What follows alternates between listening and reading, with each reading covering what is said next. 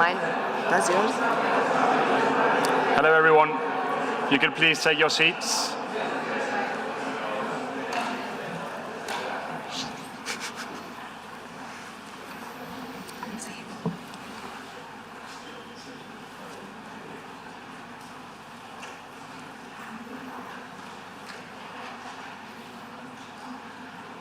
Okay, thanks. So good morning and very warm welcome to everyone to this DC4EU final event. Warm welcome to Madrid too. So it's a great pleasure to have you here after more than 2 years of this project. Probably some of you last time we saw each other was in the kickoff meeting 28 months ago in the same room. So it's good to see familiar faces. And yeah, here we are to mark what's the final milestone, right, in this ambitious project and in this journey towards a digitally empowered Europe. So today we will share all the outputs we provided during the project. So we know the social security use cases and the educational use cases, and we're going to dive into the interoperability lab and all the integration testings. Just a bit of housekeeping. If you need a Wi-Fi, you can see the QR codes on the wall. It's easy to connect because there is also the password. And in the afternoon, as you may remember or you may know, we will dive into the future of the DC4EU. So we call the session as Beyond DC4EU, and we would like to see how we can support the new LSPs and how we can make sure that we can collaborate together also in the future. Yes, we also have a nice array of speakers this morning with representatives from the Royal Mint, Spanish Agency for Digital Administration and European Commission. And also remember the event is going to be streamed live on YouTube, on the DC4EU channel, and it will also be kept there, so you can go back to the highlights. And yeah, having said that, I think we'll welcome our first speaker. Please, the floor is to Joaquín Espinosa, Director of Digitalization and Artificial Intelligence at the Royal Mint of Spain. So, Joaquín, all yours.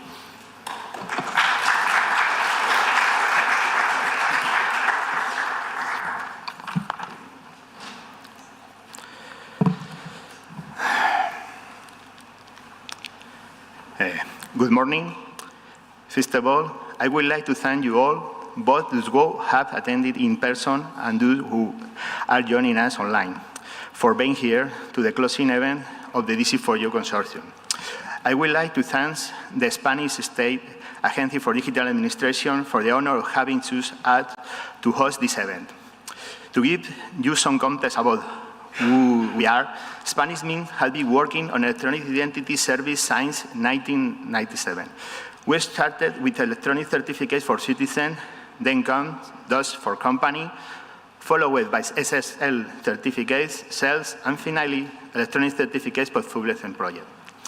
Over these more than 25 years, we have faced numerous challenges.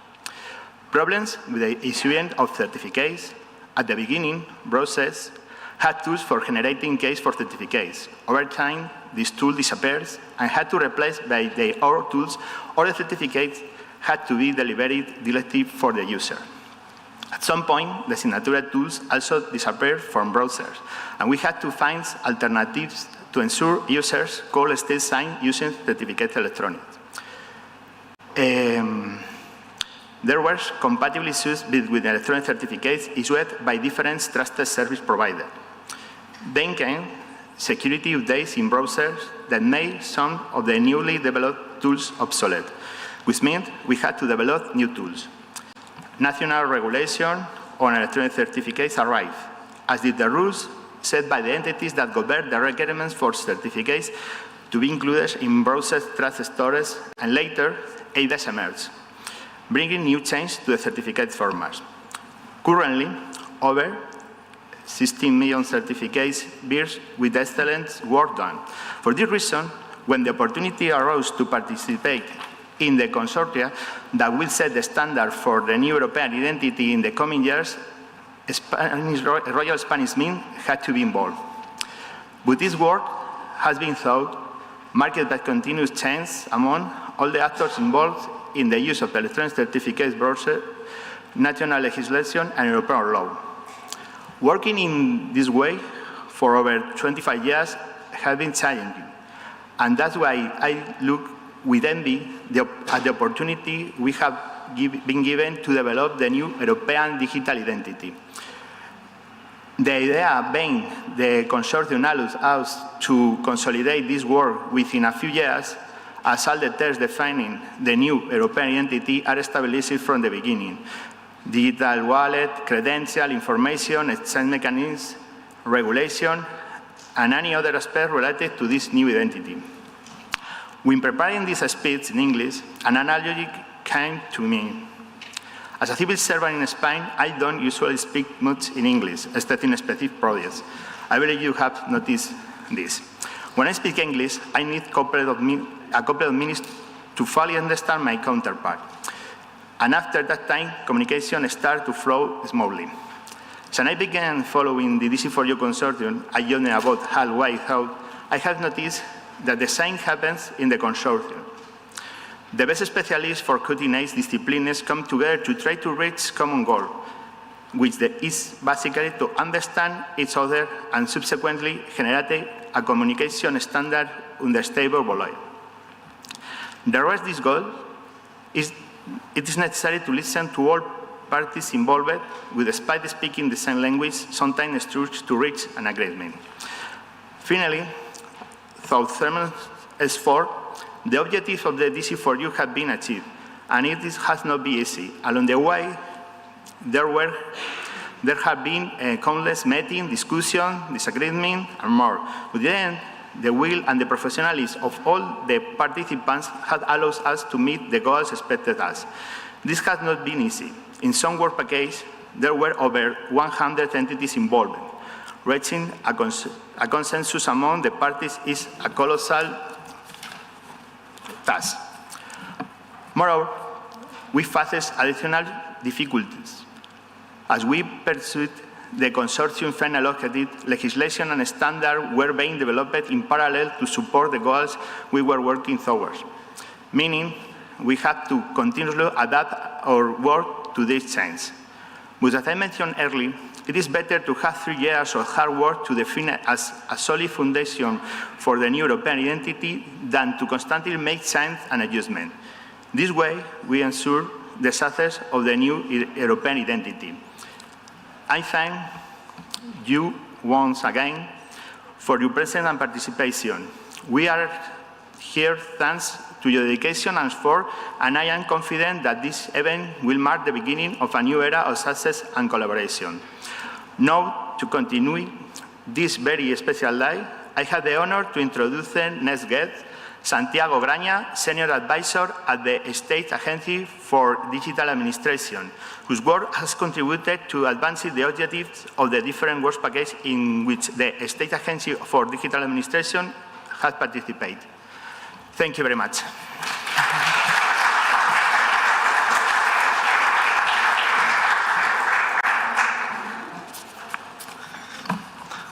Thank you very much, Joaquin. Dear colleagues, dear all, good morning to everyone and welcome to Madrid.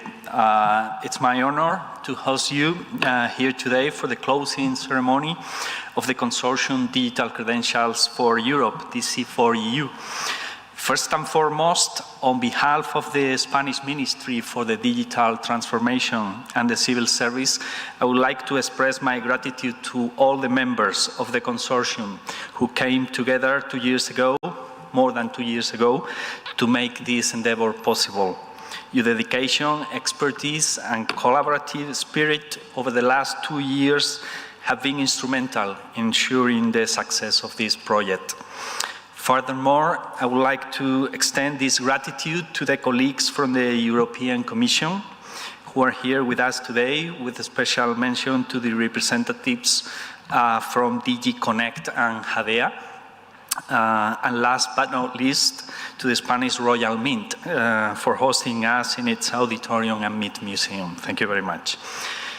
The project we are closing today is a project about the European Digital Identity Framework, or sometimes so-called EIDAS 2 regulation, which is expected to significantly impact the lives of the Europeans.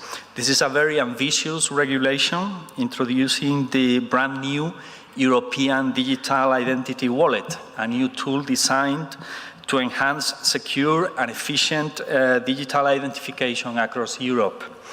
The regulation also focuses on other aspects related to privacy, user control of information, security, usability, openness of source code, the principle of data minimization, the right of users to use freely chosen pseudonyms, and many others. All combined gives a sound legal framework to the technical interoperability of these wallets across Europe. And yes, we of course are talking about interoperability at different layers, because every member state is required to provide to their citizens a digital wallet by the end of next year. Wallets that need to be a harmonized solution following the same technical specification across member states. So the technical interoperability is guaranteed. All these specs have come to life after a comitology process between member states that has taken place in the preceding months, producing around 15 or more than 15 implementing acts as part of the regulation. In this context, identity is much more than identification. All the semantic interoperability layer of the wallets. Identity here includes everything that can be said from someone through a new type of electronic document, the electronic attestation of attributes with legal validity across Europe. These are documents that have been electronically signed by the issuer and then delivered to the user. It is expected that this regulation will enable that soon after deployment, thousands of organizations, companies, public and private bodies will start exchanging these attributes using the UD wallet. And here is where our consortium comes relevant. The objectives of the consortium were more than ambitious, supporting cross-border, large-scale piloting of the wallet in two key areas: education and social security. This consortium raised a lot of interest and quickly reached the impressive number of 102 organizations across 25 countries. This project is the second largest consortium in the EU in what respects to European projects, and the largest to ever have been hosted in Spain. The numbers in project stakeholders are as important as their relevance. We have had the honor to share this project with wallet issuing organizations, credential issuers, relying parties, as well as various qualified and non-qualified trust service providers and authentic sources. We have been discussing over the past 2 years the harmonization of attributes around our 4 use cases. We all agree in this consortium that this work will be the basis for the future attestations in these areas, so semantic interoperability between countries is well served. The work conducted by the large-scale pilots is instrumental in enabling the deployment of the coming European digital identity wallets in all member states, and greatly facilitates the development of digital identity frameworks by public administrations and businesses.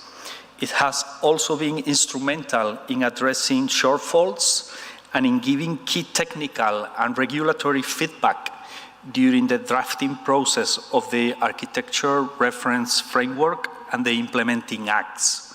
So it's highly valuable, the work that we've been doing in this consortium.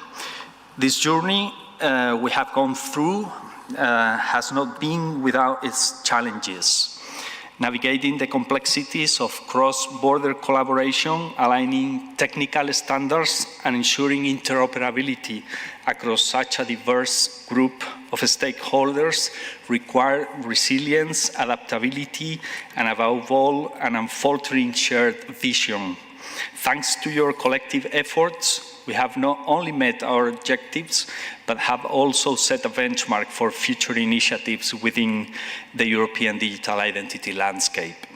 As we look back across the last 2 years, we have achieved some truly remarkable feats, from the successful piloting of the UD wallet in both the education and social security sectors to the establishment of robust frameworks for digital credentials. Our consortium has demonstrated what is possible when Europe's best and most committed minds work together. The knowledge we have generated, the technical solutions we have developed, and the policy recommendations we have provided will have a lasting impact for member states and citizens alike, who will all benefit from a more secure, user-friendly, and seamless digital identity ecosystem. This chapter may come to an end, but let us rather see this as a new beginning. I'm confident that our work here will continue to support the evolution of a European digital identity, fostering trust, innovation, and inclusion, and I hope that the relationships and networks forged during this project will continue to inspire further collaboration in the years to come. I would like to once again thank each and every one of you for your undoubtful commitment, your professionalism, and your passion for building an inclusive digital Europe. Let us celebrate what we have achieved and look forward for the future with optimism and determination. Thank you, and I wish we have a very productive day. Thank you very much.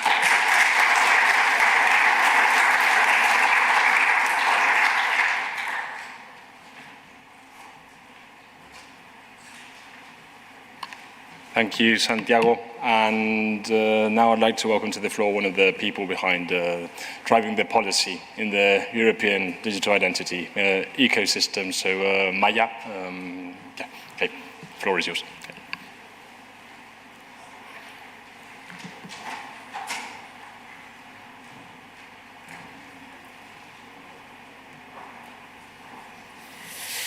So hello again.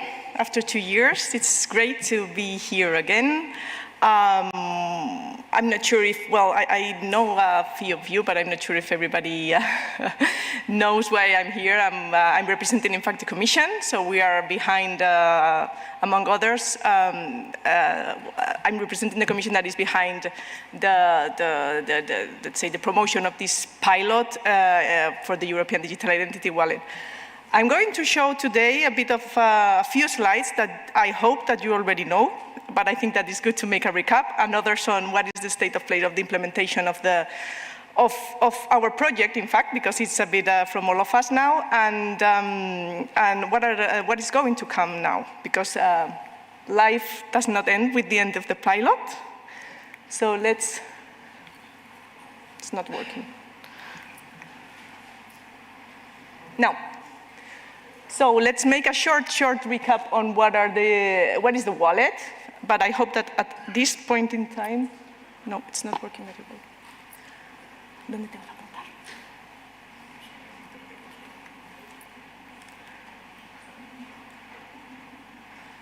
Now, so, apunto para allá ahora. Okay.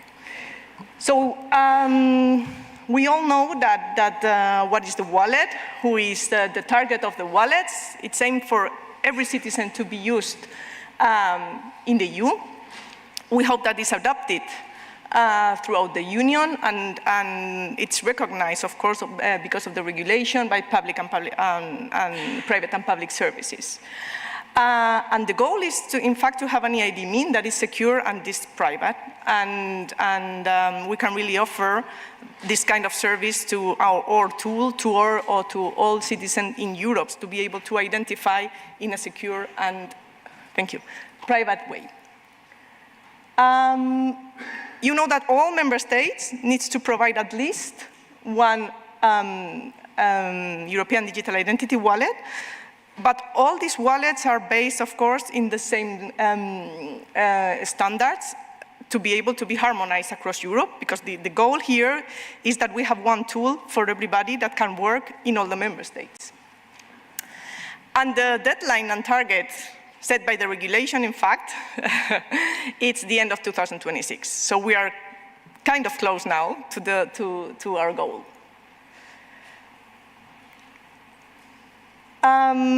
We all also know very well what is the features of the wallet. There are three main ones. I guess that here you've been working hard on the first and the second one, that is identification and authentication, but of course on the sharing of the credentials.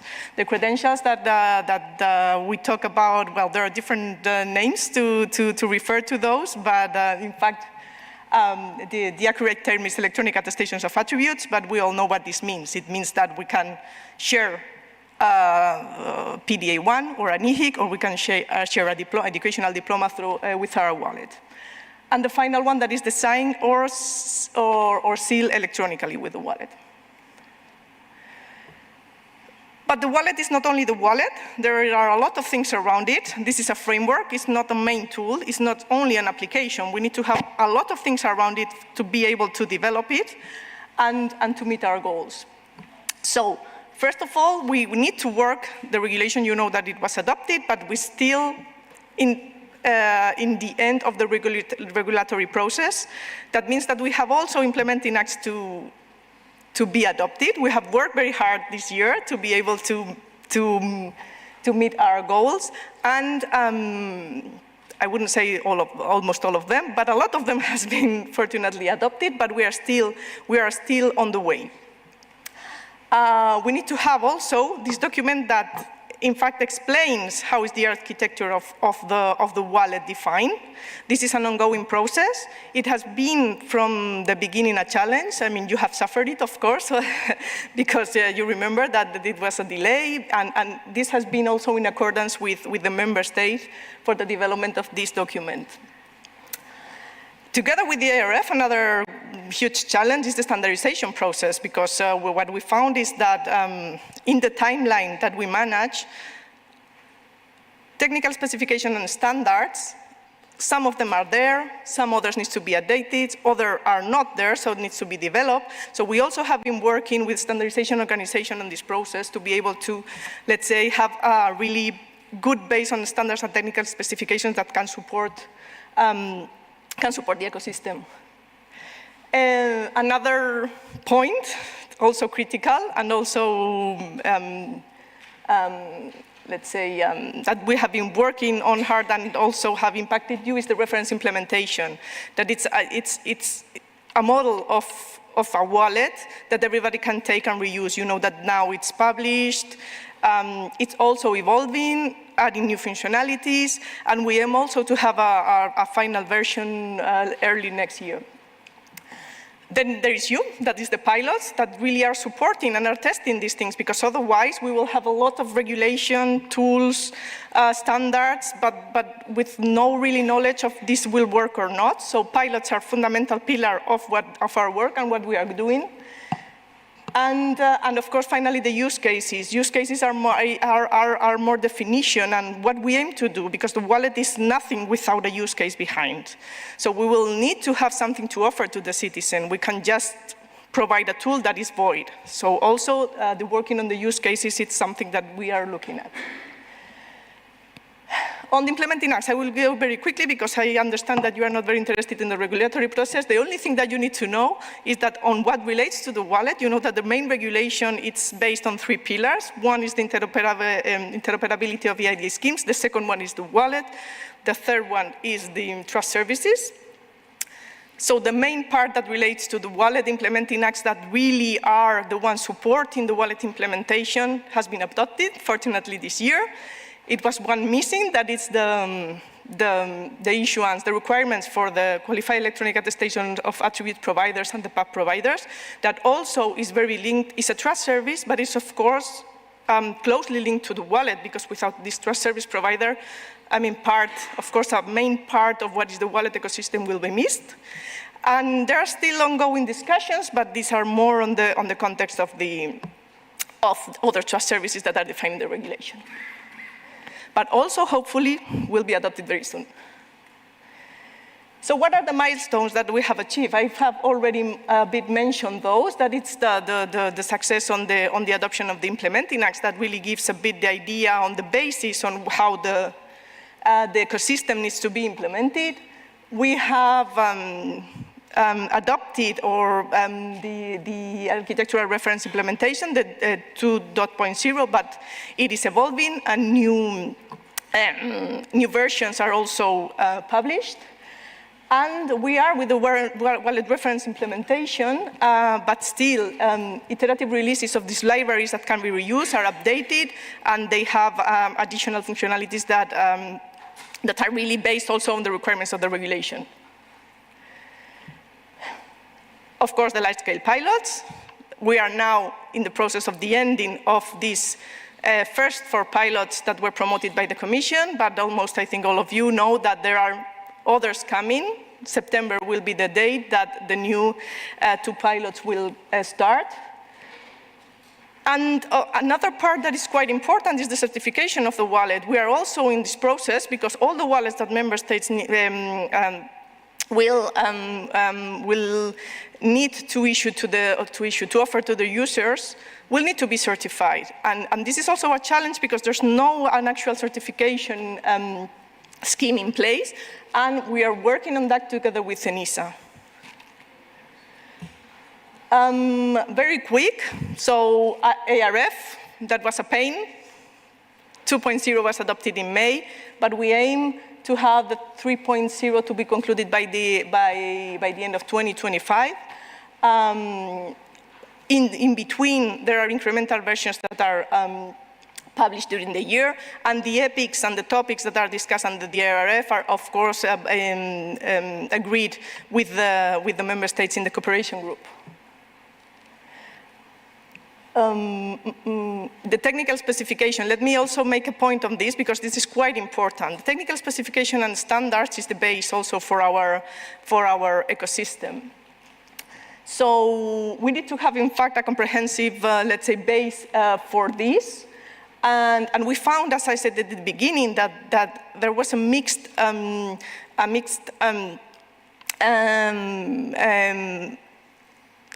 feel on what happened with the technical specification and the standards. We found that some were there, others were obsolete, others weren't even in the development. So we needed, in fact, to work on a strategy on how to fill the gaps, to make to work with the standardizations organizations to be able to put all this in order. So we have developed a roadmap for the standards to be in place, also when member states need to deliver their wallets. And we have, of course, the participation there of the European Commission, the member states, and standardization organizations.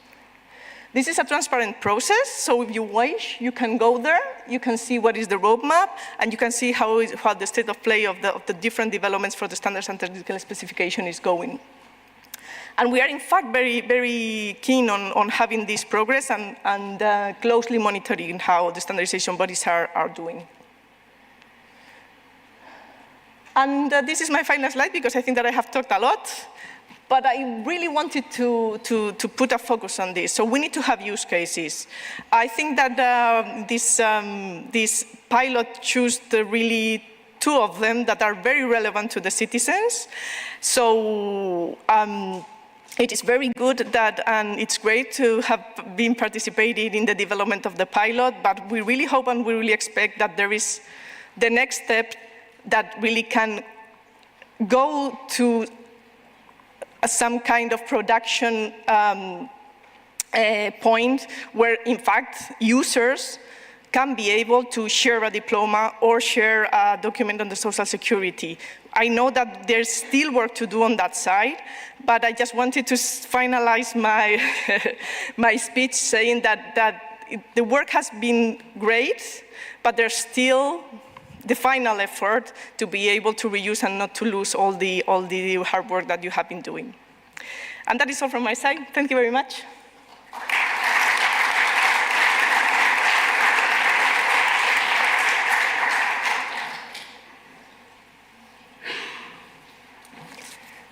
Thank you, Maya. So now it's time to dive into the DC4EU outputs. So let's see from the coordination side first. Arturo from Work Package 1, he will present what we did.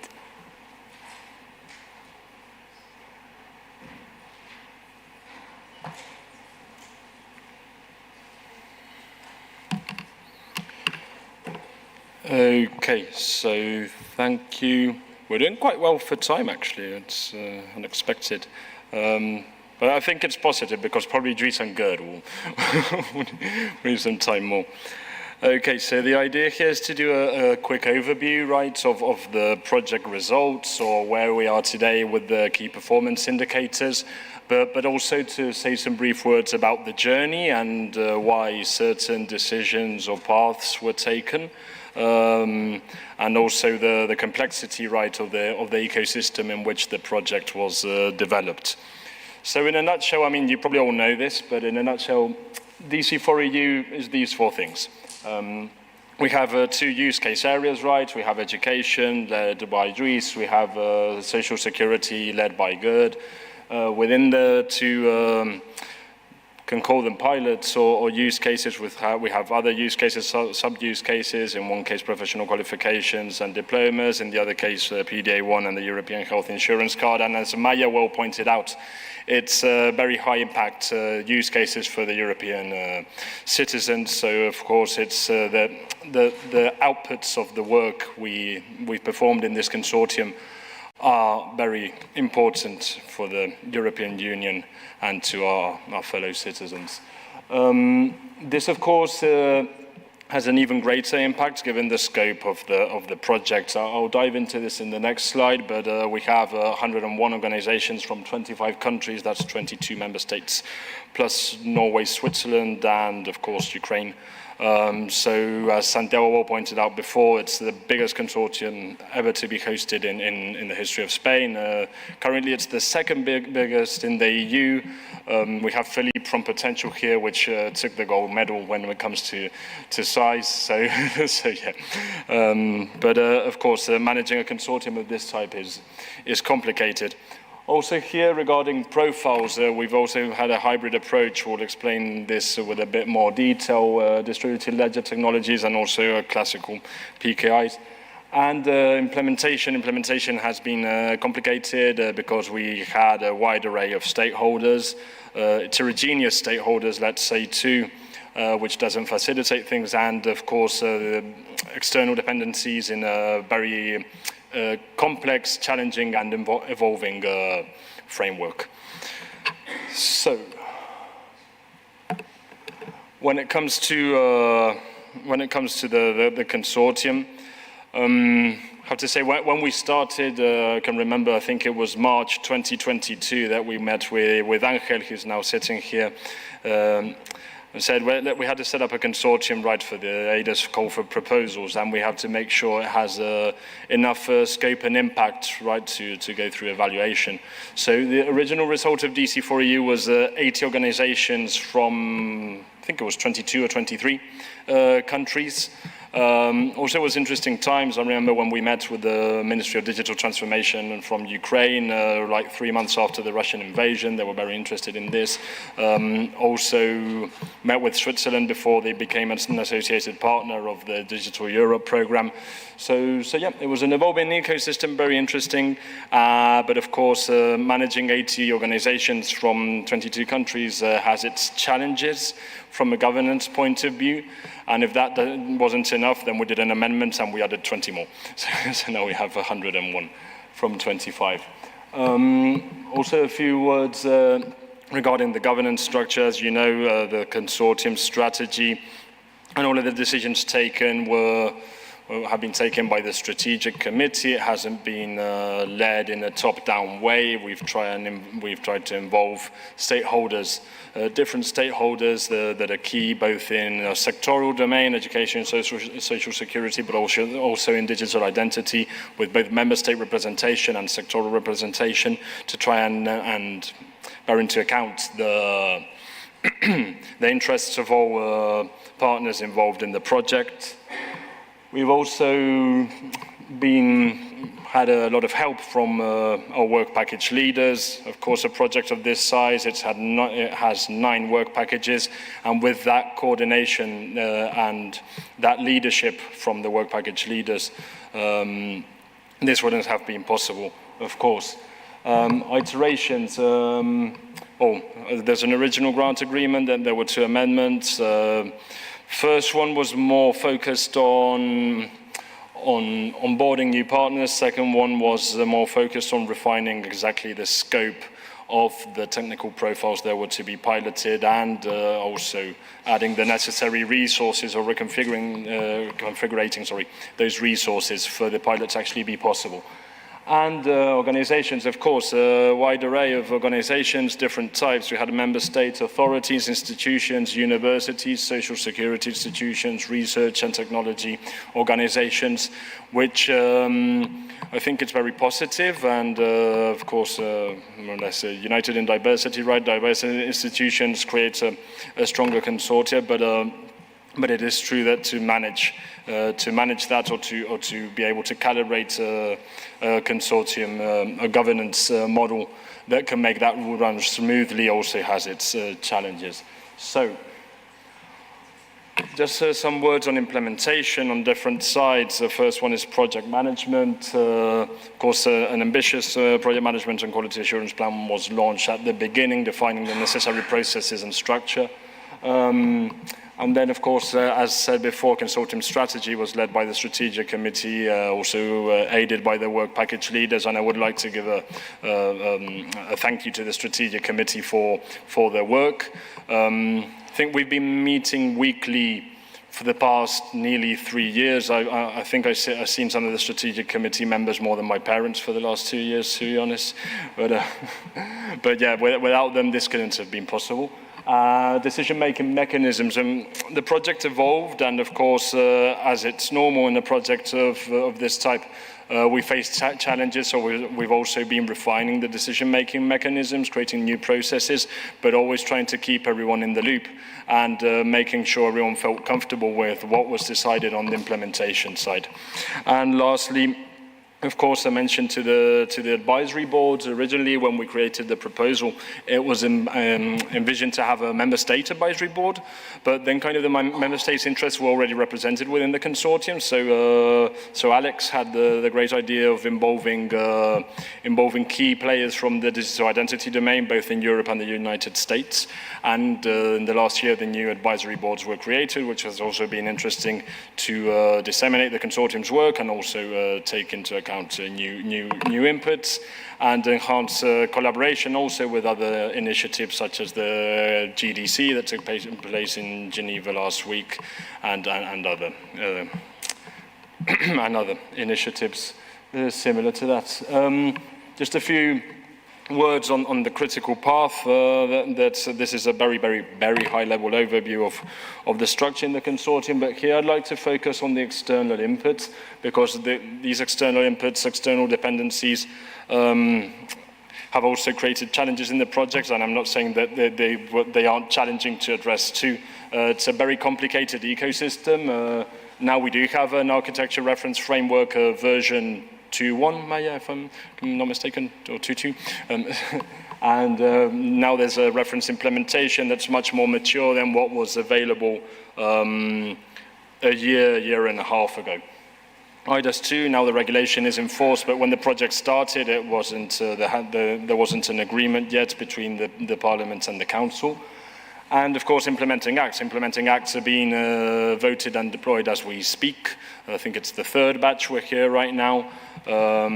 Alberto probably has the detail because he comments all of them. But yeah, my point here is that with these 4 external dependencies or areas of external inputs, which have been evolving constantly for these 3 years, it has been complicated to work, especially because for some of our products in the internal process that are dependent on the external inputs. But of course, this is also something quite enriching when it comes to deploying a project like this in the midterm, and also being part of what is, I think, a very interesting ecosystem, which is the European IDAS ecosystem and context, and of course following and piloting the Commission's strategy towards what would be a fully scalable, deployed European digital identity wallet in production in the next year and a half. Here, as you can see, very high level, of course, different work packages work together, but also they had dependencies from one another. Key work packages like DP4, led by Klaas, had to go through the analysis of all of the IDAS framework and also the onboarding processes. Then 5 and 6 on the education and social security side had to set up the business blueprints for what will be the pilots and have produced what is a very ambitious framework for what would be the education credentials and social security credentials on the business side of things, and then of course state-of-the-art on a more technical framework on the WP2 side, technical implementation integrations on 7, and then what would be the actual piloting, which is now coming to its very last stages and has run quite smoothly, especially bearing into account the challenges faced beforehand.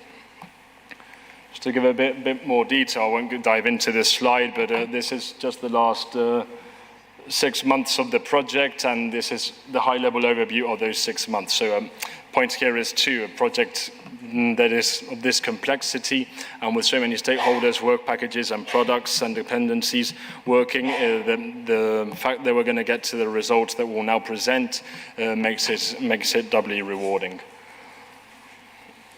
A few words also regarding implementation on the technical profile side.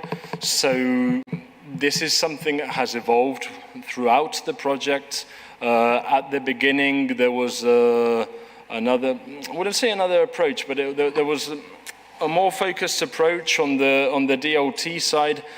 Then it started evolving also regarding how the final version of the IDAS regulation resulted, and then that first batch of implementing acts that was voted in December 2024. So we finally came, I mean, the decision wasn't taken in a day. There were many sessions on this, a lot of technical alignment workshops, a lot of strategic committee meetings, but finally a lot of meetings also with Jadea, with DG Connect. But finally we came to this dual approach, the 2 pilots, one side social security and then the education with classical PKI trusted lists, and then on the other side education, that also led to another dual approach with one side more following the classical PK approach, also taking in social security, and then the other pilots, which is more singular, right, inside the 4 LSPs, which is the EPSI pilot within the education domain. So having more or less gone through the story or very executive summary in 8 minutes of the past 28 months, now we arrive to our results.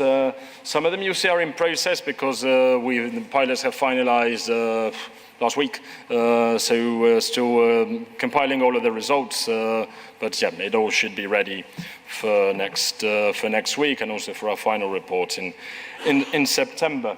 So here I'll focus on the work package 3 side. We have sorry, I can't see, the screen is too far. Work package 3 side. Work package 3 has done, I think, very interesting work when it comes to external collaboration. External collaboration inside this ecosystem is very interesting because we have the 4 large-scale pilots, then the 2 new large-scale pilots that are coming now, also the standardization bodies, ENISA, THEN, ISO, the Commission, and then different organizations that also participate in the ecosystem, like the Open Wallet Foundation, just to give an example, and of course, member state governments, sectoral representatives, and different DGs in the Commission that also have sectoral interests in what's being piloted in the project. Yes, there's been a lot of proactivity with all partners also participating or giving their opinion in what's been the legislative process. As you can see, there's a lot of feedback, between 14 individual feedbacks from the DC4EU regarding the ARF and wallet reference implementation.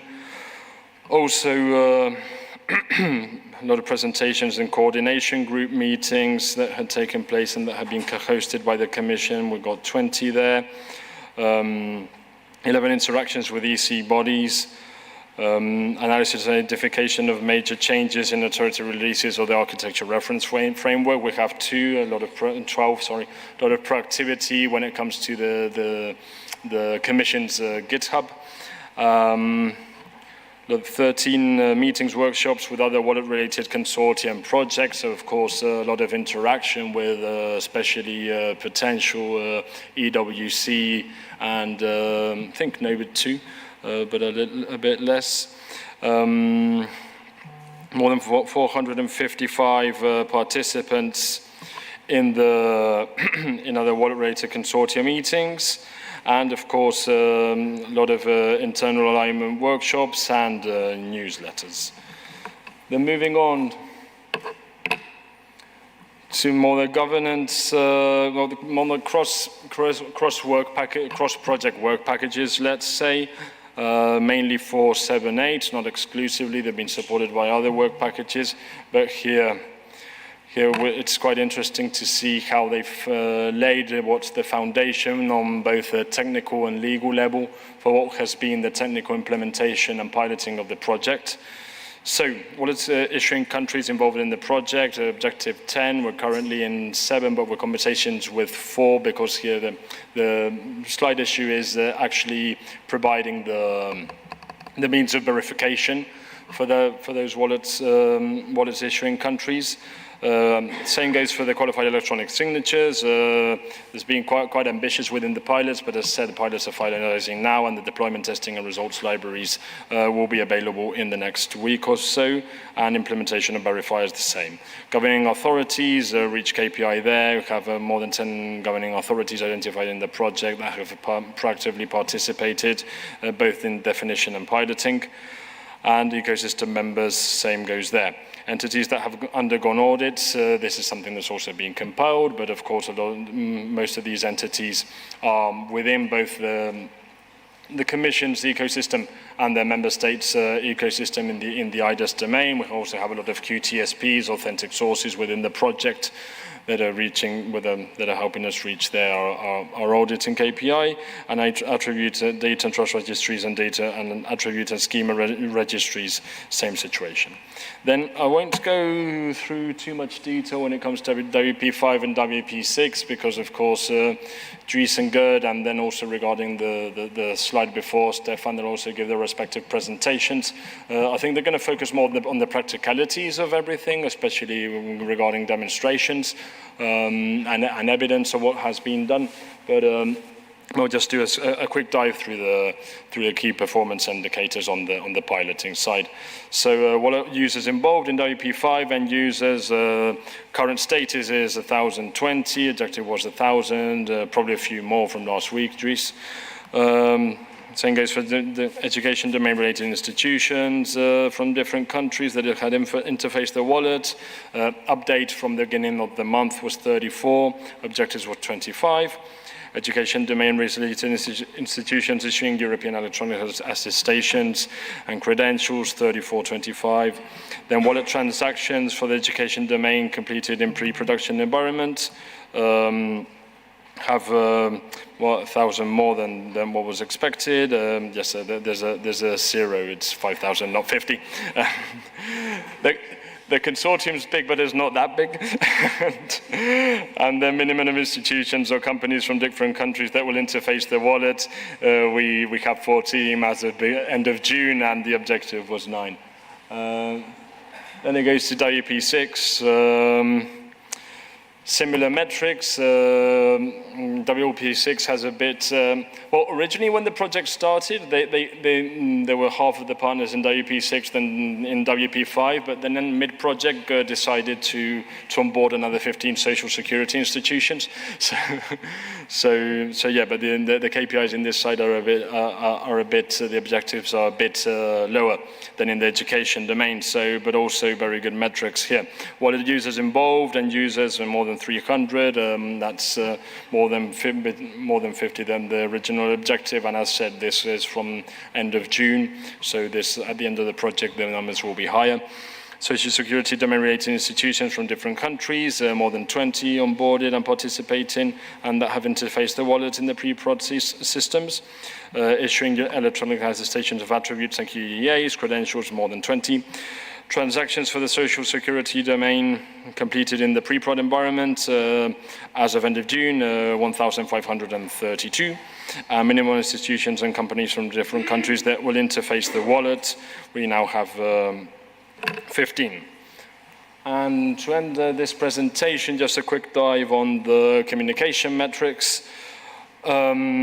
Page views of the DC4EU.eu webpage. We have more than 80,000 visitors in the last 2 years, more than 340 followers on X. And that bearing into account that probably Twitter's algorithm right now doesn't really favor European digital identity. In the case of LinkedIn, I think Claudia Chinet, we could have a more ambitious objective because we had 100 and now we have 1,733 followers, which is quite good. 10 newsletters were provided. On the scientific publication side, currently 11. We could include, we have to compile a few more that have been done throughout the project, not specifically, but that count as scientific publications. We can probably reach a goal of nearing 20. Standardization contributions, same here in process. There have been several standardization initiatives that have been performed along the project, and we're trying to compile the means of verification for that for our final report. International events attended. We have 39 registered and listed, but it's probably been more. I think some of the partners here, I'm thinking of Klaus, he himself has probably just done 39 during the 2 years. GitHub contributors, 31, a lot of activity on especially WP3, WP7 side in GitHub, and components 11. So that was for the project results, high-level overview. The most interesting part of today's discussion and event, I think, is not this one. It's presentations we're going to have on the business side with Dries and Gerd, the technical demo on Stefan and Nikos' side, and of course, after lunch, the very interesting discussion that will be chaired by Alex called Beyond DC4EU, which will dive a bit in what will happen the day after tomorrow when the project ends, but of course the IDIS, as Maya said, with the end of the first batch of LSPs, the world doesn't come to an end, this continues. There's two new LSPs, new initiatives. The IDIS domain is in current involvement, is in continuous involvement, sorry. So yeah, there'll be a discussion with that, also with a more policy business focus. And yeah, we've finished just before it was expected. We're going to have the coffee break at 11. So we need to take a consortium picture, or we need to take, it's not a, well, I wouldn't say, I'd say it's not an obligation, but I think Jadea will probably like the picture to be uploaded to the means of verification. So yeah, we'll take a family portrait picture, and then we'll have our coffee break, and we can reconvene here in 10:30. We can reconvene here in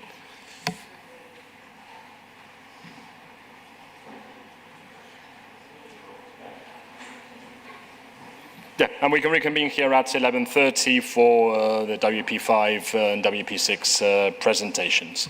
So, okay, so thank you everyone, and please take the stage.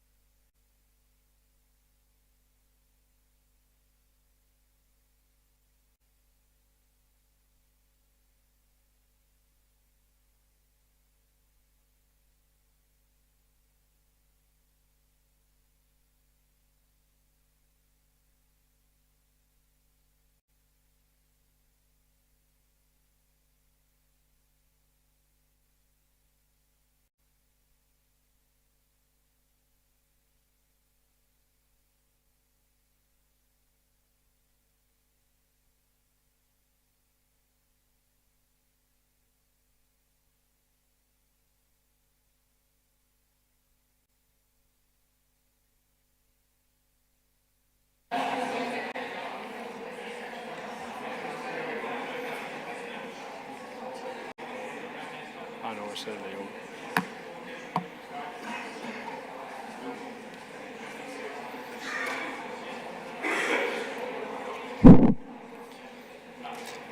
Okay.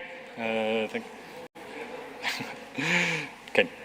Thanks, everyone. I hope you enjoyed your coffee. And now we go into this second part of today's final event, where we have presentations on Work Package 5, 6, and 7 side, and then we'll enjoy some lunch before going on to the roundtable this afternoon called Beyond DC4EU. So without further ado, I would like to welcome to the floor Luis Ariño, Work Package 5 leader. Okay.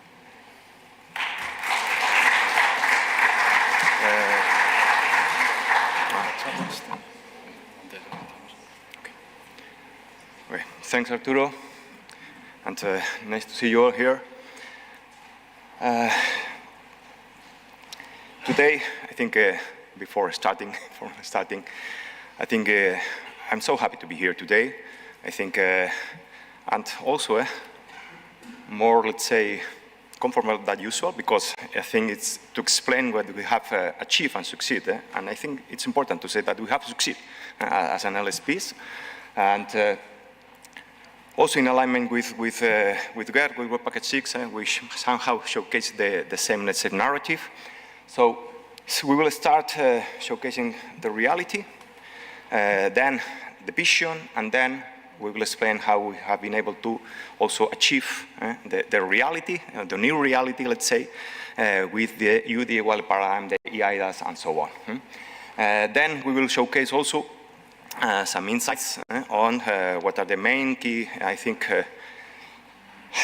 the main lessons that we have learned, and also how does it look like in practice, and the importance of the piloting agents, in Work Package 5, the so-called piloting agents, and the one that have really performed the piloting of the EIDAS, the IRF, and the UDA wallet, and all this stuff with real business scenarios. And I think that's important. Because also, maybe taking also some of the words delivered by Maya before, LSPs are fine to contribute, to improve, but now people, and that will be a closing, wants to move forward, wants to move to production, and then for such, we need more things and a project. So, we will also showcase, well, not we, one of the partners, and thanks for that, will also deliver, will share their perspective of what they have lived, let's say, of their journey, and also will showcase a real cross-border interaction for Dr. ID, one of the EEA catalog entries that we have already delivered. And finally, we will share what we have been able to provide by the end of these 2 years, and also some reflections about next steps. So, let's start from this. One of the things I think that we discovered early in the project is that education, it's complex. Let's say it's not easy. We discovered that we have at least these governances, of course, the ones more linked to the use cases, the user journeys that have been, let's say, pilot. We discovered that per type of governance, there are different actor roles and so on and so on. And of course, technical solutions should be able to address and support the business needs, the business requirements. Also the governance, and it is important that all these things should be machine readable to really achieve digitalization and not just digitization. So, also, from a cross-border perspective, things are not easy. Reality is also complex. There's no central authority in education and professional qualifications, even if it's a directive for professional qualifications. But let's say that there's no framework for such. EIDAS provides a new framework for cross-border, not just for identity, as already said by Maya before, but also for data exchange. That's the electronic attestation of attributes. So this new framework provides by law what is required. But even though there are some actions, initiative at a European level that help, let's say, or pathway for cross-border recognition and all this stuff. And that enables and supports cross-border mobility for employers, for students, and so on, so on, so on. We also realized that the governance for such for formal education, and remember that we don't just cover formal education, also non-formal education, informal education, and so on. It's also complex. There are as many, let's say, governance as member states. That's a reality. Each member state has their own governance in place on how education is structured, who authorized, who recognizes a legal entity as an educational institution, as a university, with the license to practice at national level, at European level, and so on, so on, so on, so on.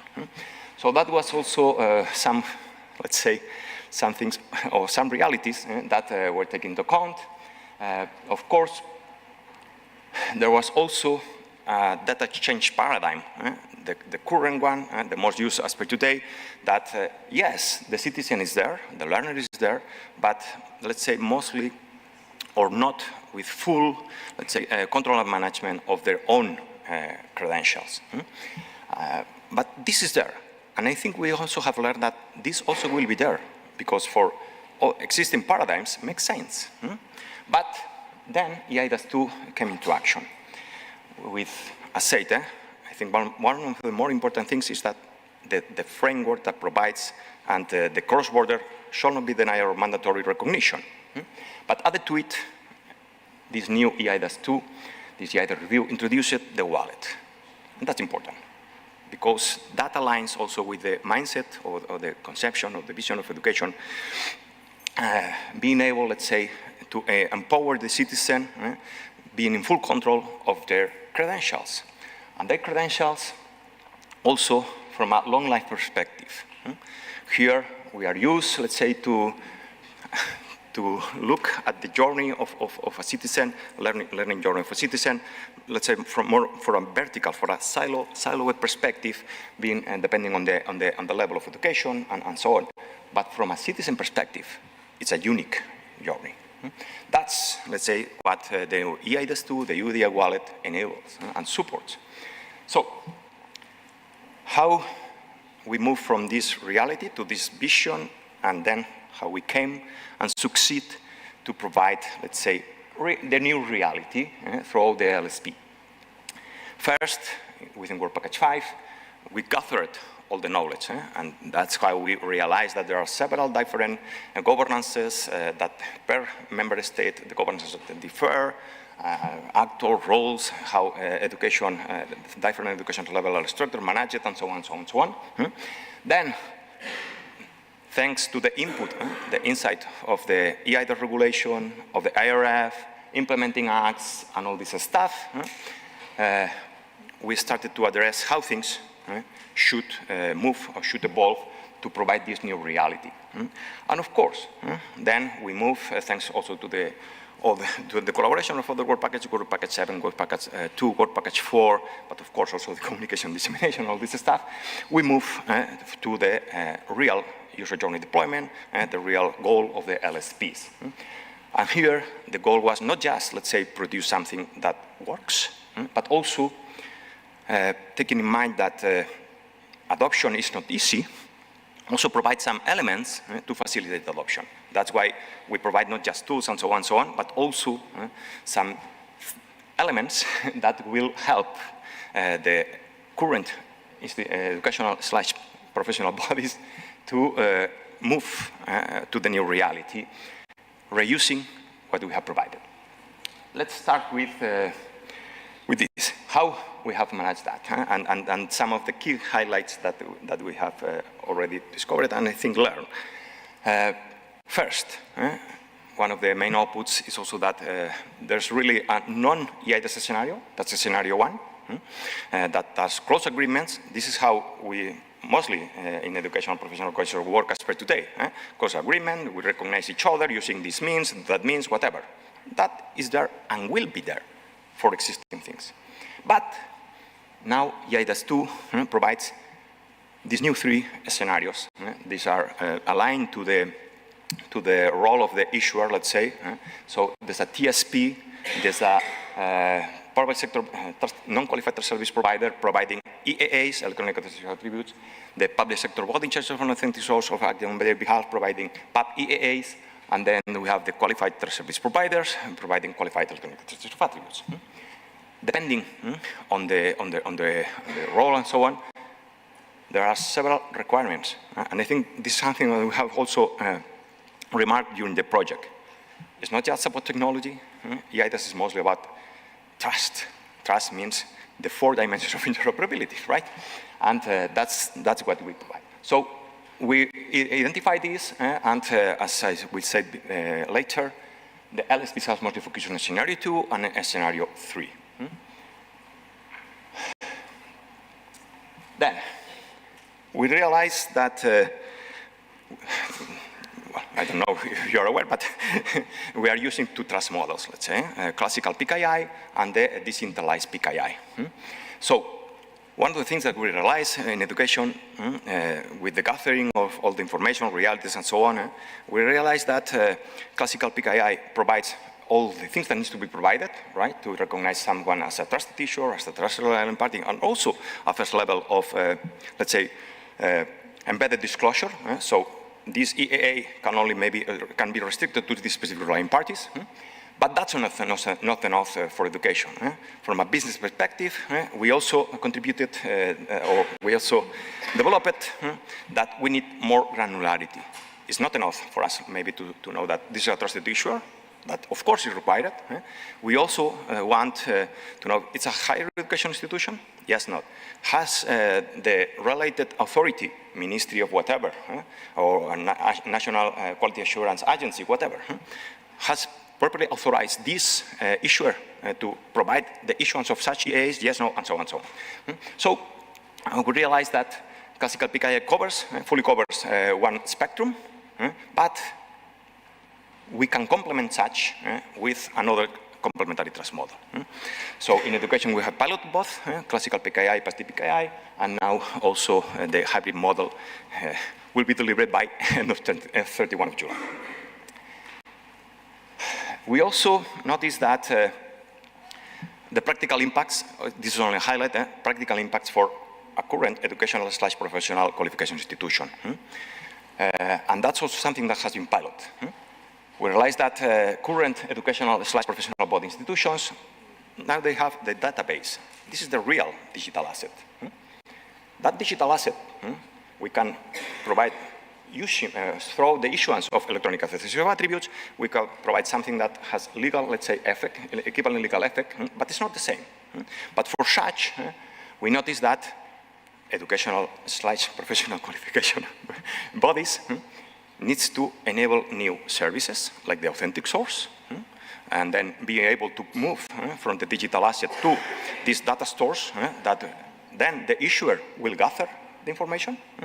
And depending on the role of the issuer, if we are non-qualified service provider, public sector body, or qualified service provider, there will be several things that needs to be there. Also, for qualified service providers, member states need to provide some means for qualified service provider to get the authentic source and so on.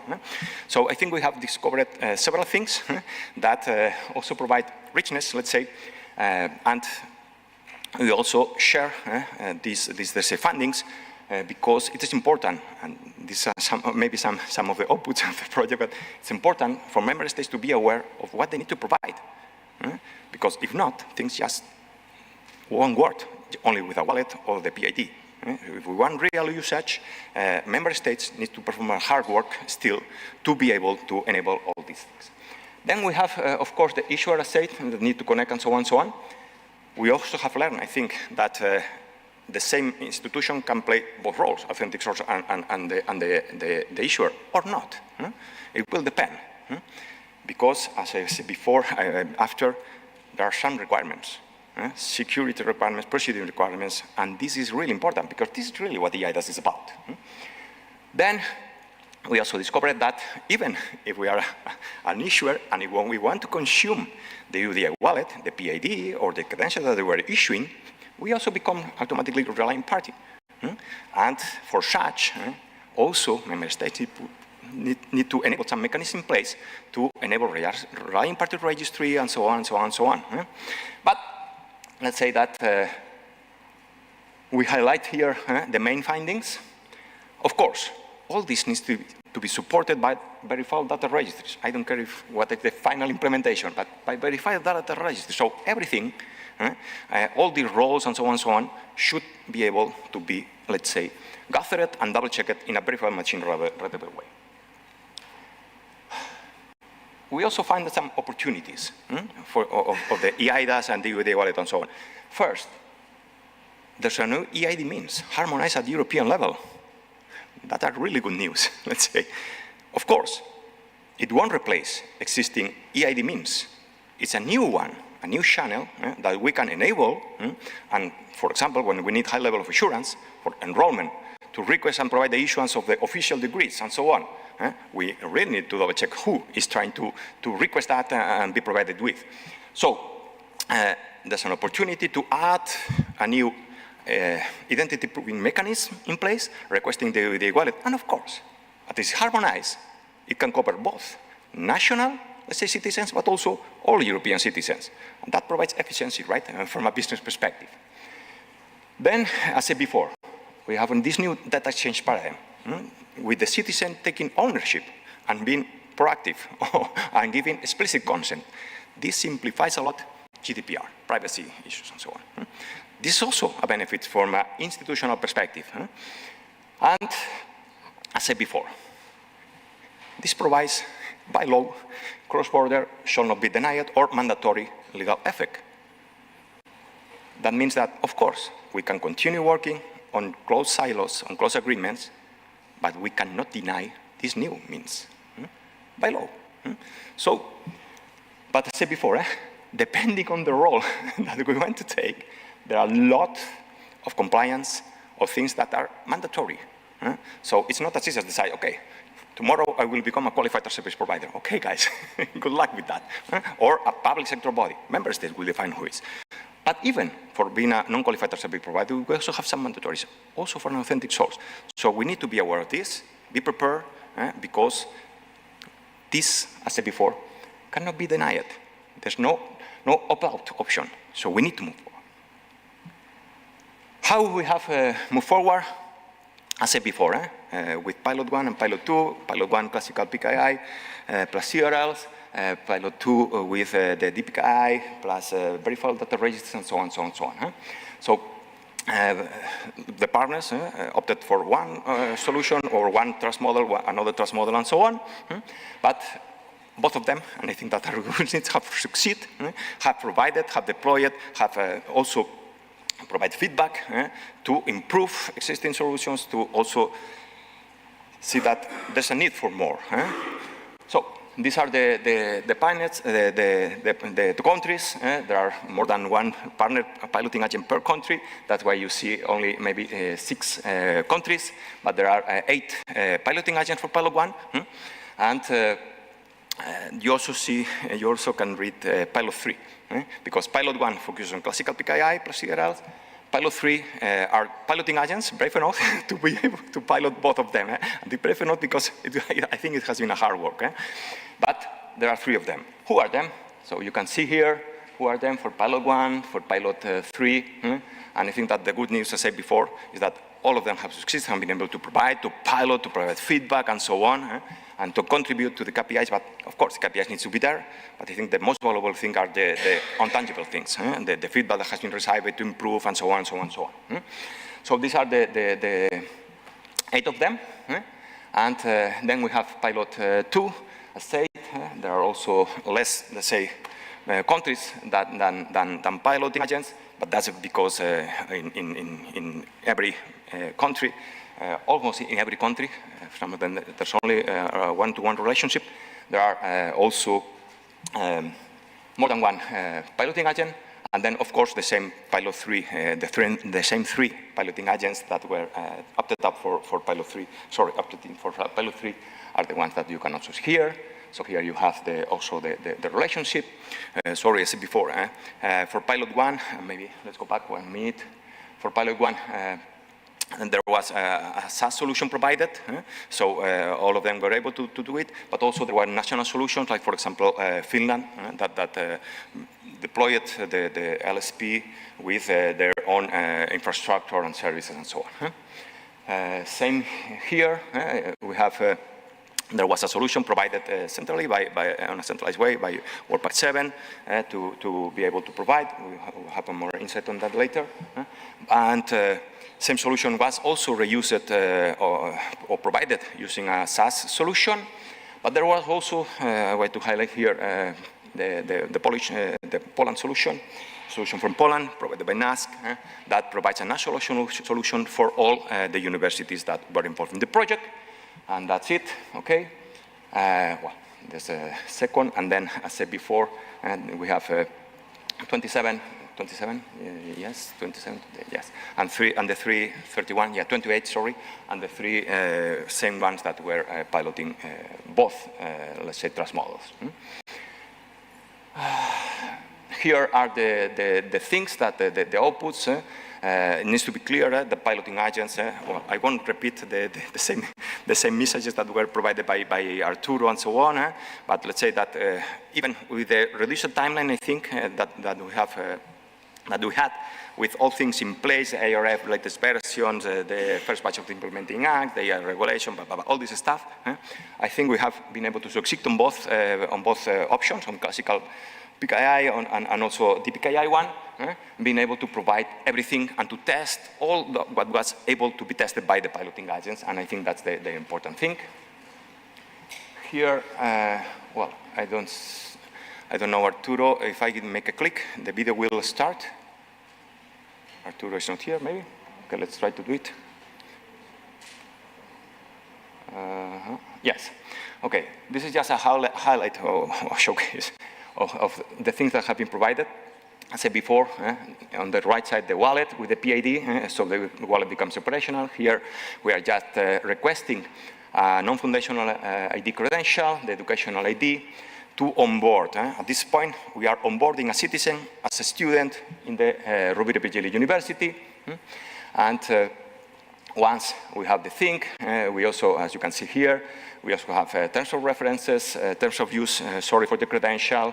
We also have credential status with revocation, with suspension, and so on. This is also one of the outputs of the project. Once we have that, let's say, we can also request an educational achievement credential, like the European Higher Education Micro-Credential that we have already defined. And here we are requested to share our educational ID to know who is trying to reach that. And then, of course, we are able to provide the credential in the wallet that will be stored. And then we can validate. We also provided all the facilities in place to perform the cross-border validation. So now we know to another partner and validate the EEA that has been delivered. Also, the environment can be customizable and so on. So here again, we start a QR challenge. We are requested to share our educational ID. That is when we do it. And down in the left, you are able to see all the stake points, all the checkpoints that needs to be performed, and also the trust model. The trusted issuer, it was a trusted issuer, verified trusted issuer, yes, not. It was authorized by the owner of the governance of the educational ID, yes, no, and so on, and so on, and so on. So that's, let's say, a highlight.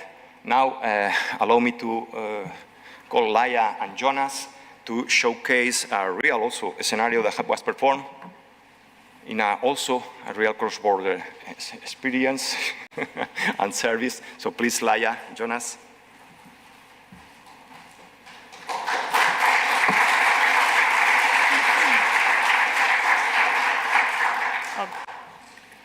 Okay, now we feel important. So, yeah. Okay, thank you. So, great. So in this use case,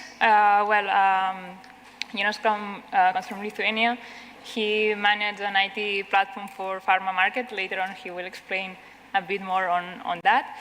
I'm from CGCOM. CGCOM in Spanish is the Consejo General de los Colegios Oficiales de Médicos. is the national professional body of medical doctors in Spain. So we are the authentic source of doctor's identity, and that's why we are allowed to recognize to issue the doctor ID. That is one of the credentials that we work on this project. So the doctor ID will be obtained online request. Sometimes it could also be requested in person, but shouldn't be the case. But the most important information here in this pilot is that CGCOM is recognized to issue this identity of the doctor. To make this use case possible, we used EBSI. We defined a set of credentials. We anchored them in EBSI. For each type of credential, we defined the corresponding trust chain.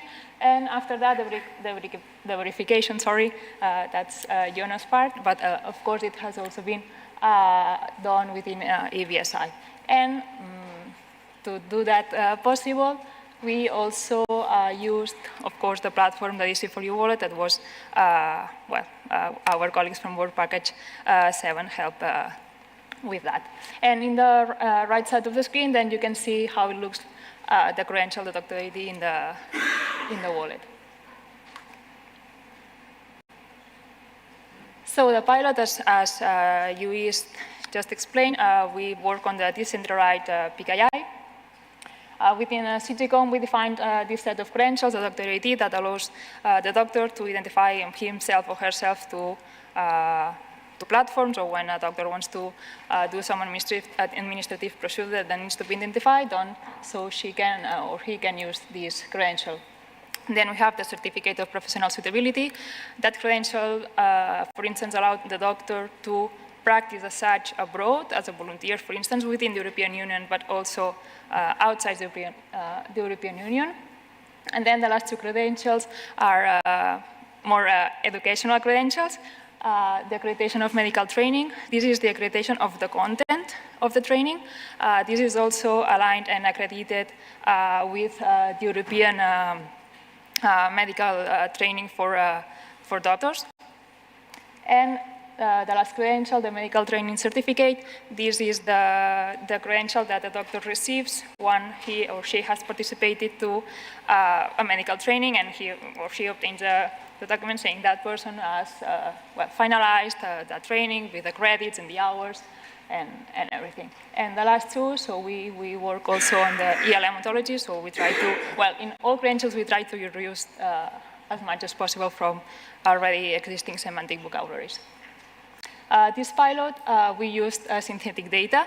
We did it within CGCOM, but also with the participation of Jonas.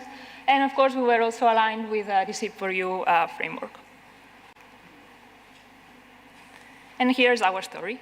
So in this cross-border use case, of course, we have like 3-4 main actors. The first one is CGCOM as the issuer, because we issue the doctor ID. And then, of course, we need a user or fake doctor. And we have the verifier. Well, the user is the subject and the holder of the credential. And the SKS platform is the verifier. I don't know, Jonas, if you want to... Sure.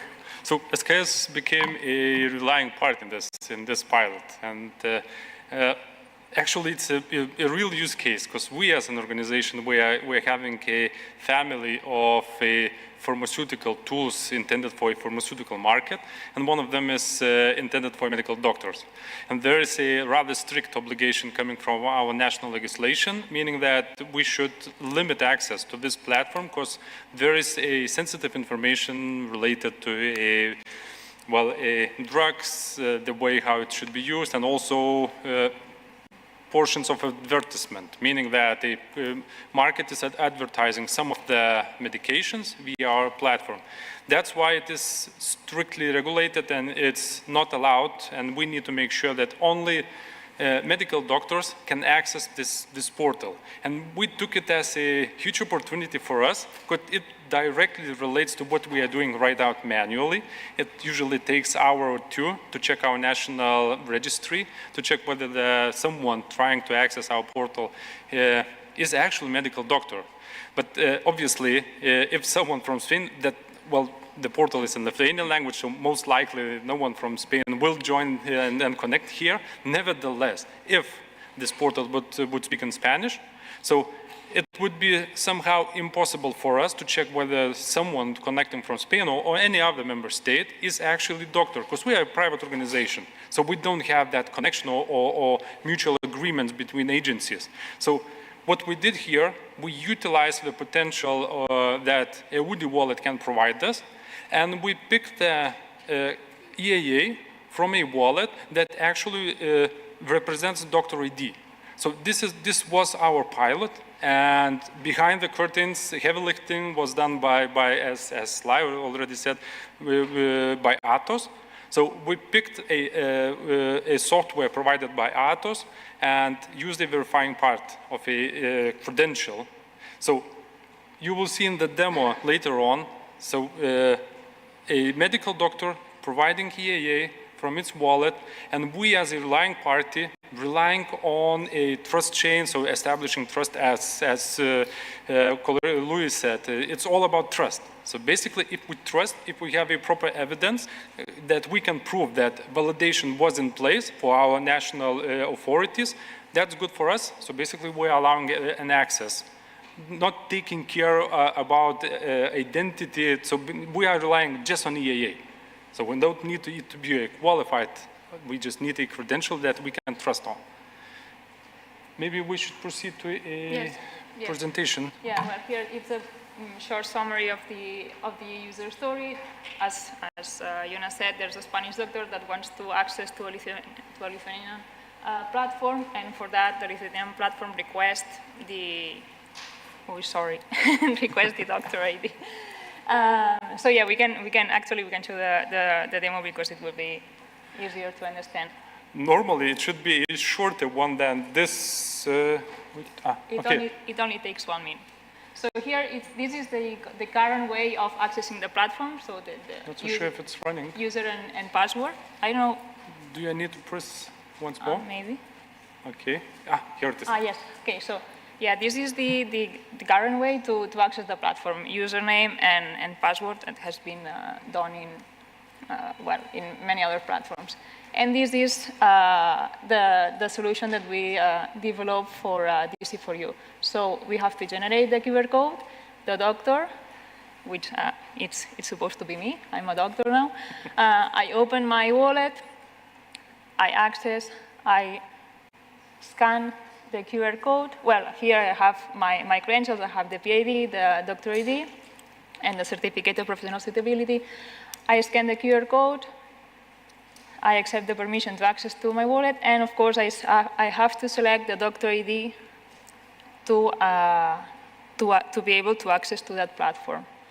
Here we can see that the authentication has been it's successful. We also see the details of the credential, and now we continue to the platform. And as you can see, I'm already logged in, and I can access to restricted content. I can issue e-prescriptions, or I can see specific information from... Small correction. You won't be able to issue prescriptions. There is another additional layer. So basically, healthcare system should... You don't trust me that much then. No, I cannot trust you that much. Nevertheless, you already have that access. Okay. And it's way faster. I mean, we are just showcasing the credentials that are being shared. It's not needed. So basically, we are specifically selecting a medical doctor from a wallet, meaning that, because we are trusting the wallet as a trust ecosystem, so we are asking for a doctor ID. And if a wallet, someone having a wallet does not have a doctor ID, it means you won't be able to access our website. And we are not relying on PID. We don't need that, actually. We're not obliged to do so. And then, well, this is our use scenario, but here also mentioned that 30 seconds. Within the project, so we are not the only ones that work on professional qualification. There's also Union Profesional. The colleagues are here. Union Profesional also defined professional IDs, the training for certification of the training of the professionals, the continuous professional development. So we are a small team for professional qualifications, but I think we are proud of the work we did. So thank you. Thanks a lot.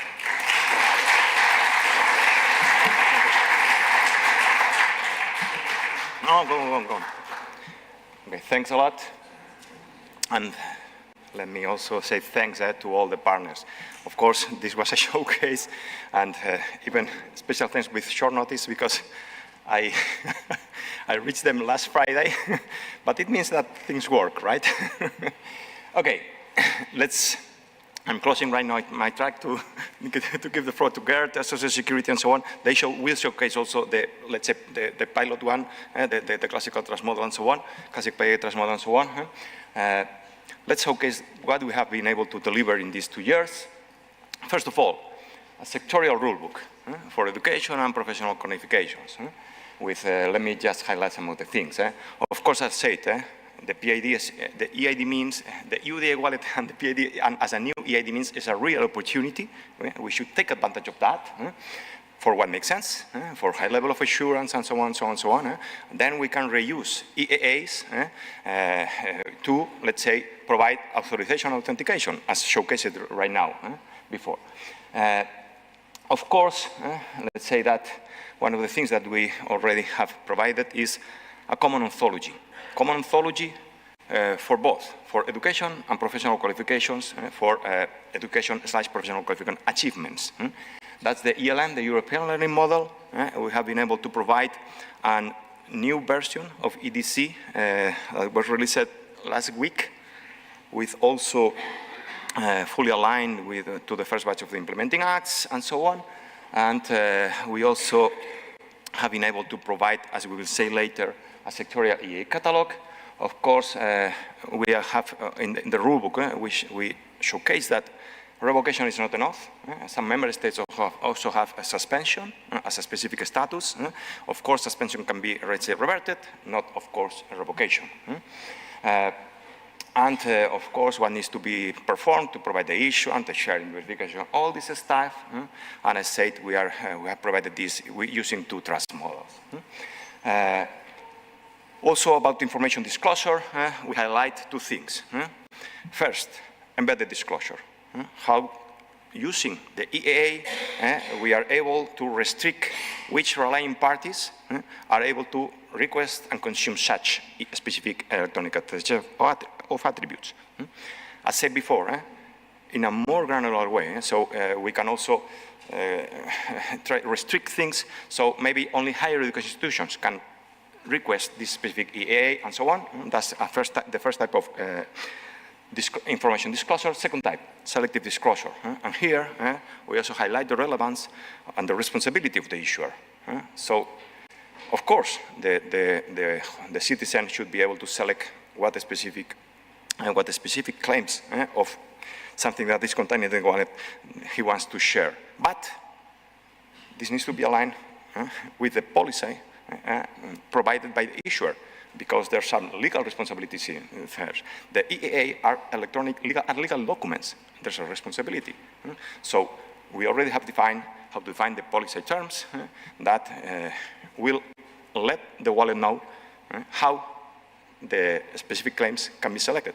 If this can be selected, let's say, on a unique way, or you need to select this and this and this. You cannot just select one of them, because that, as I said before, is a legal document with legal effects and reliability on the issuer. Added to the sectorial EAA catalog, to the sectorial rulebook, we also have provided a sectorial EAA catalog. Here, of course, in alignment also with the different governance that we have already showcased before, we have provided a sectorial proposal of non-foundational identities, EAAs that can be used to provide authentication, authorization, or to identify locally someone. And we have provided all this, education like this, so the onboarding ones for education/professional qualifications, plus some specific linked to the governance that we have showcased before.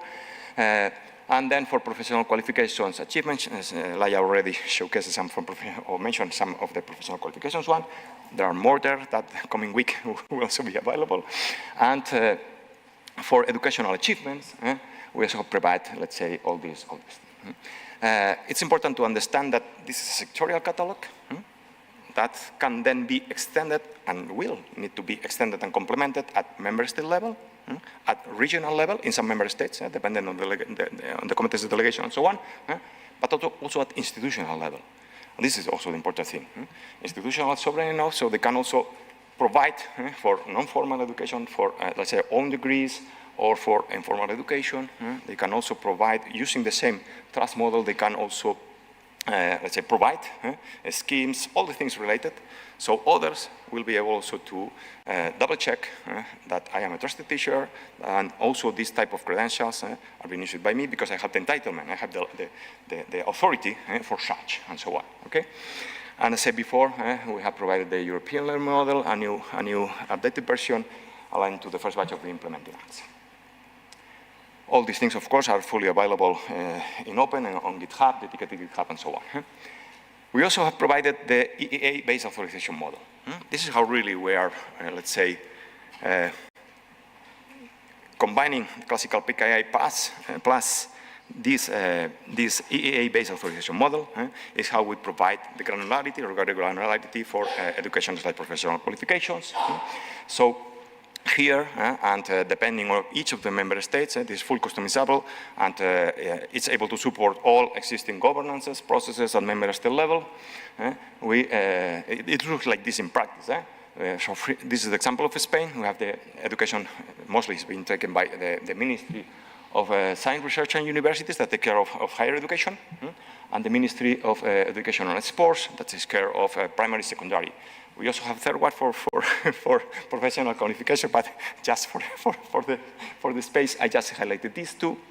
So these are the type of EAAs, of the authorization EAAs that the ministries can manage, so they can also accredit, authorize universities, for example, with some or all of these authorizations. And this, of course, is in the trust model, so third parties can reach all things in a machine-readable way and verify not if you are just a trusted teacher, that of course, using classical PKI, but then extend it and say, okay, and you are a higher education, you have been authorized by the ministry, and so on, and so on, so on, so on. This is what we have already provided. Of course, to facilitate things for this, let's say, granular approach. We also have extended one open source solution to be able to support this and to provide this in a really, really easy way. With a web browser, we are able to deploy all the governances for all member states, and not just member states, for formal education, non-formal, non-foundational ID, the European student card, and so on, so on, so on, so on. We also have provided the elements to be provided, what we call the elements to be provided, like the converters. You will reach here, converters DC4EU.eu, that is hosted by GovPart, also one of our partners. You will be able not just to find, also to use these converters. So facilitating how from open badges to ELM, ELM to open badges, micro-credentials to ELM, ELM to micro-credentials, or ELMO to ELM, ELM to ELMO. You can just reuse, upload one schema and provide the converted one so you can reuse it. This, as said, is to facilitate adoption.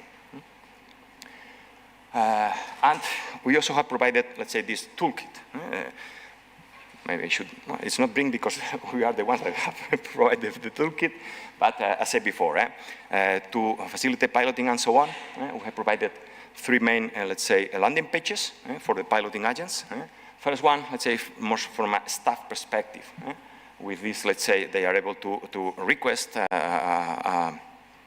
EAA request. They are also able to provide the issuance of a EAA, specific EAA, and they are also able to manage the life cycle of a credential and the authentic source. As I said before, we also provide in this facility, in this landing, in this portal, the authentic source facility, so they are, the piloting agents have been able to understand how to decouple the institutional database, let's say, from the data stores that will be gathered from the issuer to provide the issuance of a EAA and so on. Of course, it has been provided with a web browser, but also everything is available using APIs. And I said before, also the revocation and suspension mechanism has been provided for the provided issued EAAs. Another one, of course, this was out of the scope of LSPs, providing the PID, but of course, it was a requirement for the wallet to become operational and so on. So we also provided the facility for those member states that maybe involve Ministry of Interior or whoever, right? The related authority was not properly involved. We provided also a solution, right, to mock up, let's be clear, it's an EAA, it's not PID from a legal perspective, right? But to provide the PID, that is the starting point, so then it can be used to onboard an education sharing your PID. And we have also provided the third portal, a landing page site, that is this, as we have showcased before, and with this we have been able, let's say, to provide not just, of course, a portal to provide the issuance and so on, but also to test, to verify, right, the EAAs that have been shared. But with this facility, we have also provided all the piloting agents a means on how to perform the cross-border verification of an EAA, as we have showcased before. Of course, that's not enough, and added to the official deliverables that, of course, we still need to conclude. We also have, let's say, provided insight and specific reports, also a report on what is the real impact of EIDAS on education, what are the opportunities, and we have showcased before, highlighted before. The EA-based authorization, the onboarding procedures with legal templates, with all the things that needs to be in place. And I think this is also an interesting material that can also be, will also be some input for the IRF and all this stuff, because this, okay, how does it look in practice for someone that will deliver a service, EIDA services, with the wallet and so on. So we have provided all these things, and then we have two specific deliverables. First one is what is the impact of EIDAS 2 and the UDA wallet on the Erasmus paper processes. And the other one is same, related to Europass and the European Digital Credentials for Europe. And as I said before, I think also one of the main outputs of the project is be able to provide the hybrid approach. Just combining the classical PKI one for identity of an issuer or an party, first step of embedded disclosure, how to combine that with the second, let's say, trust model that was used in DC4EU, that was the DPKI one. And of course, also with enhanced verification and all this stuff. That's not all. Last but not least, we also provide a library. One of the partners, GRNet, will provide a proof of concept of how the UDI reference wallet can support the EBSI profile. And now they are deploying GitHub for the last 2 days, and they are confident that they will end by end of July. And I think this was important.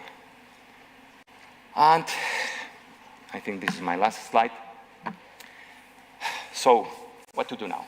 On last week, if I'm not wrong, we were in Warsaw with the final, or 2 weeks ago, sorry. It was in my mind on time. We were in Warsaw performing the final, let's say, Work Package 5 piloting agents workshop, sorry for that. And together with Work Package 9, we facilitated a survey of, okay, how things were, what are the major challenges, and so on. I won't go into the details here, but let's say that people wants to move forward. That's for sure. So that means that we have succeeded. Things work, but they want to move forward. And of course, I think it was highlighted also by Maya. LSP has a context, pre-production environments, and so on, so on. Moving to production is not just about the technology or the partners that have been involved within the LSP. It's involving more partners, right? To ensure that there will be and services requesting the UDI wallet as a means, and so on, so on, so on. There are several challenges here. Let me highlight that the technical ones are not the ones that people are more worried about. They are worried about the regulatory compliance, the organizational resistance to change, and also, of course, the lack of resources. That matters, right? So these are the high, let's say, the most highlight figures here. From my perspective, as work package leader, I think makes all the sense to work on a new project, to move to production, as I said before.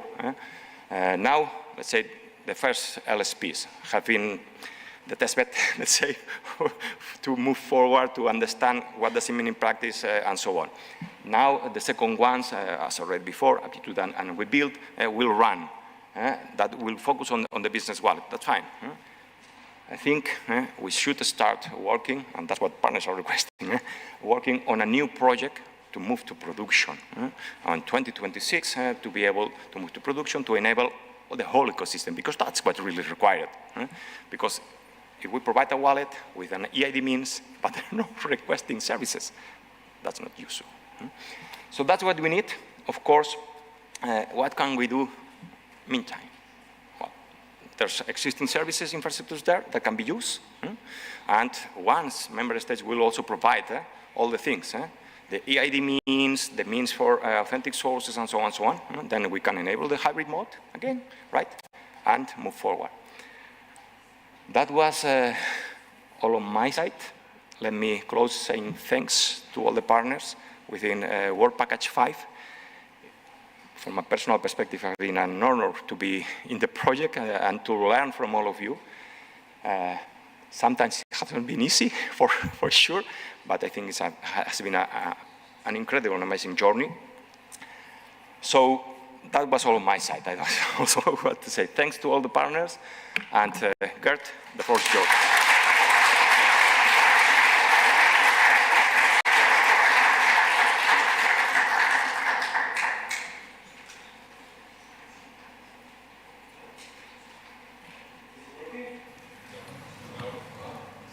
Hello, hello, hello. Yeah, now it's working. Yeah, thank you. Thank you. So I have a microphone because I'm turning around and staying at the microphone is not easy, so I have a mic in me here. So, yes, glad to be here.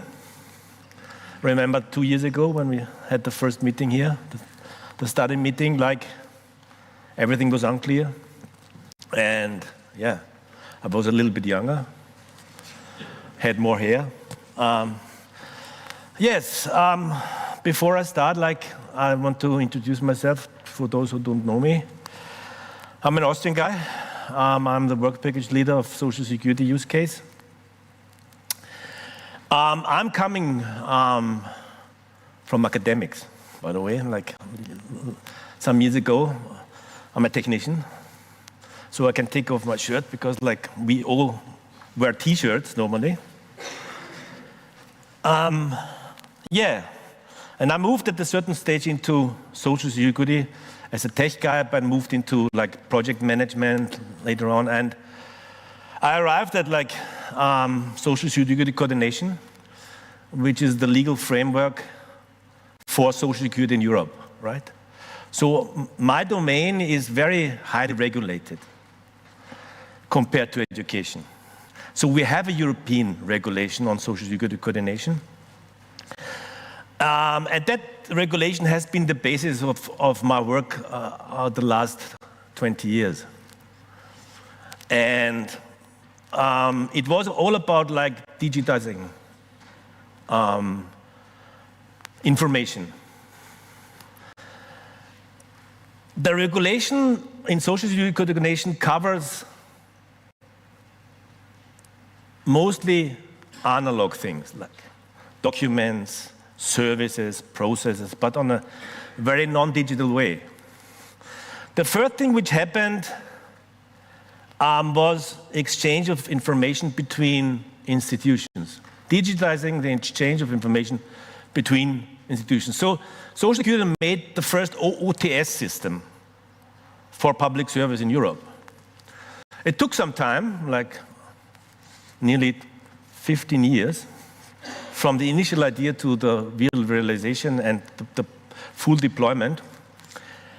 And that ended like more or less, the whole hard stuff ended like 3 years ago. And we were all in social, we were tired. It was quite some hard work, and and suddenly DC4EU came along. And I want to tell a little bit my personal story and the story of the work package of DC4EU. Don't take me too seriously sometimes, but sometimes some slides are very serious, by the way. So this is the agenda of my presentation, which is, first, I will present you my personal user journey, how it all started, and how we came across. We met a lot of people, some became friends. I hope they will stay, we will cooperate in the future. Very inspiring work we did, and I think hopefully I can show this in my presentation. Then we have a live demonstration. We wanted to do some demonstration live on stage. I think that is hard if you have several devices, several wallets involved. So to be secure, we will present the video. But in case you want to test the wallet, and you did not do that yet, you have the opportunity to approach my team here, and we can issue an EEG, of course, with simulated data, and you can test the verification situation here in the room, live, if you want. At the table, in the corner, in the break, just approach my team, and we will issue something for you. Then we will also have like a use case of a piloting initiative in Poland. My friend Kinga, she will present female power. I remember like when we started 2 years ago, like a lot of old white men sat here and discussed about the issues. We onboarded a lot of female power in Work Package 6, and that was good, by the way. And hopefully, I can show this. Yes, and then I finalized the presentation with what we achieved and the results. I will not talk too much about technology. I want to celebrate that we are here and that we finalized our project. I leave that to Stefan on the technical side. He will follow me, and he will be the poor guy because he has to explain all the tech stuff, right? So, from concept to reality, the Work Package 6 user journey, I would say the project leads survival story. That's my title of the whole thing. So when we started, like, I remember in February 2022, the European Commission approached me asking, there is an initiative going on. It's called Verifiable Credentials for Europe, and I just remember 2 words, like it was verifiable credentials and S-Pass. I had no clue what a verifiable credential is, by the way. I had some idea, but no clue about this. I knew about S-Pass because that's social security. I will come into that. But this was more or less an initiative. It was not clear what it is. So I had to turn around my things, and they asked me to take the lead for the work package. So this was me at the beginning. Quite some fear, did not know what, an empty road. So I need to have help, by the way. From the beginning, I had my German colleague, Matthias Landeck from the German Rentenversicherung Bund, who joined me from the beginning and helped me a lot with the initialization of the project and the search for partners. Pretty soon, my friend Henrik from Denmark joined us, so we were 3 of us and our teams starting to initialize the project. We are more or less more project leaders, some technical background, but we definitely needed help from really experts. So we hired like a business analyst. It is Katharina. She led the business work stream.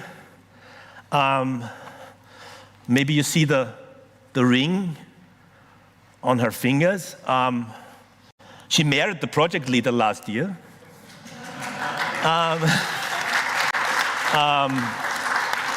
That was a benefit for the project leader, by the way, because those who didn't like him liked Katharina.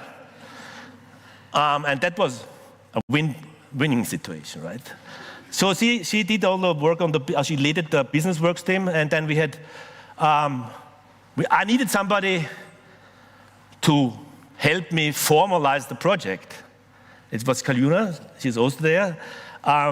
Female power to run work package 6, help us a lot with the formal stuff and driving us forward.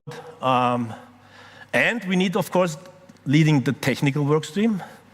So we had Thomas Eppinghaus, who did the whole tech stuff and led the technical work stream. This was more or less the team we had. Some, of course, other people sitting there behind, Lucy, Mario, stuff from the Austrian side. So we could initialize the work, but we need partners for this. Of course, we had a network in Social Security. I was like part of the Social Security community quite a while, but we need to search for partners. So we discussed a lot. We have a project here. It's about the wallet. What is a wallet? It's something that you use for flying. We don't need this. We are tired of the digital, so we need a rest. But at a certain times, people got interested in and started to join. And the community grew and grew, and we had like then finally a lot of partners involved trying to move forward with us and start implementing something, which was quite unclear to us. What we knew is that there will be a regulation in force pretty soon. It's about IDAS. We knew IDAS because we knew about signature, we knew about other services, trust services in place. But it will be revised. That's what we've been told. It will be revised. And it will play a role in Social Security, but we didn't know. We knew that we had to onboard Social Security in this framework. How was the objective of the project? But quite unclear. What also, we knew that we had to pilot the S-Pass or support the S-Pass initiative. The European Social Security Pass is an initiative aimed to simplify and digitize process related to social rights in Europe. Social rights in Europe is very much underestimated. It's a pillar of the European market. It allows it guarantees free movement of citizens throughout Europe. It guarantees services supporting the social rights. Very important, public service. A public service and a pillar for the European market. All this includes two very important entitlement documents. One is the European Health Insurance Card. I hope everybody's familiar with that, especially those who have children and you go on holidays and something happens and you need healthcare services for a child. This is the instrument which guarantees you this healthcare service throughout Europe. The posting certificate, that's more or less a misleading title. It's more or less, it's called Portable Document A1. It's proving your social security status throughout Europe, and it allows you to work abroad based on the social security status you have in your home country. So if you work abroad for a several period, you need that certificate to prove that you're allowed to work there. You see the European health insurance on the top and the paper document of the PD1 below. So these are the two documents we look at in our pilot. Yeah, we knew about that, and we had to start conceptual work and architectural work. So both business work stream and technical work stream worked on the conceptual work. And this, of course, led to the famous business blueprint, which we have released like a year ago, or more than a year ago. Because we had to look very much how is the citizen embedded currently, and what will be the future. That was really, really unclear to us. So what was the outcome of this? We need secure and harmonized issuance flows for the attestations from public service. We are public service, but we need to harmonize those issuing flows so that they work all over Europe. Secondly, we had to have a secure and privacy-preserving presentation of these attestations throughout Europe. We need streamlined verification of attributes. So the process should be harmonized. It should work for different stakeholders like healthcare providers, like financial police, like other public or private authorities. These processes need to be streamlined and harmonized throughout Europe. And of course, there are other processes which are triggered by the process we look at. They need to also to be simplified. And the wallet brings a lot of opportunities to simplify them. And if we talk about impacts and benefits, we have to look at this as well. Not just look at the simple issuing and verification process. We have to look at those processes which are triggered by the wallet, outside of the UDR wallet ecosystem. Yes. So this is social security in action. This is more or less the ecosystem which we have been operating in throughout the last 2.5 years. We have the authentic sources.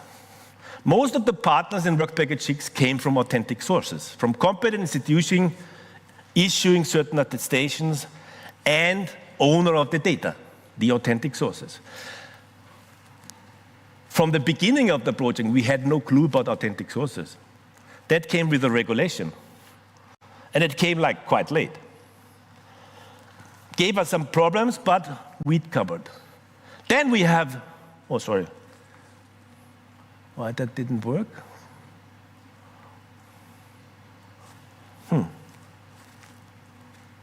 This is going forward.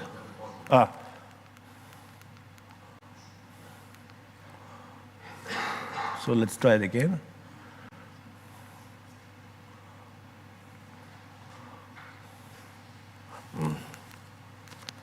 This is it. Okay. It should move forward. No, it doesn't move. So I have to speak and not animate. So normally it should fancy, smart, move around, and so I have to talk about this. So we have the issuer. Issuer, like they are creating the artifact. Also term included in the regulation, the attestation provider. Could be the same as the authentic source, could be a third party, could be a private entity, could work on behalf of a public service. So this is a relationship which has to be designed in the future. How is the relationship between authentic source and the actual producer of a credential? We have to tackle this in social security, but we have to tackle this all over Europe.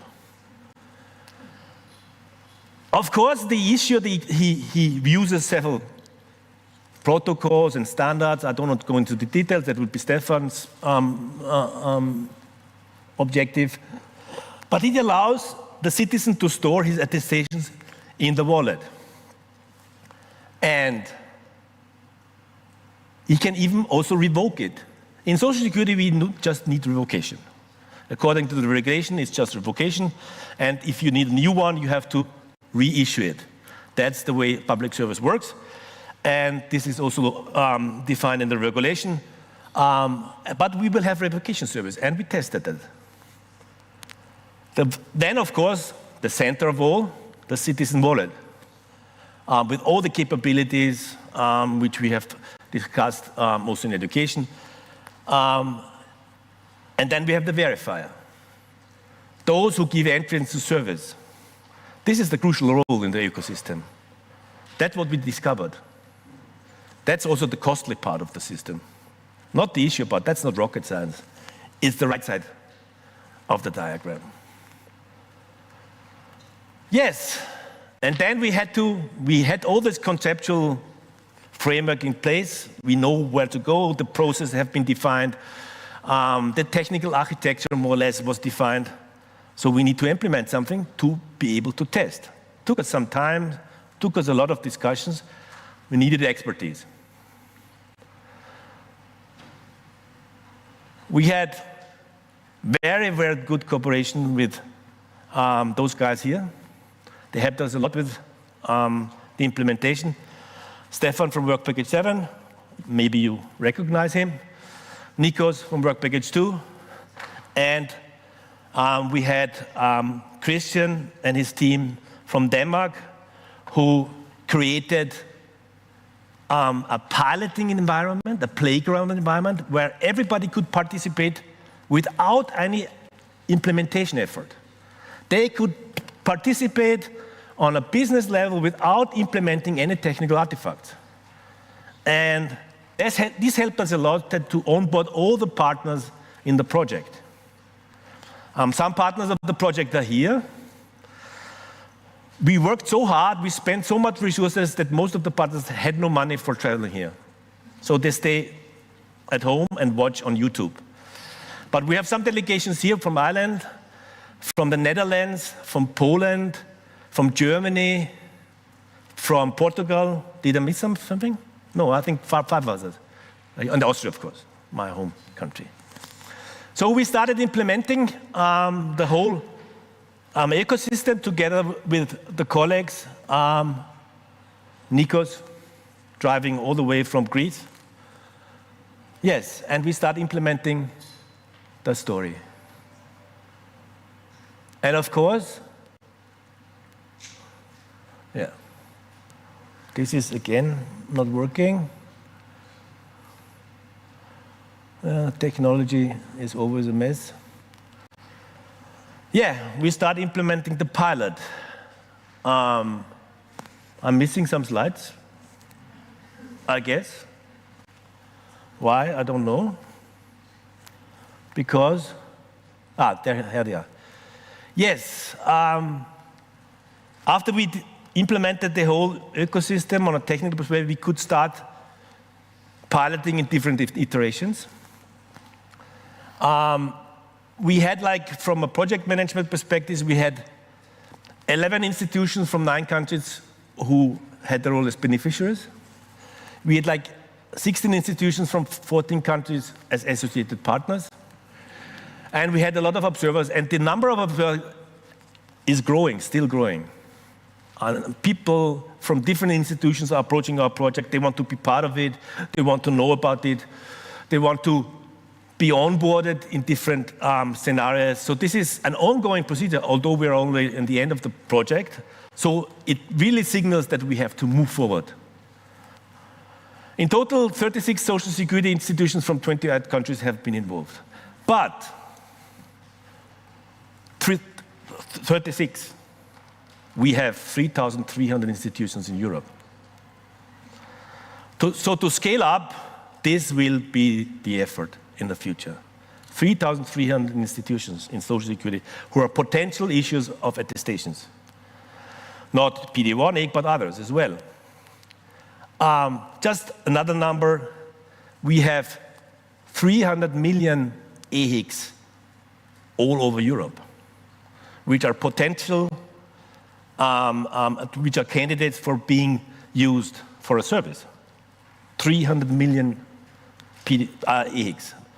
This makes it a key use case in Europe, to my point of view. Yes, we had 10 workshops all over Europe where we did a lot of implementing works and drafting the user journeys, executing tests and pilots. Incredible events, and I'm proud to coordinate all those activities. Some KPIs, do not look too much into the details, but we had like nearly 4,000 transactions, and it's still not finished. We are still moving on with some pilots. Here you see the events on the different countries. Incredible job in organization by our teams. Made a big success, and that was really incredible. Yes, some defined pilots. We had like really pilots in the European context, European Colloquium, International Counseling Days, Erasmus Plus project. We had a pilot at the Technical Commission, which is a governance body of Social Security coordination. We had several workshops. We had a pilot at the European Labour Authority. And we had a lot of national pilots where people got experience with the wallet and tested the ecosystem. And that brings me to my friend Kinga. She will present. No, it will be the demonstration first. Sorry, Kinga. It will be the demonstration. So, how does a solution look like? And that will be hopefully.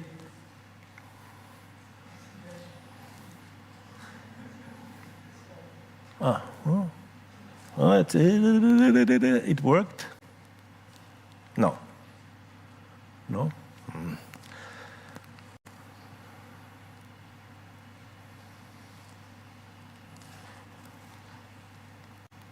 Yeah. There will be sound. Yeah.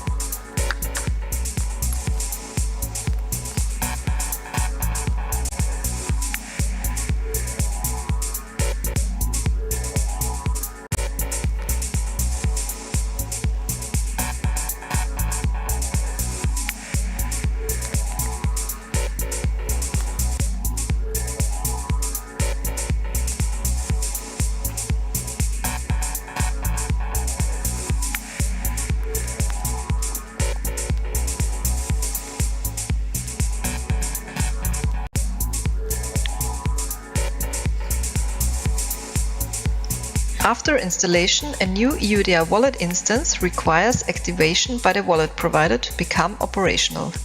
This activation involves the user setting up an authentication mechanism and the wallet provider establishing a user account. Once activated, the wallet instance is jointly managed by the user and the wallet provider until the user decides to uninstall it. The EUDR wallet is primarily designed to facilitate secure user identification and authentication at a high level of assurance for both public and private online services. This enables relying parties to confidently verify the identity of users they interact with, which is crucial for cross-border use cases. The eIDAS compliant identity of a user, known as Personal Identity Data or PID, is stored in the wallet instance, making it a valid instance. The steps to reach that status will be shown in the following. When you first want to use your DC4EU wallet, you have to sign up by selecting a username for yourself and creating a passkey, which will be securely stored on your device. For creating that passkey, you have to securely authenticate using fingerprint or Face ID. Once this is accomplished, your DC4EU wallet is ready to be used. Currently, it's an empty wallet without any credentials in it. First step would be to add the PID credential. For that, you click on Add New Credential. Then you select the PID issuer from the list of issuers. This will then redirect you to the issuers page, where you have to log in using a username or password which we use for the demo purpose. We have created some dummy logins. I will use Leonardo DiCaprio for this demo. And then I log in with these credentials. Now I see the PID for Leonardo DiCaprio. I can look at the details of the PID, like name, birth date, and so on. I select the PID, confirm that I want to download it, and click on Get Credentials. Now the PID credential is on my wallet and it is ready to be used for Leonardo DiCaprio.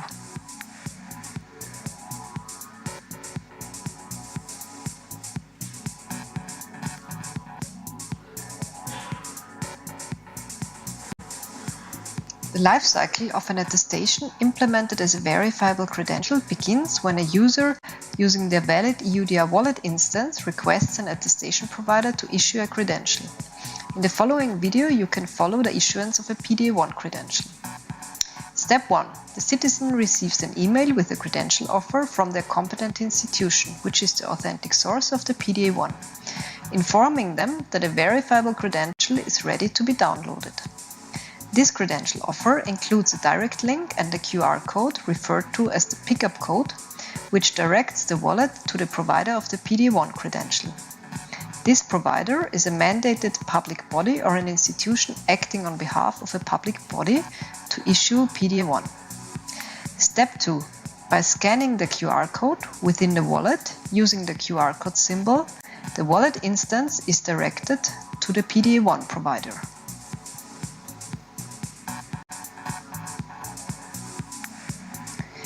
Trust in the issuance process is established through mutual digital authentication between the wallet instance, the holder of the credential, and the issuer of the credential, as well as by checking the status of the wallet instance for revocation and suspension.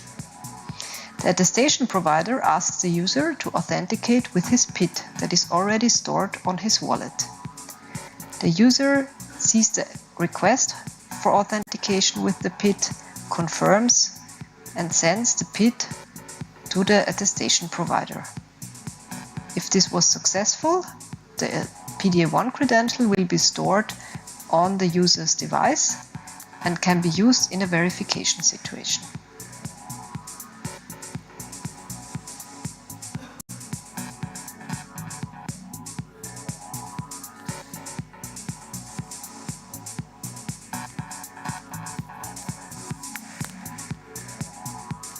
A relying party acting as a verifier can request the user to present certain attributes from an attestation implemented as a verifiable credential in their wallet instance. The relationship between the relying party and the relying party instance is very similar to the relationship between the user and their wallet instance.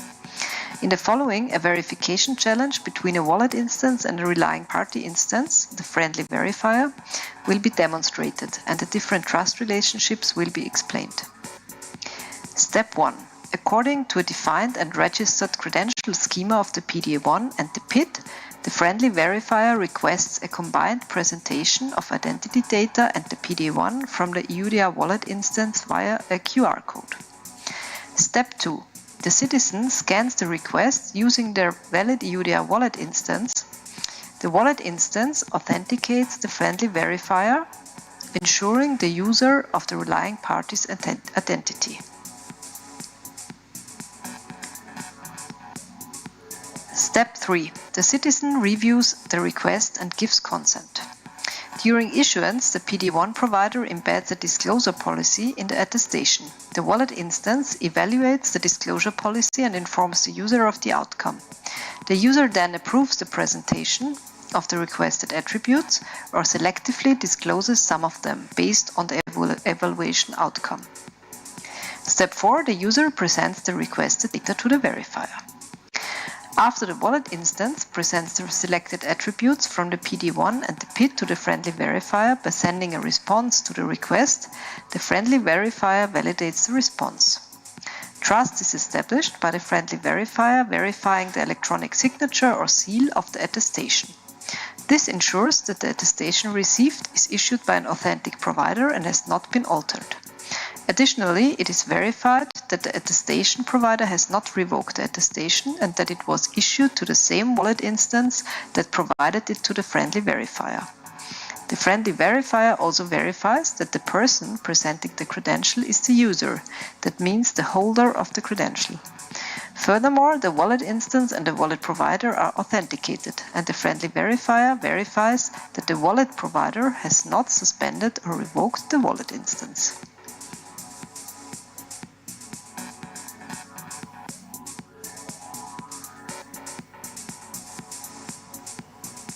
The EUDR wallet features a user-friendly dashboard that empowers users to take specific actions.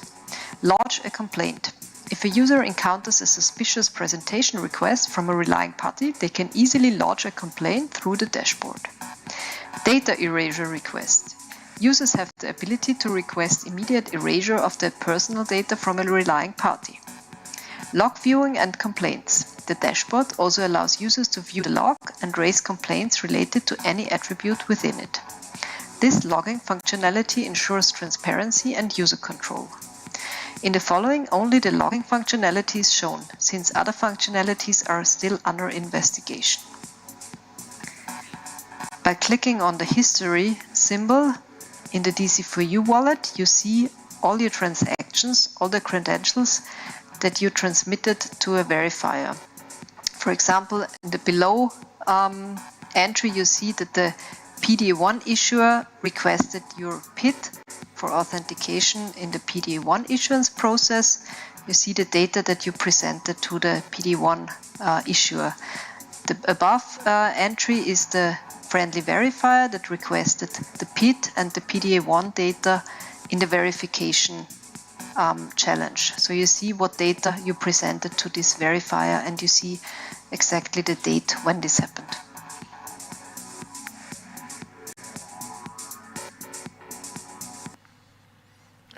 Okay, that was it for the demonstration.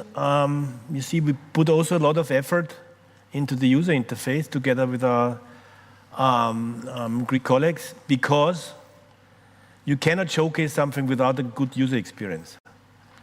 Having just a technical interface would not help the user. We need really something which creates good user experience and good feeling. And we worked a lot on this. We're still not there, but we'll manage to converge to something which is valuable for the future and provided a great input to other work streams. Yes, so now it's up to female power for showcasing the EHIC piloting exercise in Poland.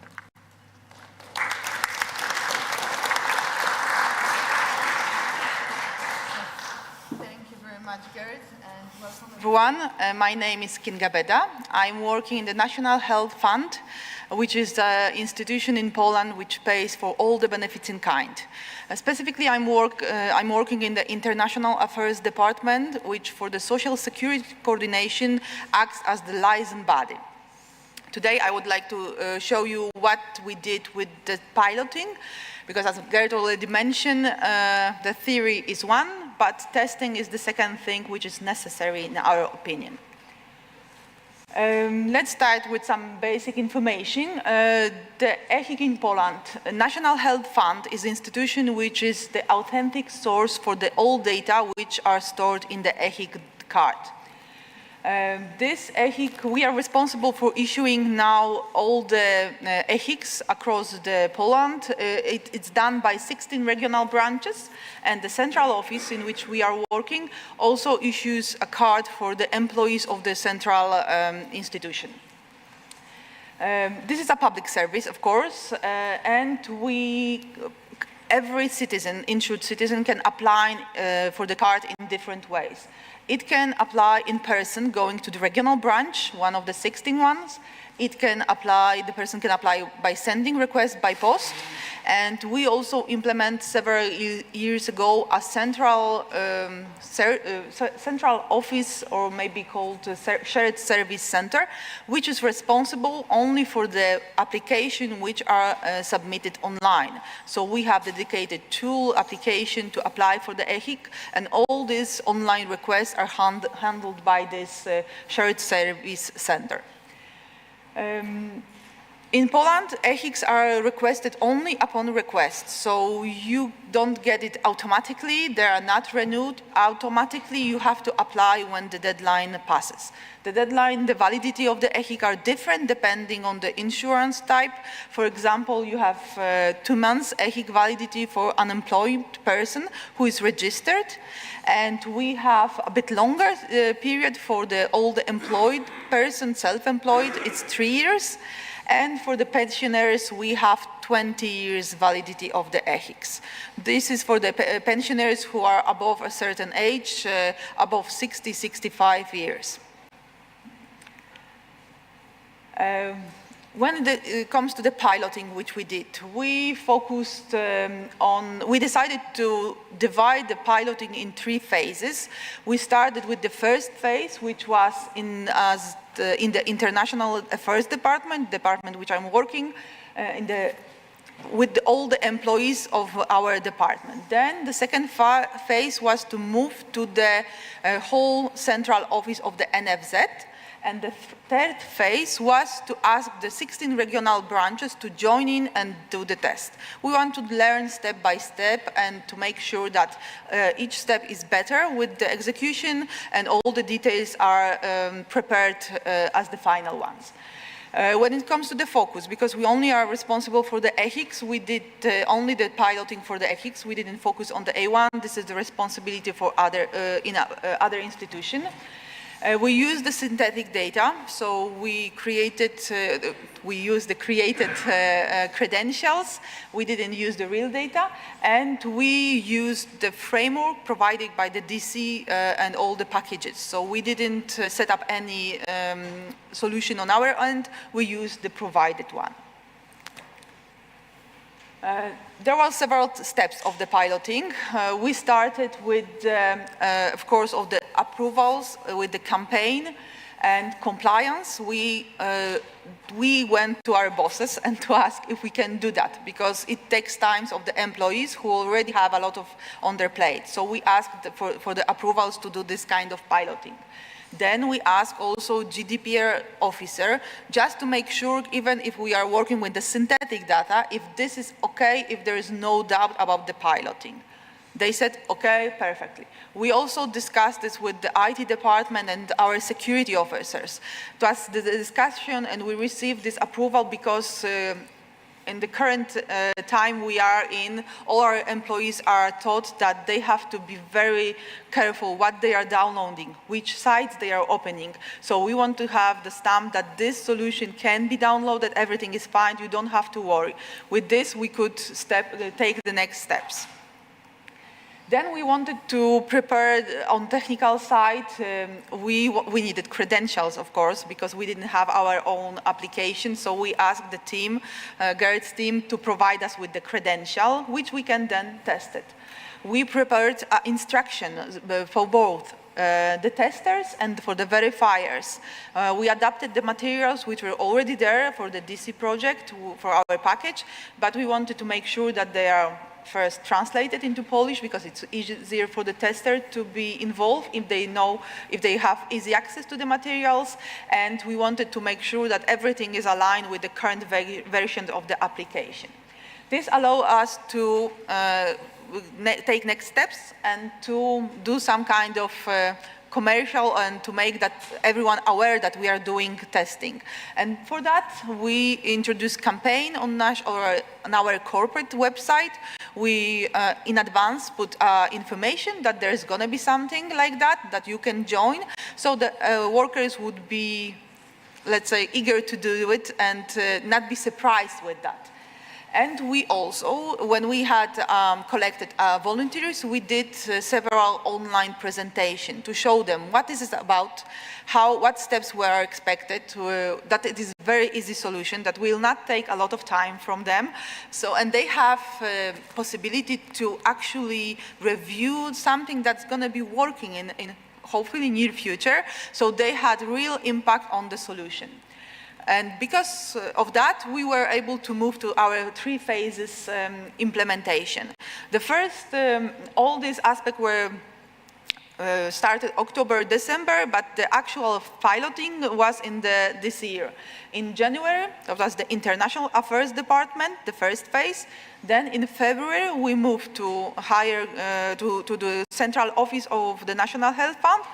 We had a short break in between, and in May, we returned to the regional branches of the National Health Fund. When it comes to the numbers, you can see that the first phase, we had 41 participants. To put this into perspective, currently we have 45 employees in the international affairs, which means that almost all took part. Those 4 who didn't were on sick leave. So they are excused. But everyone else were joined, and they were not forced to do that. We all collected different type of data. We wanted to know how many users will be willing to download the app and how would prefer to use the website. And as you can see, the division was almost equal, 20 to 21. We also asked what kind of devices they have, whether it is Android, it is iOS use. Most users were Android. I don't comment on the choice of the type of the devices you prefer, but you can see in our institution, Android users, there's more of them.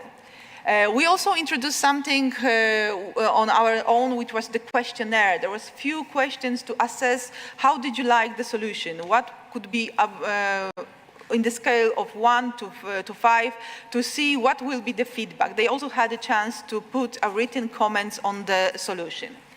The second phase was a bit lower in the interest. It was February. In Poland, the time of the break for the children, sorry, for the children, so a lot of people moved out. And we couldn't find interest, despite of our project manager, Małgorzata, who is online today, and was eager to find people even in the darkest room of the offices, just to do some testing. But the outcome here, more people wanted to download the app than to use the website, so maybe more trust in the app site. Again, 20 users. The largest phase, which even exceeded our expectation as the central office, was the regional branches. We asked them, we collected 16 people from each branch and to do the test, showed them how to do the testing, gave them materials, and told them, please do the test. We didn't set any limits on any expectation how many people they want to involve. And the numbers were quite high when they came back with that, and they were really interested in doing that. We had almost 500 participants taking part in this. Again, as you can see, half of them downloaded the app, half used the website. Again, more users of the Android, and we received 438 questionnaires, which we could allow us to collect the data, what they think about the solution. Also, we asked them when we started this piloting if they have some connection or, let's say, back entrance to the healthcare providers, because as you know, it's not easy to make them to do something they don't want to. So we asked if you have on the national level some contacts, and outcome was that they managed to involve 6 healthcare providers for this kind of piloting. So it was also, again, a very welcome and very nice surprise that they managed to do, because we had the chance to see what the actual recipient of one of the sites of the EHIC, because issuance of the EHIC is one thing, but verification is very important second part. So we had a chance to see what they think about the solution. What are the general insights? As you could see, we had a lot of questionnaires, so we gathered this in four main insights we gathered from this data. First, experience is a key in this kind of project. all the solution that will be implemented has to be simple, has to be clear for the users. It has to be designed in a way that is very intuitive. You cannot stop to think what to do next. That was the outcome of all the comments we received. If we want to adapt this in a very easy way and to make it successful, those aspects has to be something that is a must for the solution. Then the second part of the outcome of the review was that this solution has to be easy to be accessed by different tools. As you could see, we had Android, iOS users. We had different type of the phones. The phones were from different period of time, let's say that, so they have different features. And this means that the solution has to be available across all of this kind of type of devices. No matter how advanced or not advanced cell phone I have, it has to work, because otherwise it will not be popular solution. Also very important mentioned by the users, by the tester, is what they need clear communication. They need to know what is happening in the process. It has to be fast, it has to be seamless, but it has to be also clear that they provided data, that the data was provided correctly, that they received something in return, and that the verification was successful. This kind of clear information has to be included in the potential wallet for them to trust it. And of course, trust that this is secure, that is, I'm feeling secure to share my data with someone who's on the other side. So those were the 4 main points that the testers in regional branches, in the central office mentioned, that this is something that will make the project successful. When it comes to the healthcare perspective, well, they have a bit different perspective, because they're looking from the review side. What we could gather from the 6 tests, it's not a lot, so maybe it's biased, but definitely they mentioned that any tool they want to have has to be, again, fast and easy. They did maybe as the users of the EHIC, they don't want to think about it a lot. They want to have it to be there, to be easy, and they want to make sure that the outcome of it is secure, accurate. So they don't have to doubt if the information they received is something that they still have to check. It's not valid. Is it valid? So they want to be sure that the accuracy and the result is they can believe in the result for the results. Because the verification is not the only step, Gert already mentioned, we have something that is behind the verification, the whole process related of the reimbursement. They want that the solution will be also taking this part and having some kind of influence, starting from, for example, streamline of the administrative process. So day-to-day operation are easier because of the new solution. So they don't want to have a solution which means that they still have to do the same amount of the paperwork. This is not working for them. They have to have something in return from the fact that they are able to verify. Also, the support for the back office work, which is related to the reimbursement. We can think about the online verification to allow you easier manage the data, store the data. Also, that the process perhaps can be implemented more effectively. Currently, it's like, you're looking on the EHIC card, you're copying on the machine, then you're transferring the data to the system, so it takes time. If this can happen behind the worker who only set up the QR code and verify, this will be a huge added value for them. And of course, the up-to-date verification. This is something that we currently don't have in the EHIC. If you see the EHIC and it's valid 3 years, you are not sure if it's valid in fact. So we have in place rules which allow to avoid the risk for the healthcare providers, but still it's nice to have the real-time verification.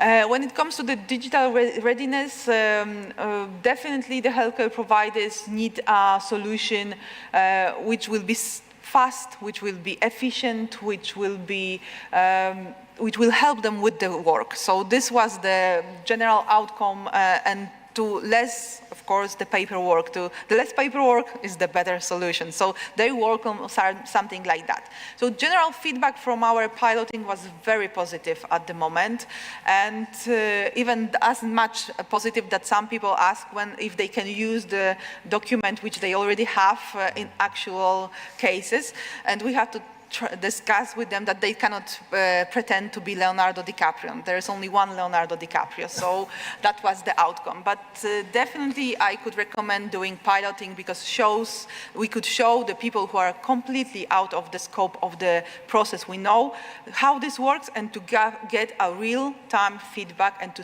assess the application. Thank you. Thank you.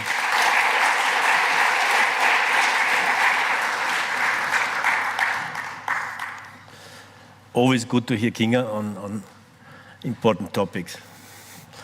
Yes, so I will finalize my presentation with reflections and results, which we all created together, by the way. And that was the biggest success. Different people from different countries in a multicultural environment, having different background, worked on a topic, and the result was very, very positive. So I was getting younger. Full hair, and I can speak. Yes, Kinga mentioned that already. If it's not easy, it will not happen. That's the most important thing. We need to focus on the end users.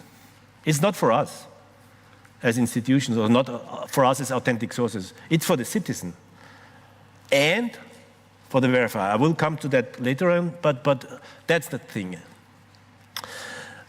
What we achieved is, I think, within the project, we know now what the wallet is. From the beginning, it was quite hard. Maybe Rick remembers, so it was really difficult to see what the whole story is about. Now we think we know about that it's a member state specific application.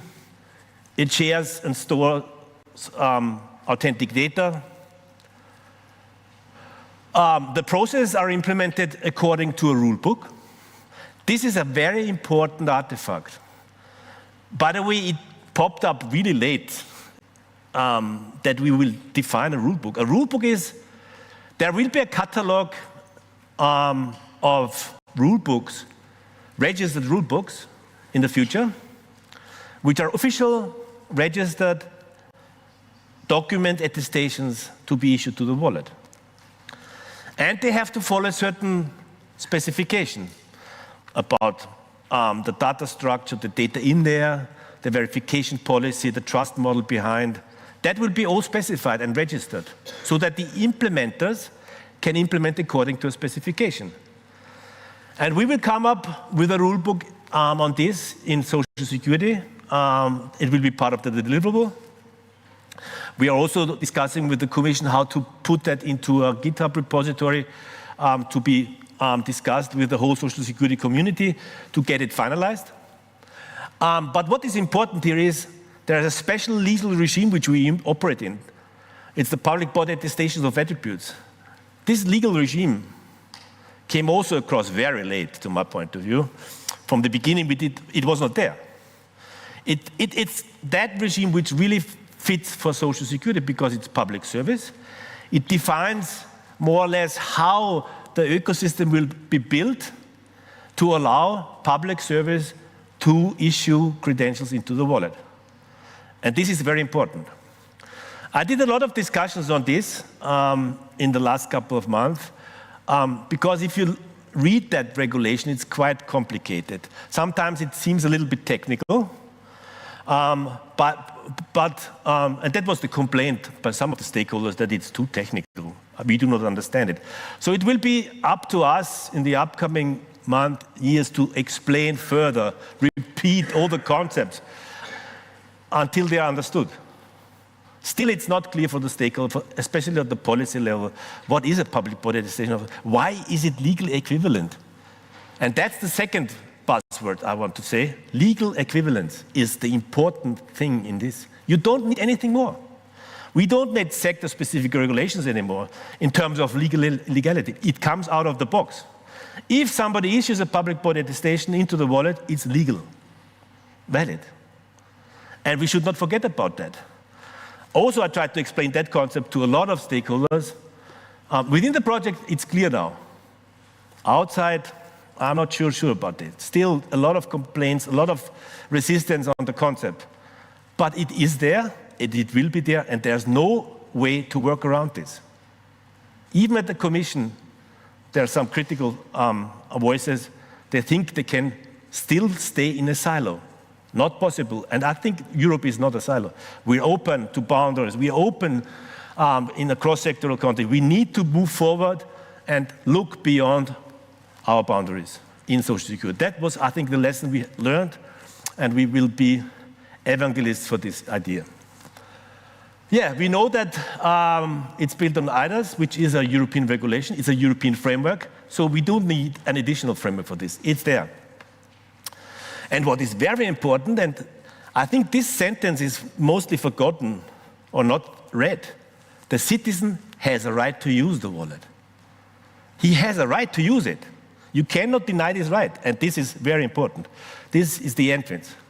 So we cannot say, we do not implement this, because the citizen has the right to have it. So we need to implement it. So Kinga said a lot about why user experience matters. We need to create user experience, we create good user experience so that it works. From a social security perspective, there are a lot of visions. If you look at this, and we discussed in breaks a lot about what can we do, what will be the benefit in the future. You can align processes. You can request and store 24/7 from everywhere in the world. You can request them, and that will be the target. We have real-time verification on-site, which includes revocation, by the way. Real-time revocation. We have seamless presentation of rights abroad. This is very important. Social rights across borders is the pillar of the market, and we need to create instruments that guarantees those rights. And by the way, that's why we're doing this here. It's not, I have no ambition to develop a wallet. I have no ambition to implement blockchain or implement trusted lists. I want to serve the citizen. That's what we need, and we should focus on that. No scanning, no faxing, no panic. That's something which we, by the way, we had this huge discussion not allowing faxing in social security anymore 2 months ago. Still faxes are accepted as an authentic source of information, which is crazy, by the way. Yes, about the technology layer. So relax, it's not rocket science. By the way, it's just European integration. That's a little bit simplified to my point of view. But I think we should not be afraid about the technology. I think we have, and we experienced that in our project, we have really experienced tech guys who listen to business and adapt the thing, and that was the success story of Work Package 6. The cooperation with Work Package 7 and Work Package 2, and the other work package is also communication. I always forget communication.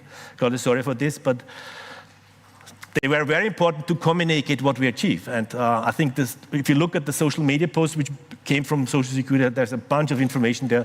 So follow us, still on follow us on LinkedIn to get all the information.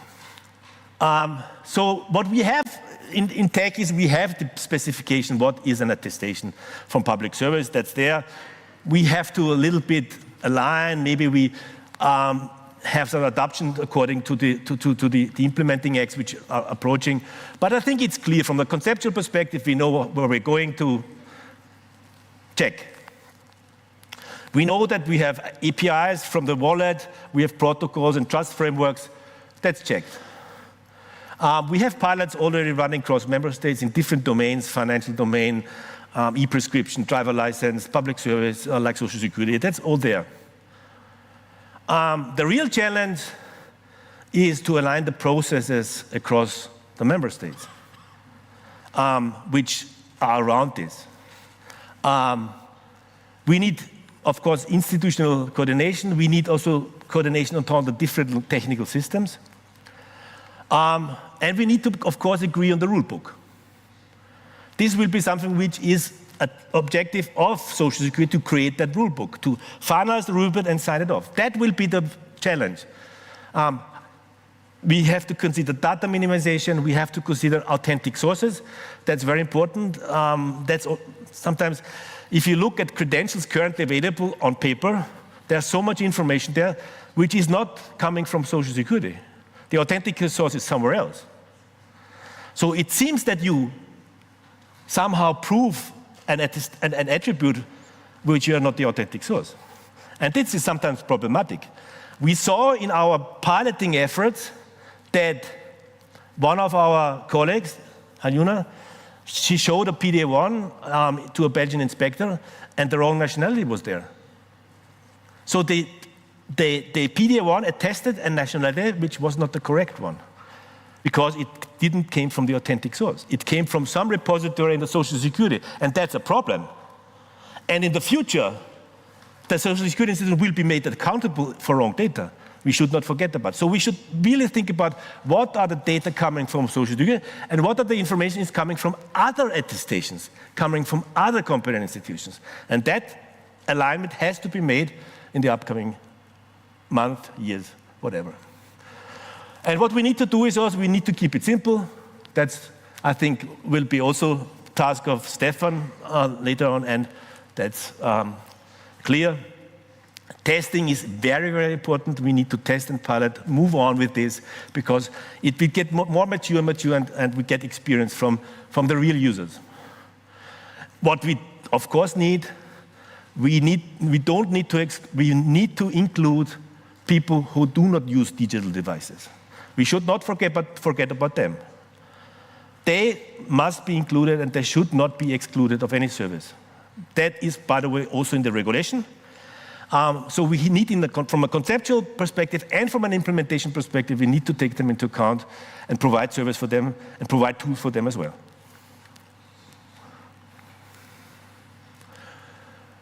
What was one important result of our work was that the key is not the wallet, the key is not the issuer, it's the verifier.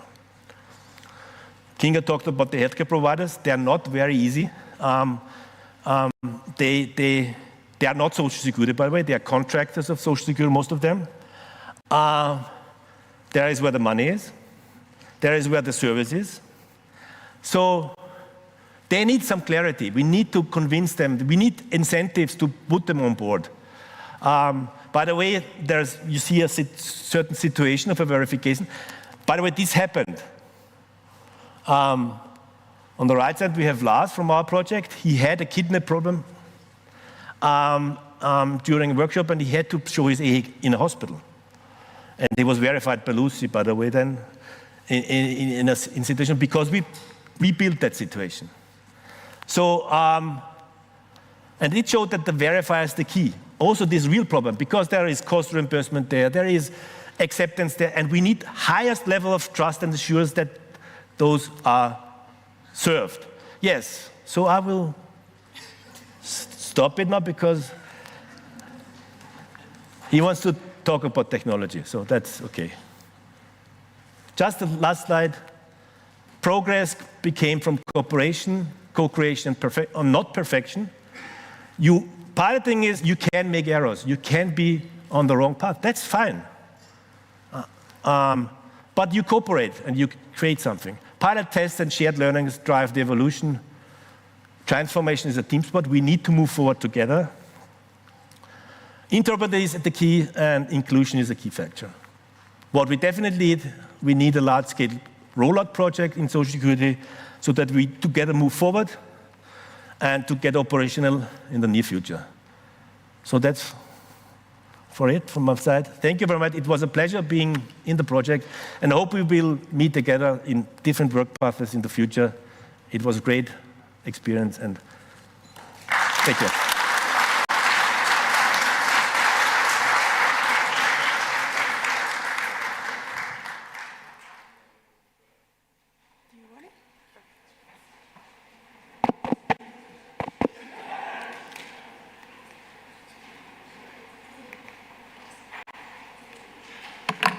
These are on? Great. What a ride. Thank you, Gert. So Gert promised that I would go through a lot of interesting stuff here. Unfortunately, time is limited, so I will not have time to do any real deep dives. But if you want to know more after this presentation, please let me know. I mean, I'm here today, and I'm happy to talk more outside this conference as well, because there's a lot of things we've done, and it's really hard to cover everything. My name is Stefan Listrom. I work for the Swedish National Research and Educational Network, and I have been Work Package 7 leader in DC4EU, integration and development. So what is this all about?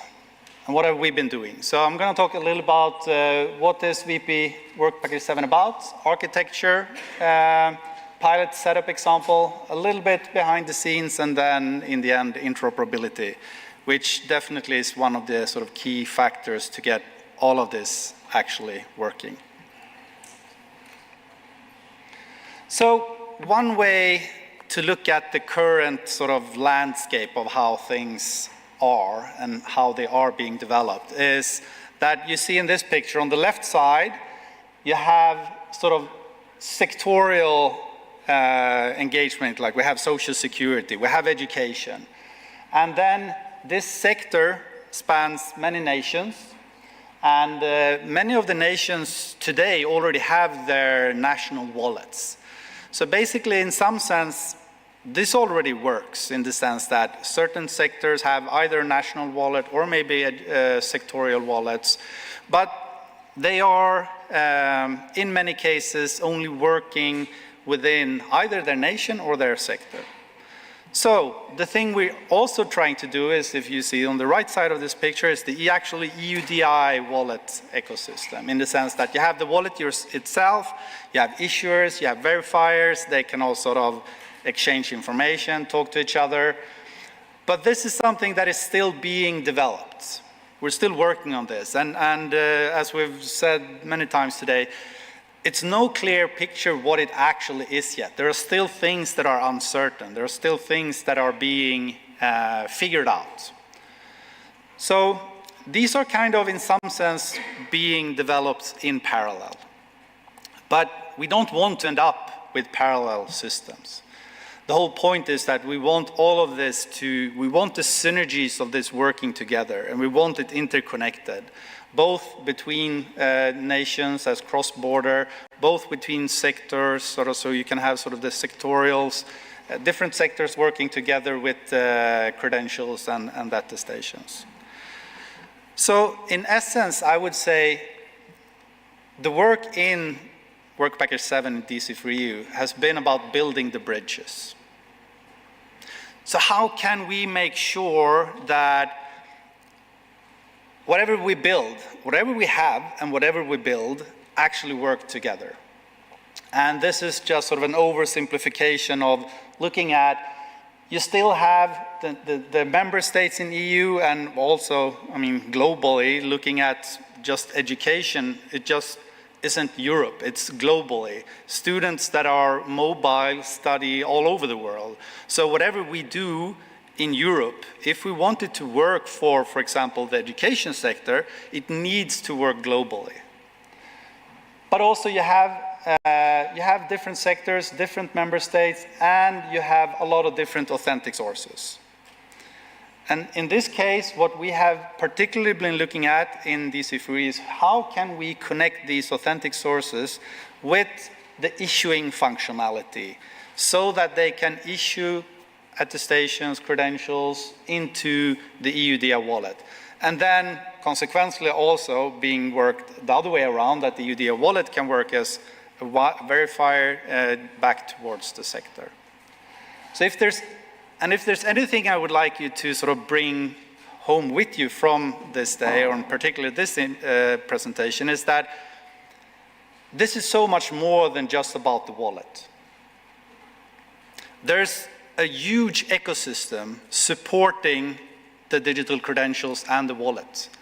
And this whole ecosystem needs to work for the wallet to work as well. Given that as an end user, and maybe depending on which role you have, you might still only see the wallet. But for that to work, it needs to be a lot of other things in place. Just like when you're driving over the bridge, you want the road to just be there. You want the bridge to be there. You don't want to have to think about the infrastructure. It should just be there. You just want to get from A to B. So what we've been looking at, how can we help the use cases to, and in the end users, to get from A to B, in the sense that how can they get information about themselves as an attestation, and how can they share that with someone else? So we've been trying to build bridges. I mean, one of the challenges here is that when we started for almost 3 years ago, even before that for some of us, we didn't really know how the bridges would look, or how we would build them, how this ecosystem would function. So how do you build a bridge without any blueprints? And some of you maybe know this saying that you can throw spaghetti to the wall and just see what sticks. That's one approach. I mean, of course, we didn't do that. I would never waste a good spaghetti meal. But we had to be very creative and very innovative and look at how can we do this without exactly knowing how to do it. So again, we could have waited for the regulation, the implementing acts, the ARF, the reference implementation, all of this to be in place, but we would still be waiting here if we would have doing that. So instead, we chose that together with the European Commission and together with all of you, all the partners here, we tried to test things. We tried different solutions, different architectures, different implementations, different processes, just to see, okay, how can we do something? And as Gerd had in one of his last slides, try quick, fail fast, fix fast again. So we did a lot of different things to see what can work best in the scenarios that we have. And this takes a lot of effort, a lot of time, and especially when you're building an ecosystem like this, the infrastructure, it affects everyone. So, and I'm very happy to have been leading Work Package 7 and have been able to collaborate with all of you. And there's also the work that we have been done is not in Work Package 7, is thanks to all of you. All of the feedback, all of the sort of discussions, all of the dialogues, all the tests that has been done in the pilots. So going a little further, looking into these different architectures, we have, and I'm not going to go into the details. If you're curious about anything, feel free to contact me later, and I can talk about this for hours, but I'm not. I know that I'm between you and lunch. Luckily, I think I'm only the only Swedish person here, because we usually eat lunch at 11, so the Swedish people would be dead by this time if there were more than me. But anyway, we have primarily two types of architectures that we've been sort of investigating. And this is the first one, also the one that is called Pilot 1 in the education use case. And this was what was used for Social Security as well. And again, I'm not going to go into the details, but there are a couple of main points here. One is to the left side, you have is sort of reddish colors, which is the authentic source. So you always have some kind of authentic source issuing something, and they also have usually some kind of graphical user interface. And in this ecosystem, there's actually quite a few different views on how either the user, the end user, or an administrative person need to get access to work in these systems from a graphical point of view. And this is, we've sort of just touched on how to actually get all of this working yet. But that's going to be very interesting in the continuation, I think.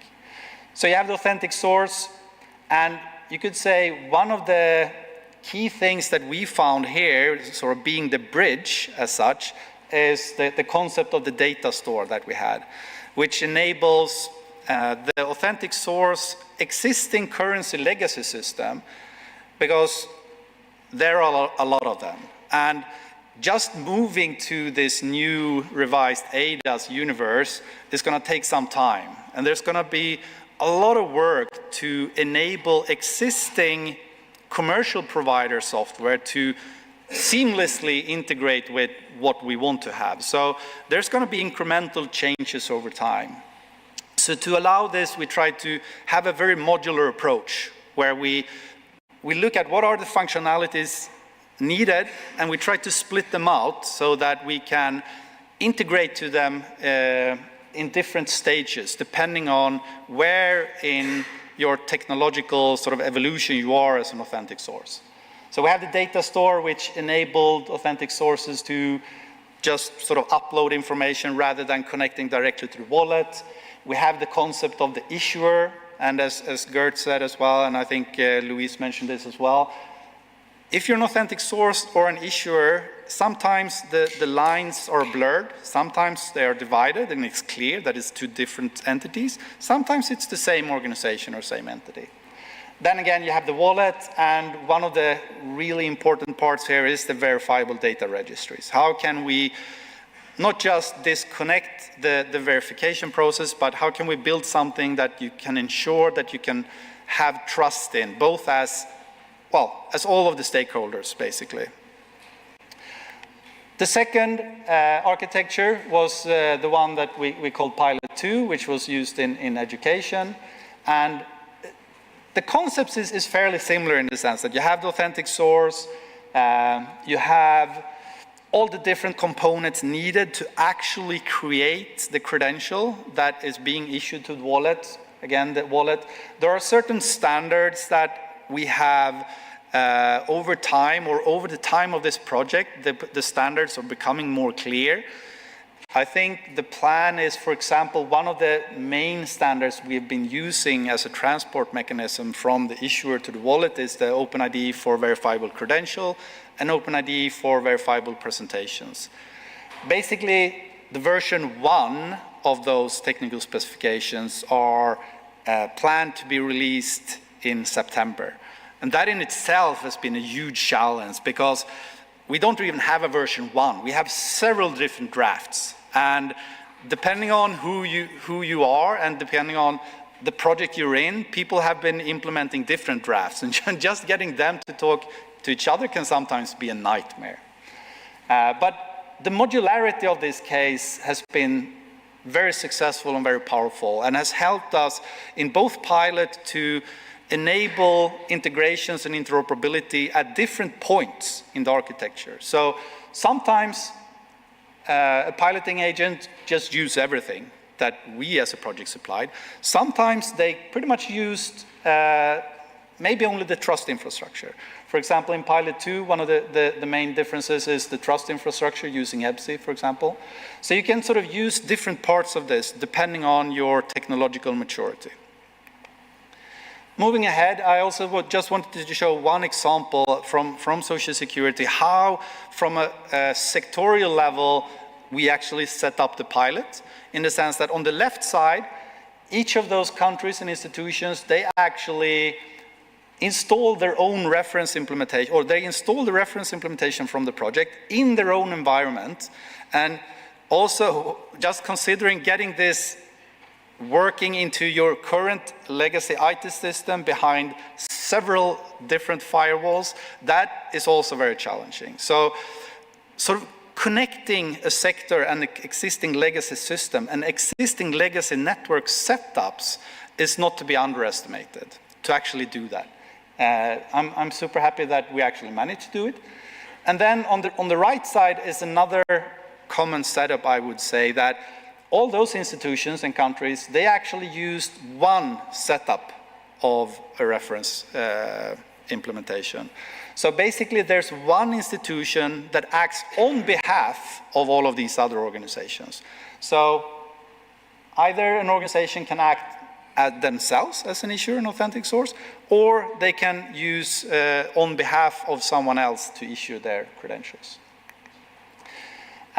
Just had some sort of behind the scenes. We've already seen some of the components that Luis showed. Basically, this is just to show that there's a lot of systems and a lot of information that we need to somehow be able to work with. So there are different sort of, this is from the data store in Pilot 1, where you just have all the records, all the credentials, all the attributes. You can sort of receive the QR codes that are somehow published at the portal, at Authentic Source. Because usually the view from the administrator and the end user is going to be very different. But the back-end infrastructure needs to support all the functionalities and processes that the organizations using this need to show for the user. Then, interoperability. And this is one of the probably most trickiest part of the project because, as I said, people have been implementing different technical specifications and particularly different technical drafts of the same specification. So we are getting closer to, as I said, after this project is over, we have a version 1. But already now we have started being able to communicate with different components, different issuers, different verifiers, different trust frameworks, different wallets. And a lot of the work on interoperability happened in the last couple of months and are still ongoing.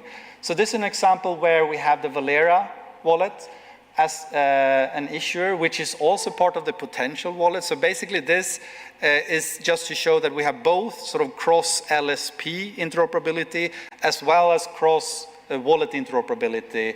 We can both issue and verify between the Valera and the DC4EU wallet and the DC4EU verifier. Yes, this is a video. I don't know if I start it or if someone in the control room starts it. It's actually a video on the left, right? Can I start this? After opening the Valera wallet, we are adding a new identity, PID, to the empty wallet by scanning the QR code from the DC4EU issuer.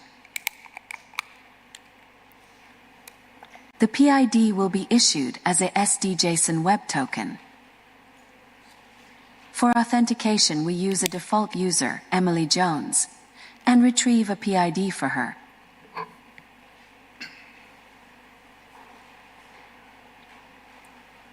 After login, the preview of the PID is presented, and the issuance must be confirmed by the user.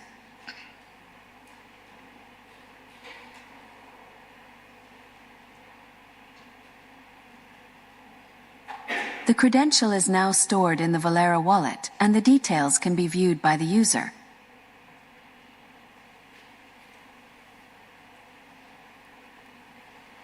We now add another attestation of attributes, a European health insurance card, for Emily Jones, scanning the QR code from the DC4EU issuer. We authenticate again using MLS login data.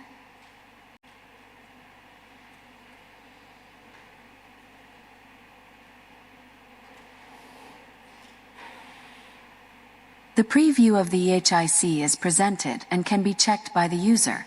After confirmation, the EHIC is successfully issued to the Valera wallet. Now both digital credentials are present in the wallet and can be previewed by the user.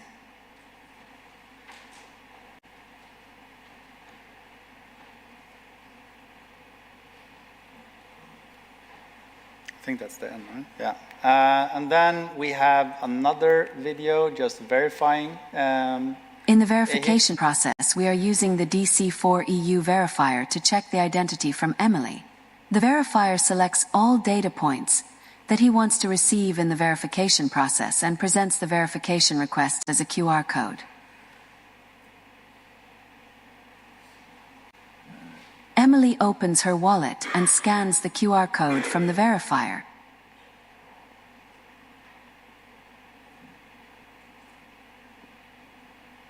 In the request, the verifier is identified as well as all requested attributes from the PID are shown and can be selectively disclosed by Emily. She confirms that all her data will be transferred to the verifier and finishes the process in the wallet. Now the verification result is displayed at the verifier site as well as all transferred data.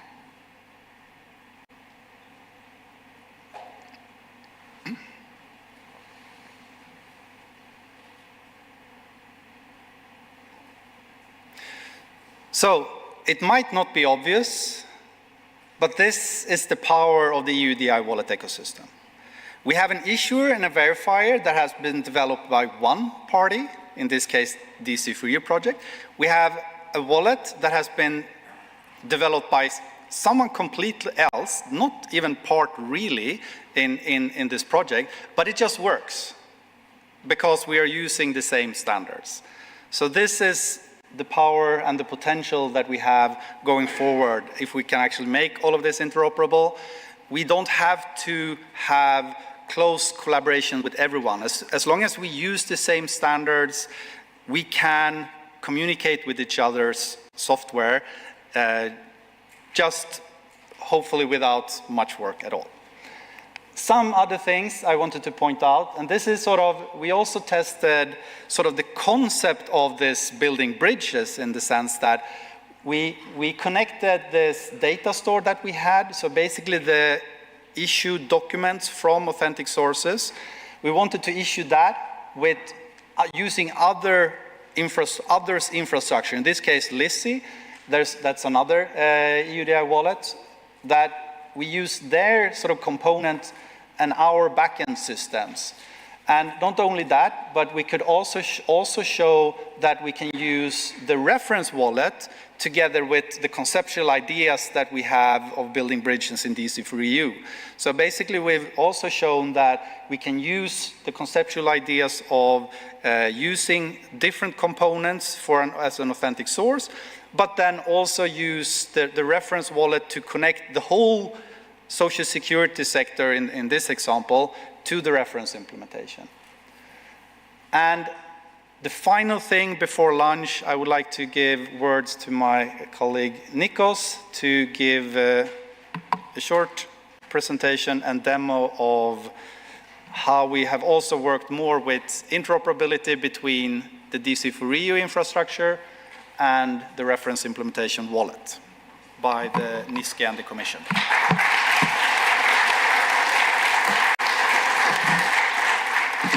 How much time do I have before you eat me? 7 minutes. I won't promise you. But I can promise you that it will be fun, because the plan is to give a live demo. Perfect. And hopefully the devil of live demos won't show up today. I understand that we are all exhausted after seeing so many slides. Getting so much information in such a short time. So I have intentionally kept my part very simple, just 2 slides, 2 slides.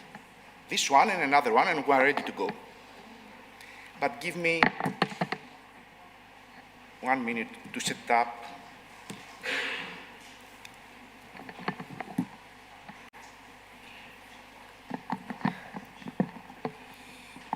We'll continue with that presentation. With the slides. We'll continue with the slides, and I will see you later. Yes.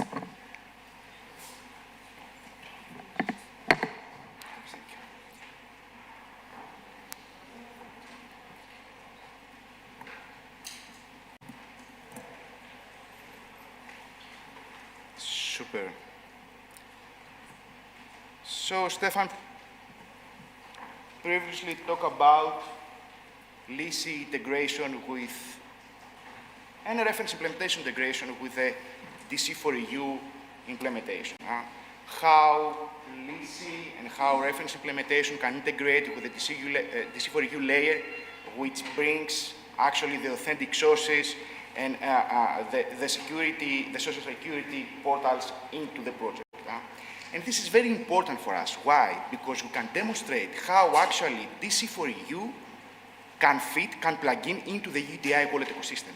And also proves that what we have designed actually works, even with solution providers which have developed their solution outside of the project, as Stefan mentioned before. But we have also talked about the integration of the Valera wallet and the reference implementation wallet. And this is also important because we need to prove that different stacks from different vendors can be used to build this single chain of an issuer, a wallet, and a verifier. And this is also very important because this actually again proves that what we have designed is interoperable, and we can set up this common chain using different components. Why do we care about this? We care because interoperability actually signals to the rest of the world about the technology readiness of our own solution. This is why important. So what's left for me? What we are going to see here? We are going to see the latest and the greatest from the reference implementation wallet from the NISKI team on a release that no one has seen yet, but we are going to see this interoperate with DC4EU.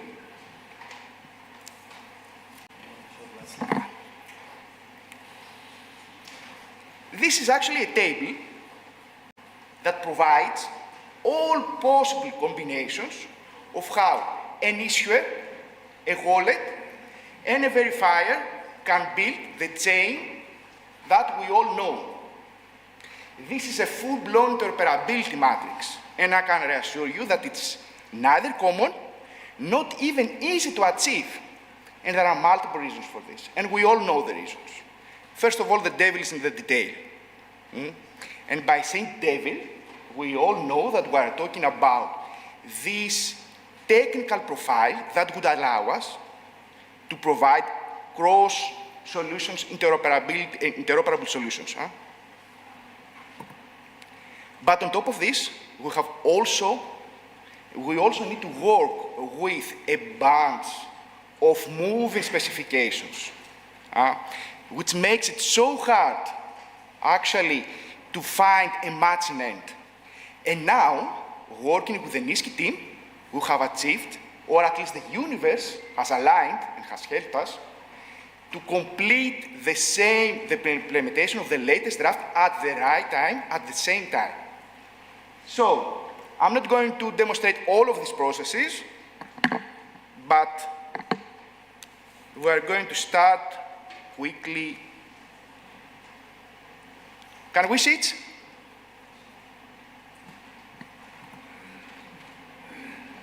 Super. This is my screen. Let's start with the reference implementation wallet.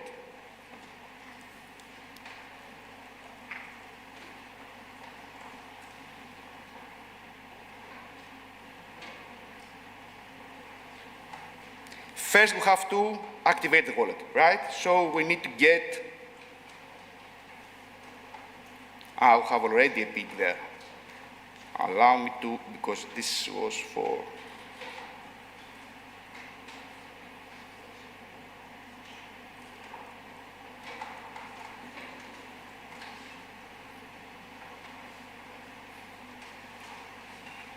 so we start by getting a bit to activate the wallet.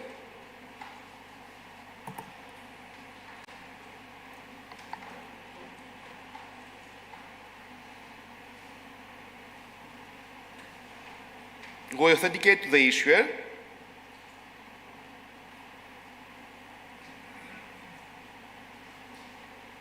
You have seen this screen before from other demos. Here is our PID. Now we proceed with the issuance of an EHIC.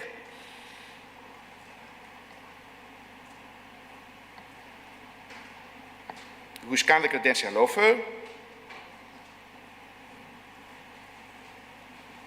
Again, we authenticate the issuer using the same user obvious.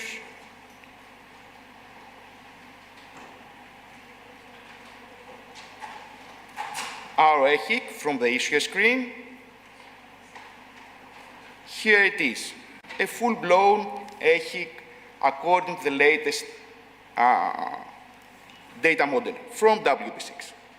You can see here, Gert, the complex object of the authentic source, the complex object of the issuing authority, so everything is here.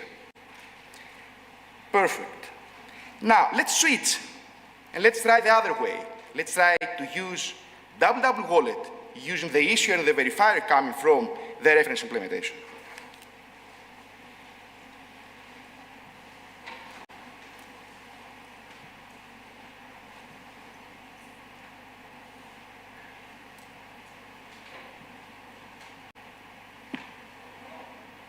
We have already a bit there, but now, as I said, I'm going to get a credential from the reference issuer implementation.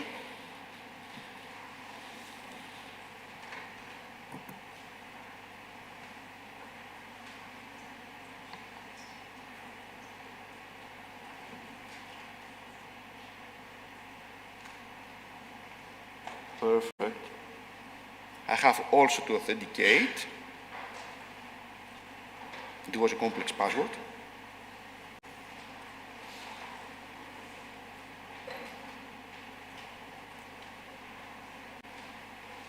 Here is our own EHIC.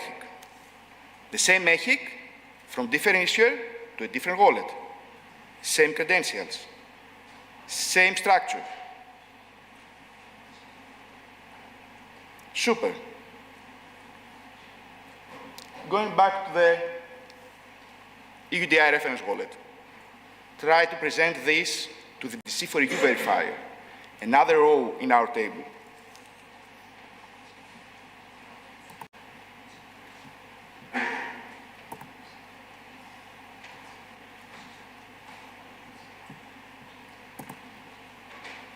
We select the EHIC presentation definition, all attributes. Again, this is not a new screen. We scan using the reference wallet implementation. We can inspect the presentation request, all the attributes that have been requested. We can select or deselect the claims that we want or we don't want to share. Let's assume that we want to share everything.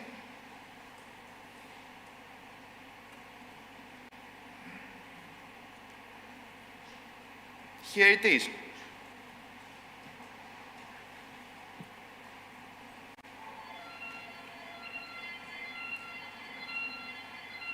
Going back again to the WW wallet, DC4EU wallet. Authenticate. Now the next exercise that we are going to do is to present the credentials that we got in the DC4EU wallet to the reference implementation verifier.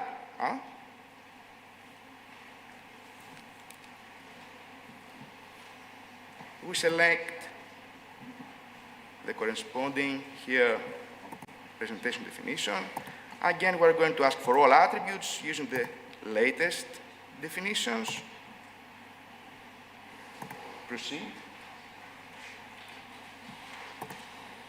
Next.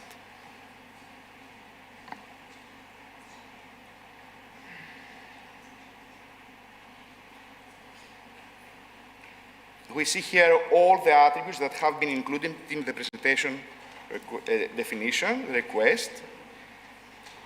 We see here the credential that fulfills all the requirements to respond to this presentation request. Let's assume that we agree with all the claims. This is a summary of what we are going to share, and the magic should happen.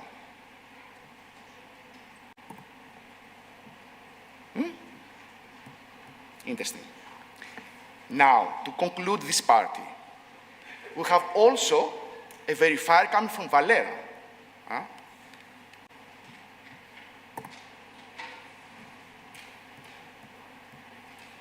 Let's try to share our EHIC with the Valera verifier. This is the third vendor.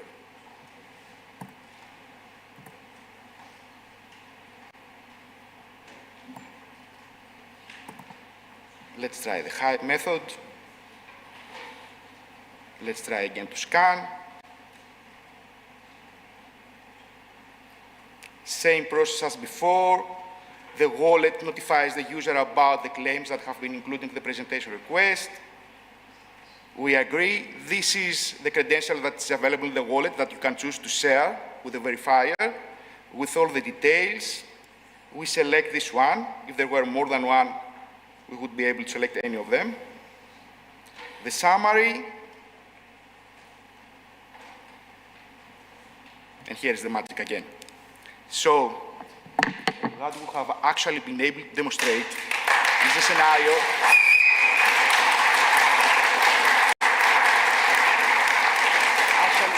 we were able to demonstrate a scenario where 3 vendors coming from 3 different projects working independently were able to collaborate, which is the most important aspect in what we are doing, to demonstrate how an EHIC can travel across vendors, across specification implementations, using the same methods, which is actually the signal that we want to give to anyone outside of DC4EU, saying that we are almost there. Huh? That's all from me.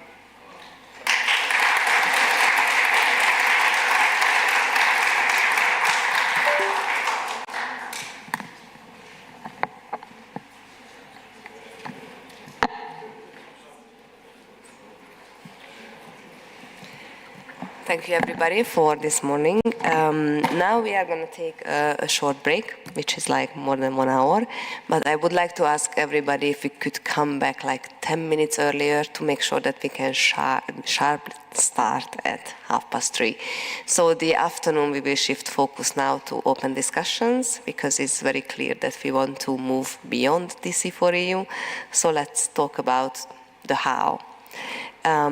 We will start the afternoon with Philip from Potential, so he will give us a short presentation, and then we will sit down and discuss what's next on DC4EU. So see you 10 minutes before 3:30, if it's okay, just to make sure that we can sharp start. Thank you.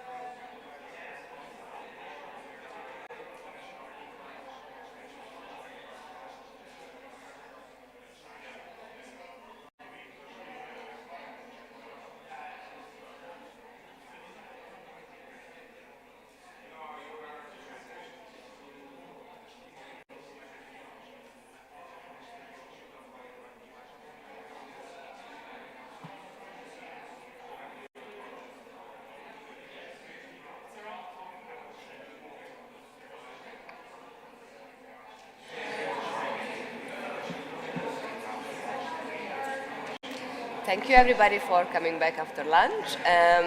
You don't hear.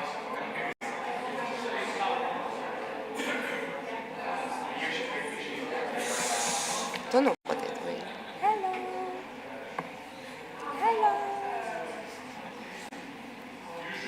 Hello. I don't have that loud voice. Maybe yes. No.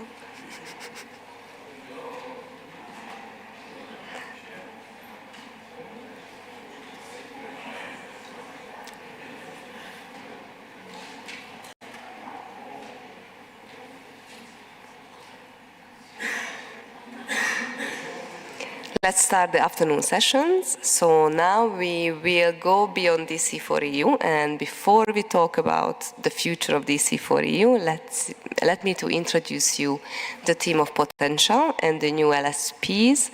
So there is Anthony and Philip who will present potential and one of the new LSP.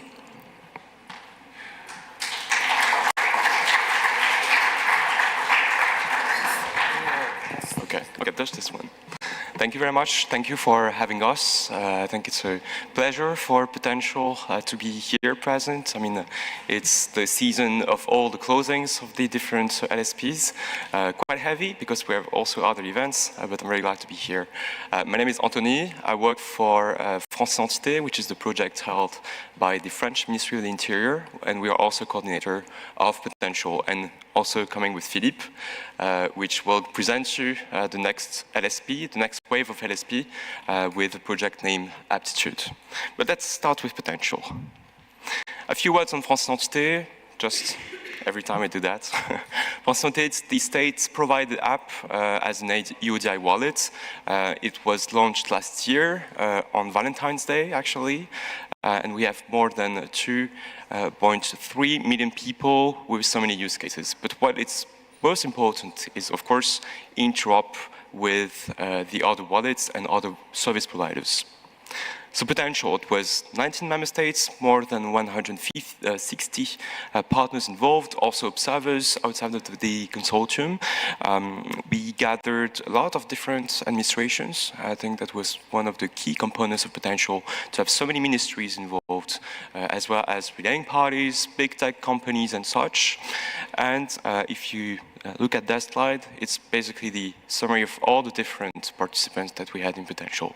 So I can relate on the challenge it was when it comes to having such big numbers of people involved in the project, and I see that for DC4EU it was a challenge as well.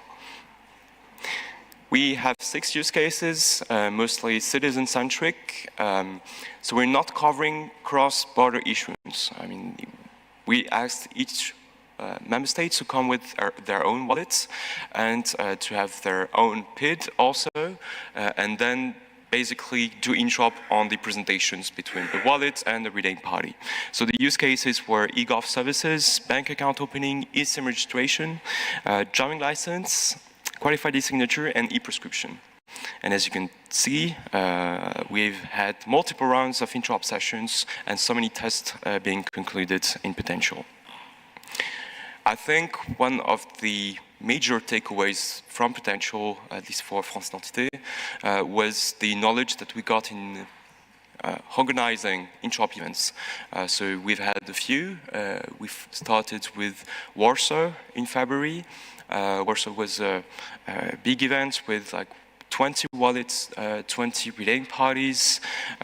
Basically, it was more connectivity testing at that time. We're not that too involved into the use cases. But then came Vilnius, which took place end of May, 17 wallets, 17 relating parties as well, so many tests being performed on site for all the different use cases, and also some online sessions that we got. Last week, for example, there was the driving license interop event, which was held in Berlin, and for that reason, I think one good takeaway that we could bring with us for the future LSPs is all the knowledge that we have on the interop events and sessions. So yeah, many tests being conducted. It led us to building this type of matrix metrics.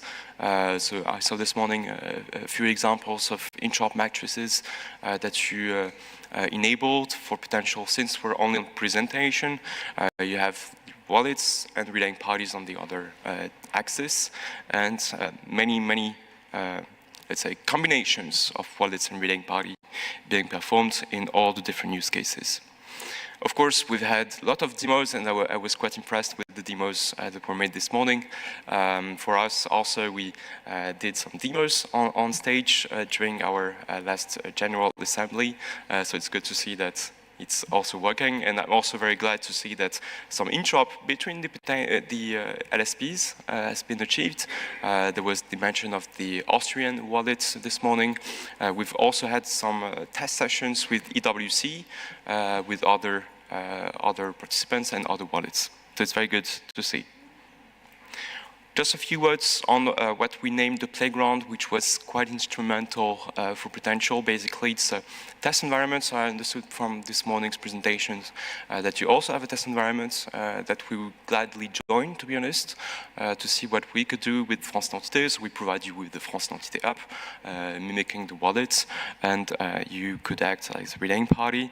But basically, we have this playground, which we would like to open to the whole ecosystem with multiple stubs, simulators, if you want, a relaying party, wallets, and credential issuer. So if you're interested in joining this test environment, please let me know, and Philippe, so we can onboard you and present you on a broader perspective what we can offer. That was for potential. Thank you. Philippe, c'est à toi. Merci.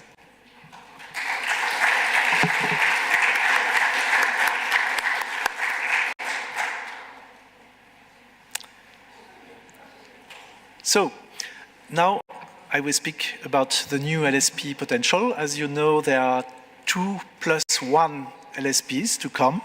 So potential we built, and there will be also a third LSP launched by the Commission during this summer that will be different, based more on certification and helping the countries who didn't participate in the LSPs to catch up and introduce more quickly the wallets in their country. So you will see some news coming from the European Commission from that very soon. So Aptitude, what's new about Aptitude? So it's a citizen-centric wallet we are working on. It's not a business wallet, it's citizen-centric. It will be a production wallet. That's the difference with the LSPs we had until now, the existing LSPs. So we will have to deliver a wallet that will be in production. It will have to have a very good UX, so it has to be very ergonomic, and the user experience, and I heard that also from the presentation this morning, this will be a very important topic for us. Also, as a citizen wallet, the civil society will watch us very closely, because we come to a very, it will happen very soon. The date is December 2026 for the governments and 2027 for the big organizations. And the citizens will watch us, and we decided to work a lot with the citizens inside this LSP. I will explain a bit more about that. And also because potential was very, very big, and yours, DC4EU, was very, very big, we made it smaller to manage it in a better way. So now we will have only 12 countries, 115 public and private partners, and 29 observers, but this number of observers will grow over time. So the use cases we have, the work packages, are as follow. First one is digital travel credentials. So it's all that helps people to travel. So it's virtual passports, so to say. We will work on DTC type 1 and type 2. Type 1 is light and not so secure, and type 2 will be much more secure, and based on the PID. We have another work package, which is tickets and check-in. with concrete functionalities. It is about, for instance, traveling by plane, if you rent a car, if you travel by train, you get into your hotel, you want to check in. And we have put into that also something about the student card, because we think in the European Union, students have a special status and we should help them travel easily. And with their student card, they can have access to special prices for transportation and so on. So we have added that in tickets and check-in.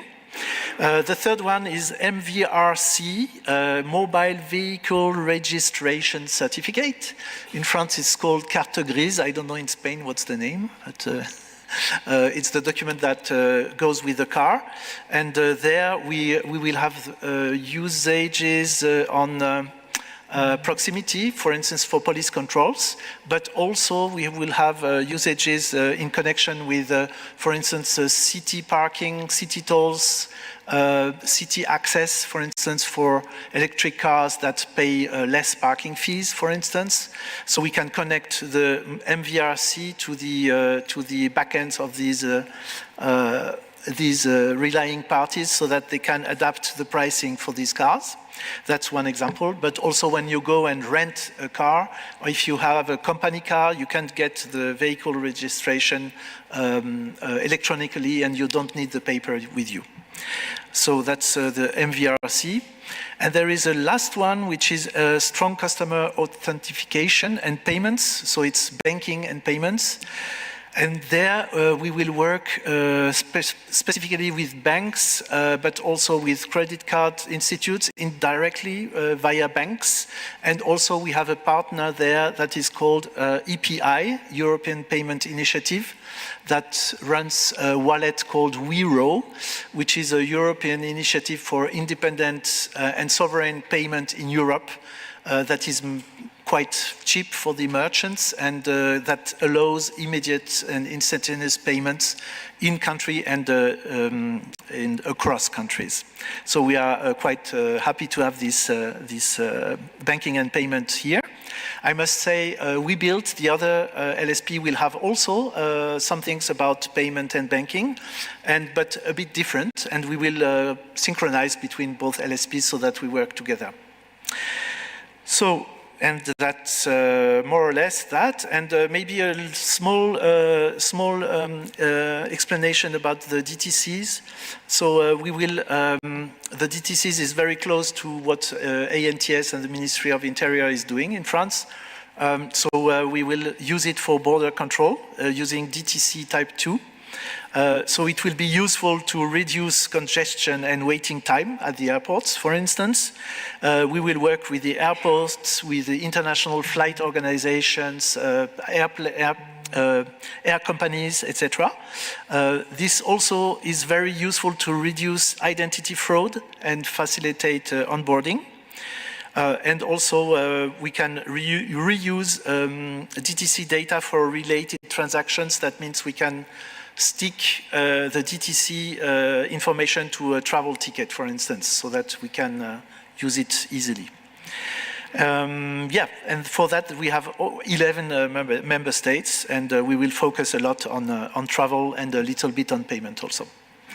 So that's it, and we hope, well, that you will participate in some way. We will also be happy to use some of the work you've done on student cards, because it will be useful for our use case for travel. And we are here for you to help, as also Anthony said. And thank you very much for your work. Thank you. Thank you. I see some people taking some pictures, so if you want to download the slides, here's the link if you want to. Thank you. Just keeping it for a few seconds.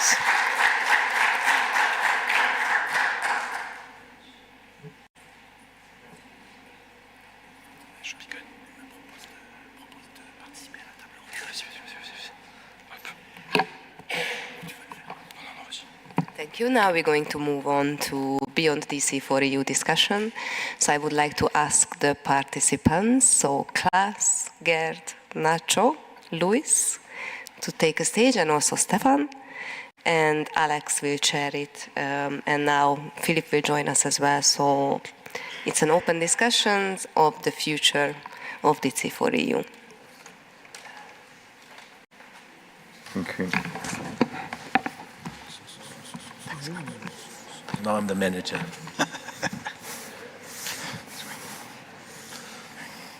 Class is missing, we need more. No class. Are you having dinner today? Yeah. Okay, shall we go? Coming back. Okay, so greetings. Welcome to the graveyard shift. Yeah? So it's lunch and it's late. It's 36 degrees out there. My name's Alex Gregg. My claim to fame is I guess I helped set up this consortium. I distinctly remember a long train journey between, I think, from Copenhagen to Stockholm, and speaking to my mate Luis somewhere along the line, and Arturo was writing the bit, and God knows what was happening, and that's history now. And which is why I guess I've spent most of my Tuesdays on the strategic committee, and which is why I've seen more of Arturo than his mother has, I guess. And that's where that one is. So yeah, 2 years of our lives, and we kind of regrouped here at the very beginning. The boy band was still here, with some minor additions. We didn't do very well in terms of gender, I guess, representation. That's just the way the cookie crumbled. And despite the aging process, I guess, which is what Gerd kept on talking about, here we are. We're supposed to be looking into the future now. I don't know, is the Commission still here? Yeah? Good. Because we're at this kind of stage now. We come to the tail end of a project where we're writing scientific papers. And this is the scientific paper which is irking us, which is, what do you do from this point onwards? Gerd proposed that this session should be related to business. I'll tell you something about business. I used to be a chartered accountant in my life before I did a PhD later in my life. If we're going to talk business speak, it's going to be plain speak. It's not going to be technology speak, despite the fact that a lot of these guys are very proficient in technology. And particularly if you're peering into the future, if you're looking at strategy, if you're trying to think of strategy on your feet, and I couldn't answer many of the questions I got, and during lunch break is what's next? So let me start with John Lennon, whom some of you are old enough like me to remember what Lennon said, and I might have said this 2 years ago. Lennon has a song which says, "How can I go forward when I don't know which way I'm facing?" So let's think in terms of business. Normally you're thinking of strengths and weaknesses, opportunities and threats. You're thinking of things like the business model canvas. So what's the value proposition of Beyond DC4EU? Will it have any customers? What are the customer segments? What are the customer propositions? Who would the partners be? What would be the channels to market? What would the costs be? What about the relationships with your stakeholders? Where's the money going to come from if there is no funding? And we all know how we've struggled with 50% funding, some of us. Now, the EC understands this language, and I know this because sometimes for fun, I'm also an evaluator on the other side. So I've just done one of these big evaluations. And the EC also focuses, whenever you're doing these reviews, on things like impact, things like implementation. So this is this whole thing, does this thing stop here? Who will lead the next iteration? So I think the first thing we have to think about is, who's DC4EU for? What is the ecosystem? My experience is that these projects work or don't work at scale because of the role of policymakers. And in this case, we're supposed to be thinking of the end users. So I would like to start with, do you agree that this is a project where, again, now we're at this stage, we should focus on the end users and not to coin something out of the Trump playbook, but maybe we should be making either citizens' lives better, institutions' lives better, or somewhere in between. Class, you're my next victim. So over to you, my friend.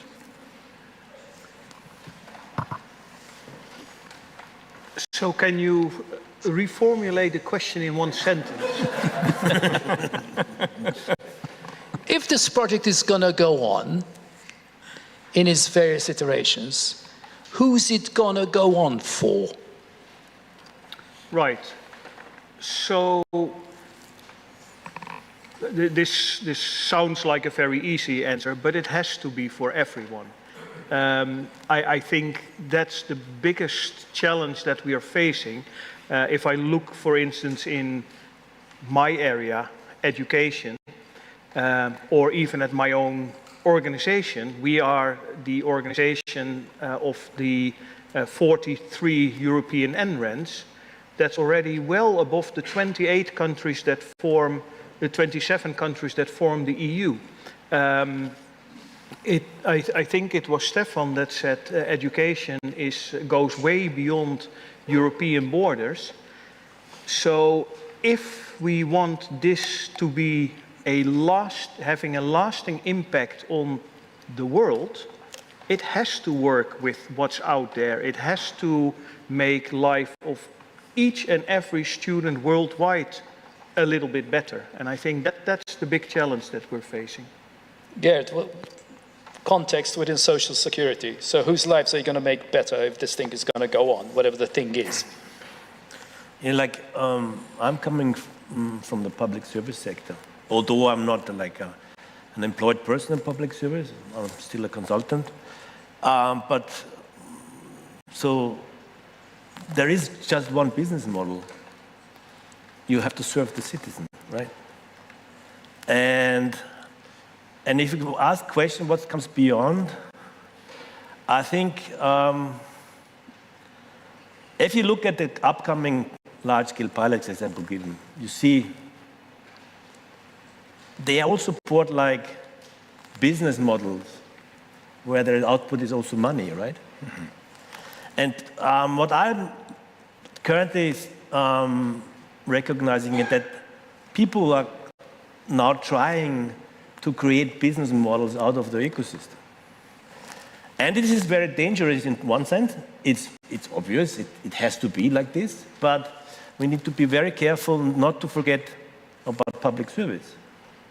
I haven't seen public service in any of the slides of the upcoming projects. There is no public service there anymore.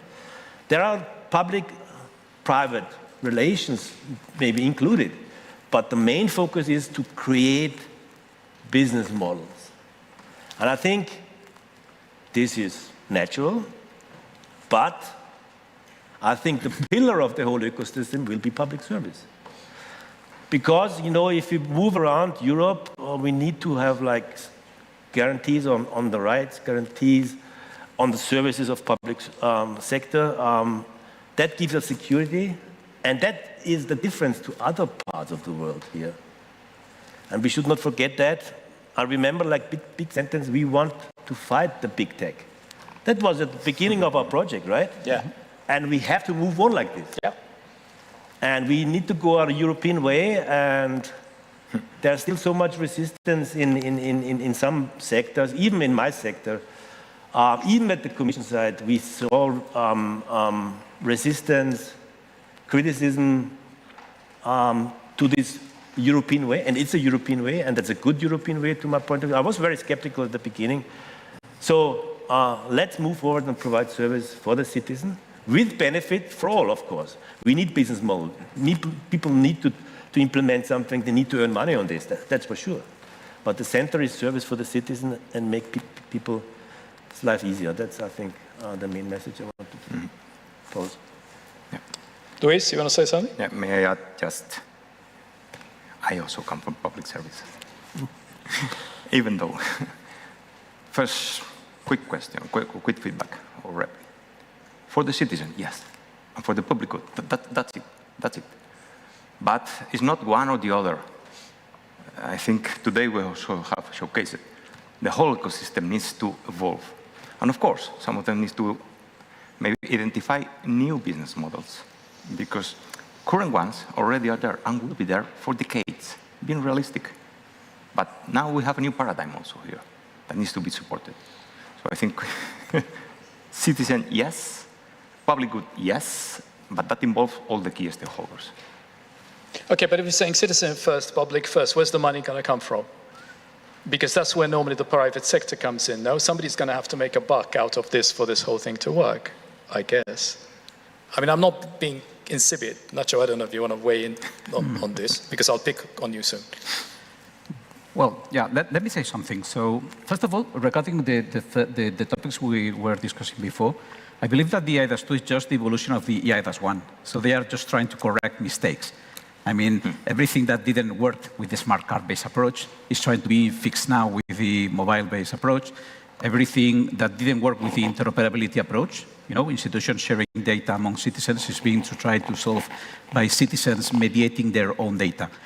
But at the end of the day, the answer is very clear. This is a new way to intermediate data under the control of the citizen, and the value is on the data.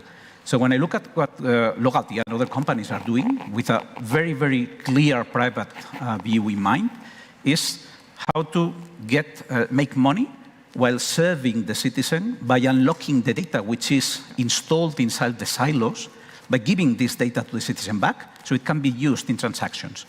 This is something we are exploring, for instance, with powers and representations. So we plan to put a button, for instance, this is an example, but it's a good one. We plan to put a button in our electronic contracting service where you can just click and get your power of attorney online in real time, so we can check that you can sign a contract. So who's paying? The bank is paying, we are charging, we are paying back the data source, and it will be cheaper for the citizen. So this is a way to make business by reusing data, at the same time maintaining the data, the control of the citizen of their own data, and reducing the burden, the cost of making transactions. I believe that this is the essence of the EIDAS 2 regulation, to complete the pre-existing business models and to go whether it wasn't possible to arrive with the previous legislation. Klaus, you want to butt in? Yeah, I realize that I'm speaking before it's my turn again, but I do want to, I guess, play here a bit the role of the rebel and say that, yes, Nacho, you're absolutely right. EIDAS 2 was created to fix the problems with EIDAS 1.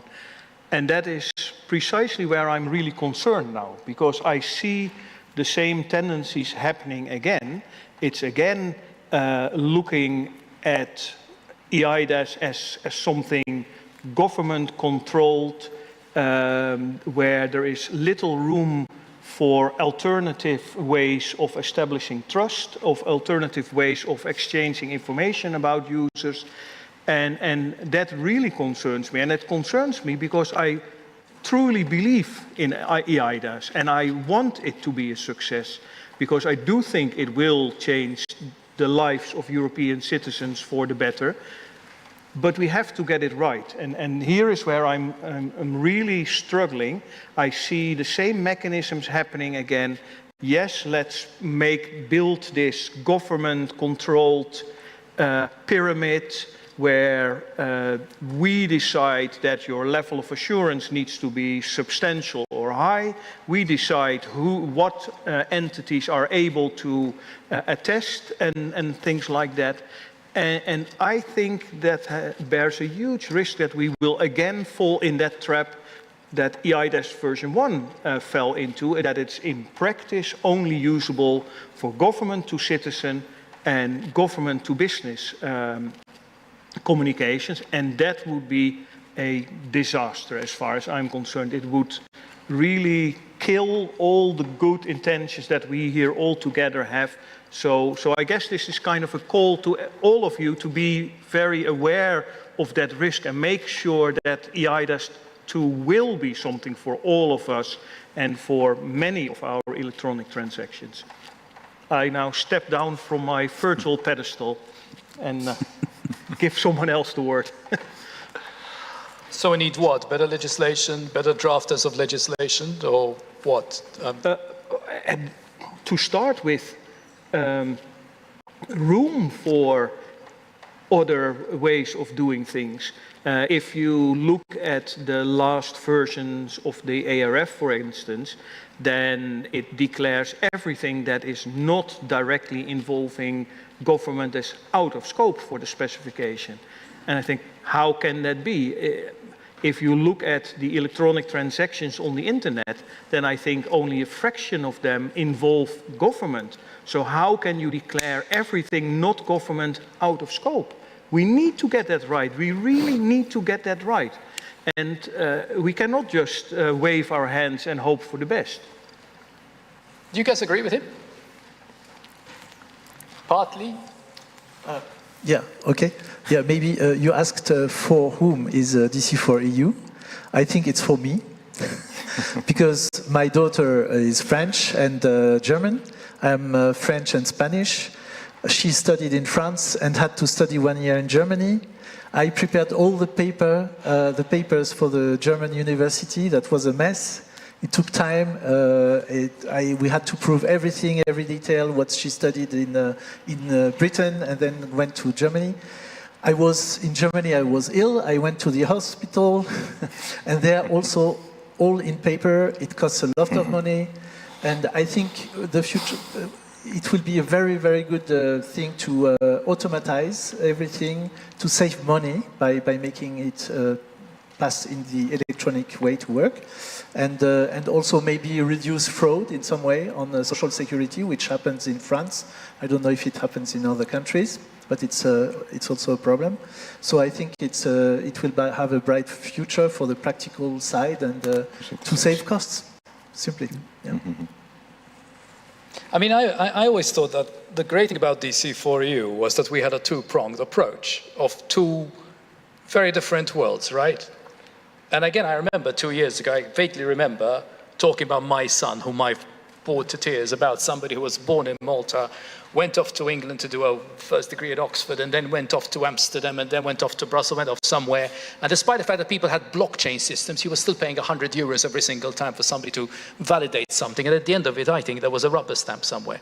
Even though at the same time, I do remember Leif telling me, so what? Paper still counts. Okay, so we're in this kind of hybrid world. But if we have to think in terms of the end user, there's that kind of end user, and I care about, I'm on their side, okay? I'm on the side of the student. The institutions, though I've worked for a few of them, I'm always on the side of student. When it comes to social security, it's a bit different, though, when we start talking about governance, right? Because I do want big government maybe there. So if I break my leg somewhere, yeah, if I come to Germany, then it is me, and I'm not going to face $5,000 bill. And I think that's part of the issue that we're kind of treading at the moment. I think, I hear the big European project, which maybe we were maybe suspicious of, and now because of US technology potentially becoming adversarial. And this is being spoken very openly now. It's not, I mean, I don't know how many, next generation internet conferences I've been to. It's now, that's what the discussion is all about. So I think we're juggling between what is big government, what is the right of the citizen, what do we do? And my biggest fear remains this, and I've got to be very blunt about this. We all have spent 2.5 years of our lives doing different things in this big project. And how can this go forward in its next iteration? Because I agree, the Commission will now pivot to something else which is more meaningful, or people who weren't involved in this project. Because the problems are still there. They haven't gone away. So if we have to go into lessons learned, maybe we've learned, what lessons have we learned? Can we identify one lesson we've learned besides that it's been challenging? Stefan. So I think for me, it is a little bit what I said during my presentation as well. We have learned more about how this actually can work. So in the sense that when we started, we knew so little. So it was really hard to put the citizen in the focus in this large-scale pilot because we didn't really know what we were going to build. But I think now we're in a position that we have a much better understanding of what it is that we can achieve from a technical point of view, so that we can actually start looking at, okay, now we have some kind of fundamental layer of understanding. Now we can, for real, start pinpointing how can this make actually a big difference for the citizen and the end user. I guess the question in my head now is that this is a large, was in the process of dying as a large-scale pilot, right? We're in the process of dying, and I'm seeing if there's rebirth potentially in this, right? So if you have to go to, we go from pilot to production, which is something which I think we were kind of mumbling about. I mean, for me, piloting to production still implies scaling up, funding, leadership. I guess we need some sort of orchestrated approach to embed, particularly within social security, I think, you know, into the EU DI, I guess, wallet ecosystem. What do we do about IDAS Mark III, for instance? What do we do about verification? I think Gert mentioned this, you know, trust and acceptance is dependent on a transparent system for the onboarding of relying parties acting as verifiers. That's the complicated bit. So how are we going to proceed, if anybody is going to proceed? I mean, I think the first question is, are any of you going to proceed with the project? 1, 2, 3, 4, potentially 5. I am actually going to support the sector, but not as a partner in the project. But we do have in our own projects also topics around this space. So I will not just walk away from this. What do we do? I mean, again, large-scale pilots. We just done one. No, we have not. Do we do another one? We have not done a large-scale pilot. That is my, again, being a bit the negative one here in the panel. This is not what, in my mind, a large-scale pilot is. A large-scale pilot is you take something from a proof of concept and you bring it to a significant amount of users. We've not been able to do that. Somebody said to me the other day, are you now winding down the project? I said, it feels like we're starting it now. We finally have something that we can trial, that we can expose to real end users. So yes, we are still at the beginning. Good.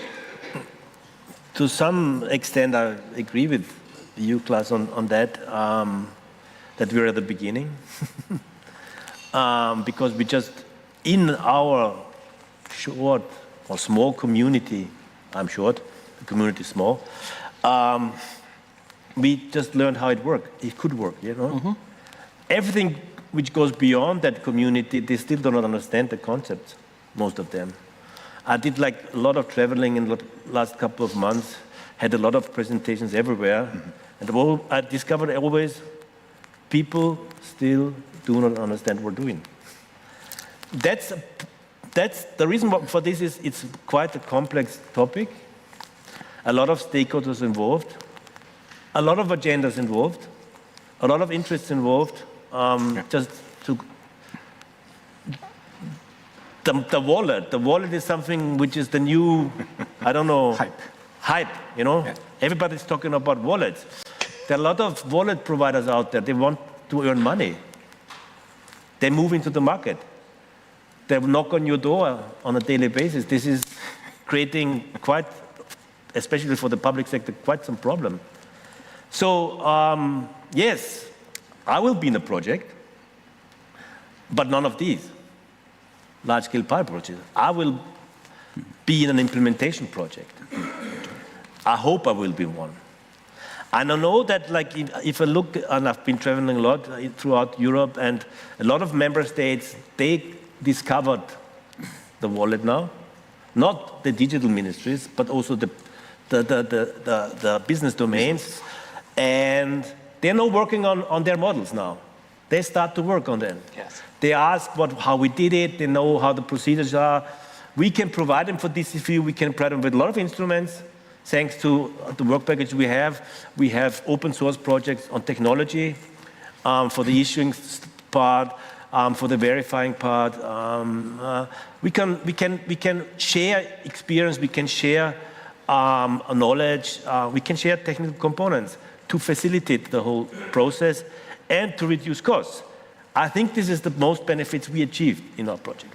We have now knowledge which we can distribute all over Europe, but we are in the beginning. Sorry, that's my alarm app, sorry. Nacho, you wanted to dive in? Yeah, and that's I think we should start, and we should start now for getting things done and moving into rollout. That's, I think, what we have to do. I wanted also to give a more positive view. So 20 years ago, we were very excited because we had discovered the limitations of classical PKI, what we today call classical PKI. We are all old, so this is classic. And then we started to work into federations. I was part of the Liberty Alliance. I was part of the technical committee that created SAML. I was part of the STORK project, where the Spanish government was deeply involved. We created the legal basis and the technical basis for something that actually works today. But of course, in the first large-scale pilot, in the first STORK, we failed. We learned, but we failed. We weren't able to produce anything in real, because you need time for that. But we learned things. We installed an infrastructure that complemented the PKI. And now what is happening today is the same thing again. So now we are discovering the limitations of federations, and now we have understood that we need to give more sovereignty to the citizen. We need to say, okay, instead of delegating the authentication process to the IDP, we say, you self-authenticate, because you have the control, so you have all privacy. And we take the best of PKI and the best of federations into one single system. Of course, it is small, it is unclear, we are learning, and it will take a second round of LSPs, perhaps a third round of LSPs, because it's a huge effort. But at least we need to recognize that we've produced something valuable. And in fact, we've done something which is very interesting for me. We've been able to transition from the crypto-anarchist SSI view into something that can leverage the best thing that can be provided by the government, which is the foundation identity. In this sense, I'm quite happy, and I'm moving also into real projects. So we're not at the end of a pilot because we haven't really started. We've started the pilot, but it hasn't delivered what it was meant to do. We're on day one, yeah. We're not communicating as clearly as possible to the right people we may need to communicate to. And my obvious question is, who are these people? That's why I asked about whether the Commission is here, because I've spent a lot of my life working with policymakers, I'm afraid, and I know how, at least at government level, at least within the education sector, how a lot of these decisions are taken. And they're not taken on the basis of PKIs. They're taken on the basis of change. How easy is it to change something? Whether you have a change agent around, the propensity to change if people see something in it for them at the moment. And I agree with all of you. I don't think we've quite got to that stage. My other little anecdote, and I get to you, Gert, is I had a conversation with the Commissioner for Young People, I think, about 3 weeks ago. The expectations out of the digital identity wallet are amazing. It's got to solve everybody's problems. It's like the Google wallet for all our lives. Everything's going to be doing it. So yeah, if I break my leg, you're going to solve it for me, yeah? Education. And I keep on saying, good luck with that. I mean, I was writing about the blockchain in education 10 years ago, which is why I keep on riling you and say, yeah, 10 years later, now what? We're still dealing with paper. So, yeah, over to you. I think what is very important in that context is like, the wallet is an instrument. It's nothing without the business behind, right? But what is clear is that we have the wallet, and it will be the instrument to solve the topics. And that even is not understood. We have a regulation, a European regulation. This is mandatory for all member states. And still I find people saying we can work around the wallet because we are big in social security, we know better. And this is the problem. We should all commit to the wallet because it's there, it's a European regulation. We have a really comprehensive framework available. Not yet, it will be available. And we can build business models out of it for public service connected to private entities. But we need to commit. We don't even need to commit. It's there. We have to use it. The citizen has the right to use it. And that, I think, should be the main message first. We have to use the wallet. No matter what we think, it's there and it's mandatory.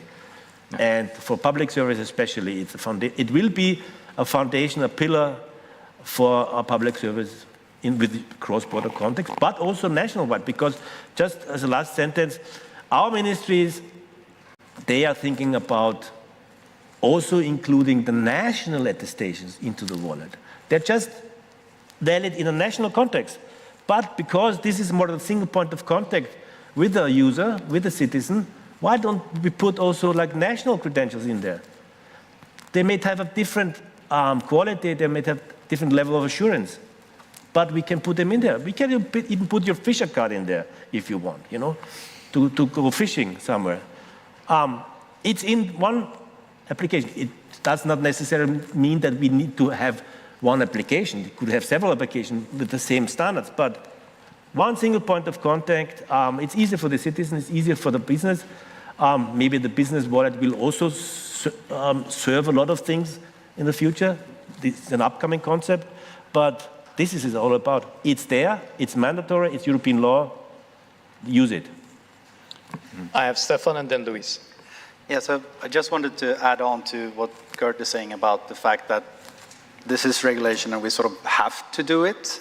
And in the talks, there's a lot of people saying that there needs to be business use cases for this to actually work, and there needs to be money in the system. But I think that, at least from my point of view, I think many people overlook the fact that if we actually manage to succeed in just having an identity from everyone, from all nations, in the wallet, that in itself is extremely powerful. Especially looking at the education sector, I design trust and identity services. I can build identity services spanning the globe, super simple, within education. But as soon as I have to go outside of education, somehow identity related, it's almost impossible. So if we, now I agree with Klaus, there are certain challenges that if we regulate too much and make it hard to use, it's not going to help much. But if we do have a system where we have access to identities for everyone, that in itself, I think, will create a lot of opportunities and create a lot of innovation, or enable a lot of innovation within many sectors, just because identity in itself is hard and expensive today. If we make it easy and cheap, that will open up a lot of doors. Maybe just to add, remarking what we already shared this morning. On the one side, closed models are and still be there, because it makes sense, because they'll follow another exchange data model between parties and so on, and will be there. What is really important is that I see it as opportunities. We have an opportunity of a new EID means, of a new data exchange model between private sector and so on. So, as I see it, current stakeholders can take the opportunity to see, if I want to play, let's say, on the eIDAS league, this is what I need to do. That doesn't mean that you need to, let's say, cancel all current. No, it's not about that. It's about identifying opportunities. And for example, the best example is the relying party intermediary. Because we will need it, at least for education. There's a whole, let's say, a whole bunch of opportunities there. Because the requirements, and that's important, the requirements for playing an official role of eIDAS are hard. Of course, public sector bodies are mandated. And it will be member states, the one that will fix the requirements. But for TSPs, are also not easy. Not just for pure TSPs, that's another league, I think. So I think it's not one or the other. No, there's space for everyone. What is important, and I think, is that, and that links to, at least in education, with open recognition of this stuff, maybe something will be shared to you. Depending on the mechanisms of verification of the content and so on, the consumer, the verifier, will trust, or will have high level of trust to what has been shared or not. But that's another thing, right? The important thing is that with the eIDAS, we have a common framework. With mandatory or should not be denied one. With mandatory, there's no option. It has been shared to me, I need to accept it, full stop. So we need to enable these new mechanisms to accept, not just accept, but also trust on that and then act accordingly. And that will require the digitalization, evolving all the digital internal processes, mechanisms, and so on. But that's good also for the citizen to provide better services, let's say. So I think this is the key point, let's say. Okay, Klaus and then Nacho. So we should not forget that the mandatory part is not on the user. It's mandatory to accept me as a user. And I think there is an important distinction. And for me, the key word here is friction. I think we need to be able to reduce friction for the end users. When I checked in for my flight for tomorrow morning, the very first thing I did after checking in was put my boarding pass in my Apple wallet. Not because I trust Apple particularly, not because I have done an analysis of the security parameters of what I'm doing, because it's just damn easy. When I arrive at the airport, I have it already there, I just have to tap it and I show my boarding pass. When I now go to a shop, I again take my watch and double click and hold my watch and I pay. There's lots of stuff going in the background, and as an end user, I couldn't care less. Just make it happen, make my life easy. And mandatory or not mandatory, if we don't manage to make life easier for the users, then this will hopelessly fail. The good news is that I do believe we can make life a lot easier for citizens and students and any user on the planet, essentially. And again, I think that is what we all should strive for. Nacho. Yeah, just wanted to come back to the out of scope thing you said. It is curious because for you this seems to be a bad thing, but for me it's a good thing. Mm-hmm. So everything should not be in the scope of the RAF nor in the scope of the eIDAS. And I believe that here we have a conceptual problem because, of course, the eIDAS is essentially dealing with strong identity governance, which is for member states. But then it also deals with other identity attributes governance, which is what we typically do with federations and in sectorial spaces. And this mixture is bad because they want to have a super secure identity, and then they say, okay, the qualified attestations should fulfill the same. But that's not true. So a good approach would be for policymakers to say, okay, we are providing the platform, this structure, we are providing railways, so you can just get any kind of data, but then you're free in your sectorial approach to define your own identity governance framework. So you can still have what we've built in federations, but just changing the technical mechanism so that people use their data under their control. And that's all. If they allow us to do this, instead of forcing us to become qualified for everything, it actually can work. So this is a strong message for the policymakers. If they design properly the system and they let flourish the private market and even the public sector market when they do not need that level of confidence, it can actually work better while maintaining the same governance structures. Because all the wallet stuff is about data governance, all of it. Yeah, so I actually don't think we disagree. I think we agree very much.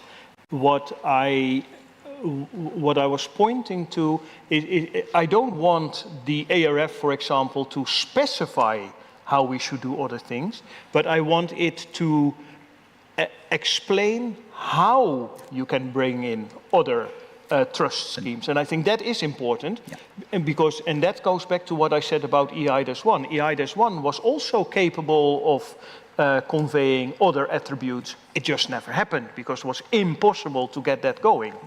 So that's what I want to avoid this time. Yeah, agree. Yeah. So back to the communication issue.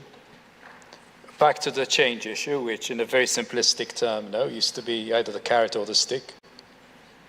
The stick being the legislation and the carrot, it's good for you. Yeah. And now I'll weave into the more contentious issues. Oh, it's time. It's time. Because you heard the word trust, right? And whom do you trust? You know, according to Mark Zuckerberg, soon you'll only trust 3 people, but don't worry, help is on its way. You'll have your own AI agent, and you can trust that, and that will be your therapist. And maybe you should all be investing more money in that than any of this. But trust frameworks have been something which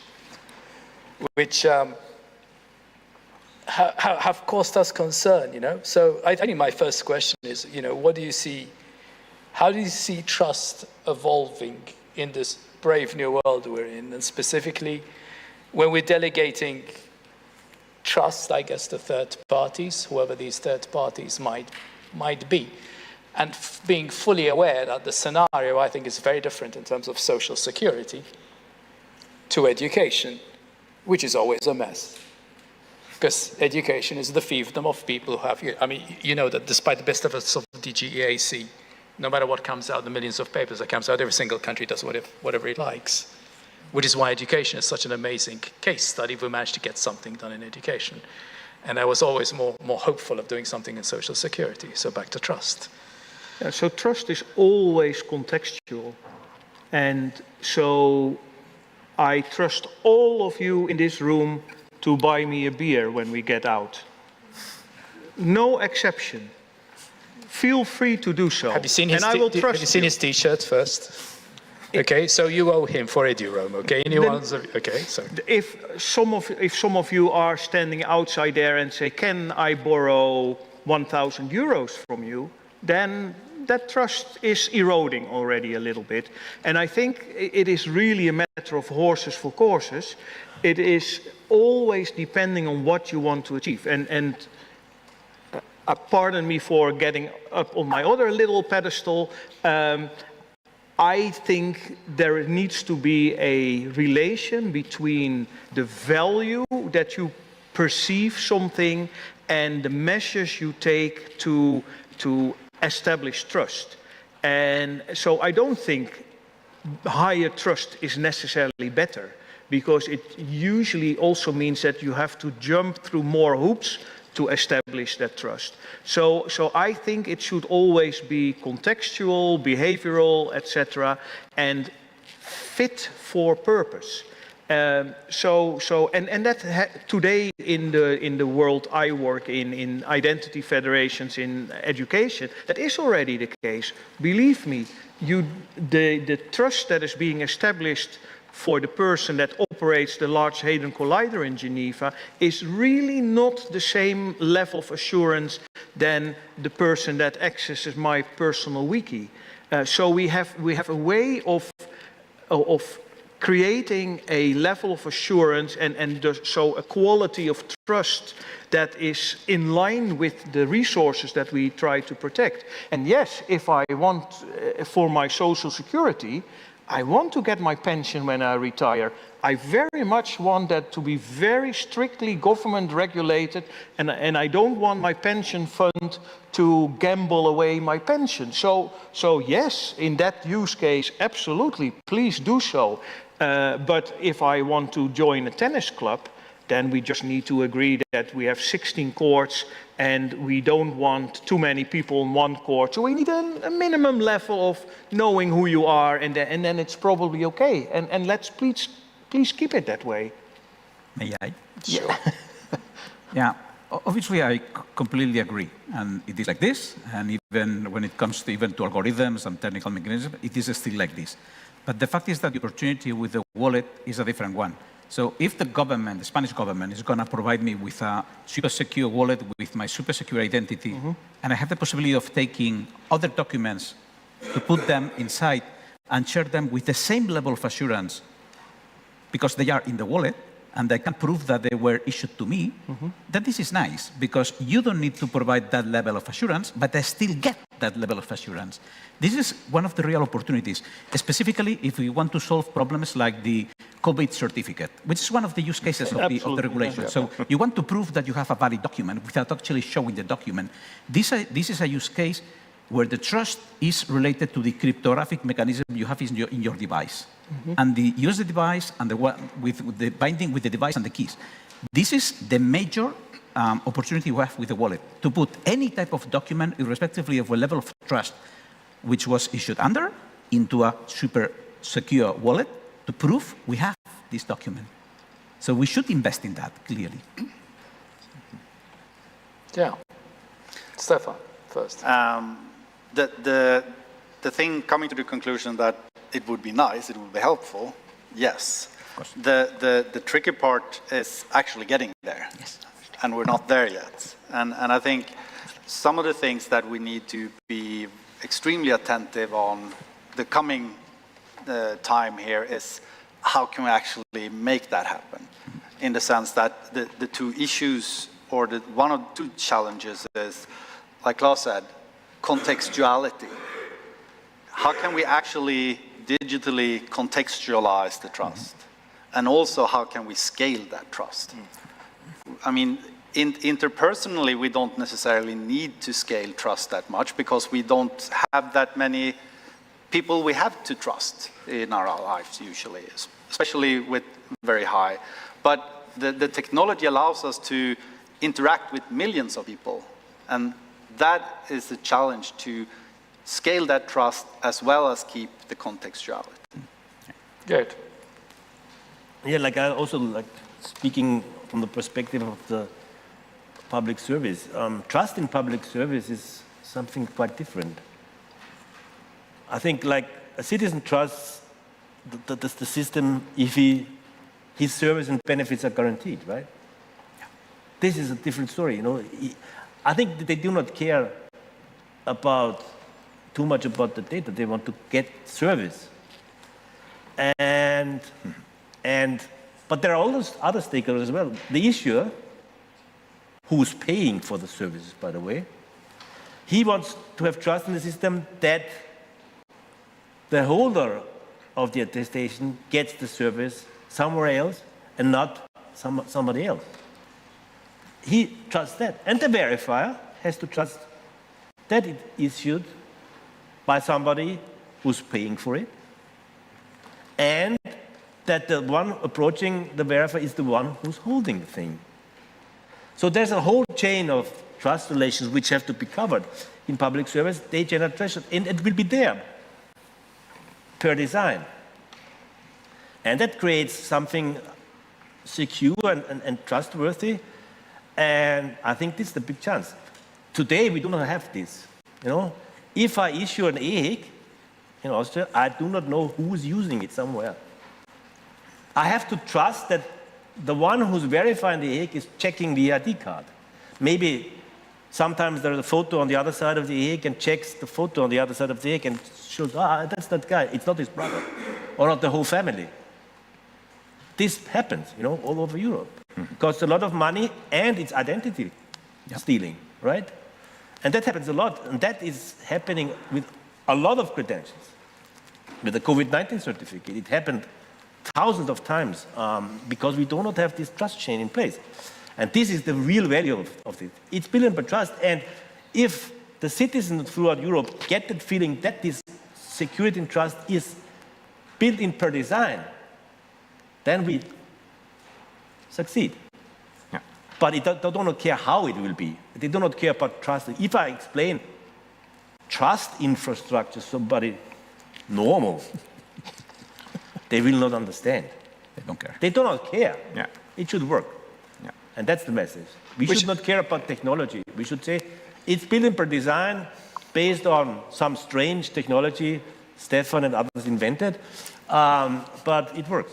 And that should be the key message. And if I'm allowed, that's the goal for EIDAS, providing trust in digital services for both citizens and legal entities, both public and private. That's the real goal of EIDAS. Yeah, maybe, can you hear me? Yes? Hello, can you? Hello, does it work? Yeah, okay. Yes, in France we have France Identité, and for instance we have one of the highest trust levels, LOA high, and we use that, for instance, for proxy voting for parliament elections, And of course, people want to have real people going and voting for real, you know, not cheating. And we use that for this. And we have an application which is the car registration card, which is also on the wallet. And it is with a normal trust level. We don't need this very high trust level. And it has a huge success. We had several tens of thousands registrations per day. So we are at around 200,000 since last week. So, but because it's simple and it doesn't ask so much trust level. And I believe very much also in the private partners, the market and all the actors to find new applications and new ways to run all this. So we provide something and then the market uses it. And that's how we can work. We do that with the banks in Aptitude also. Sure. I think it's amazing that we've managed to get through trust frameworks which are without anyone bleating anything about EPSI, OpenID, Educate, hybrids, and anything in between. So that's an absolutely amazing thing. So thank you for that.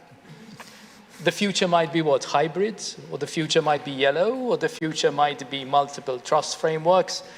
And should we care? Not sure. Our final word on this one, because I'm being told that we soon have to. I believe, at least from my perspective, is that we should use whatever it is there. So it is clear that the wallet will change the way we do things. So it's not anymore delegated authentication, which is the main problem.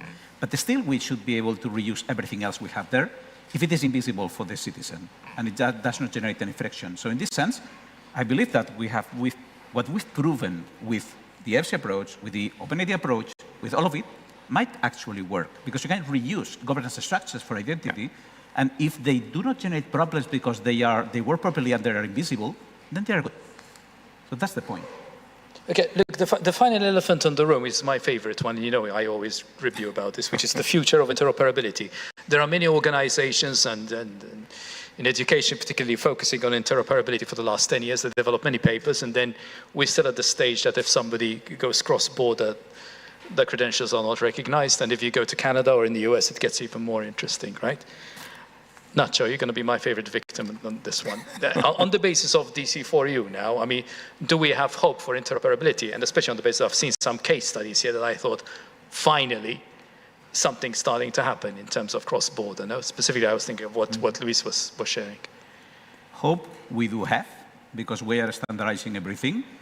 And if we are able to combine existing mechanisms with new mechanisms, probably it will work, and it will work better. So yeah. And yet, if you want to have something operating at scale, if you want to have like somebody in Spain who wants to have their credentials recognized in Canada, where are we now? That's a tricky question. But CITRAL, which is an international organization, they have created a new legislation, international legislation, for the recognition of identification systems and to services. We could use actually that for achieving a sectorial agreement, extend the rule book, and then share by these existing mechanisms, whereas federations, blockchains, and both, the information. So we can actually do that because we can agree on that. If the legislator maintains the RAF out of scope this stuff, then it can even work. Okay, look, we've got, I think, about some time for questions. First, I want to thank these guys, because, I mean, it's not easy to riff off some of these questions, so you want to give them a round of whatever.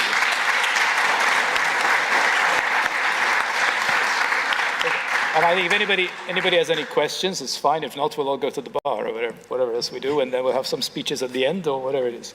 So does anybody have any questions? Or is everybody exhausted? Okay, I can't see any questions. So I think on the basis of that, Angel, you should do the formal. We should move.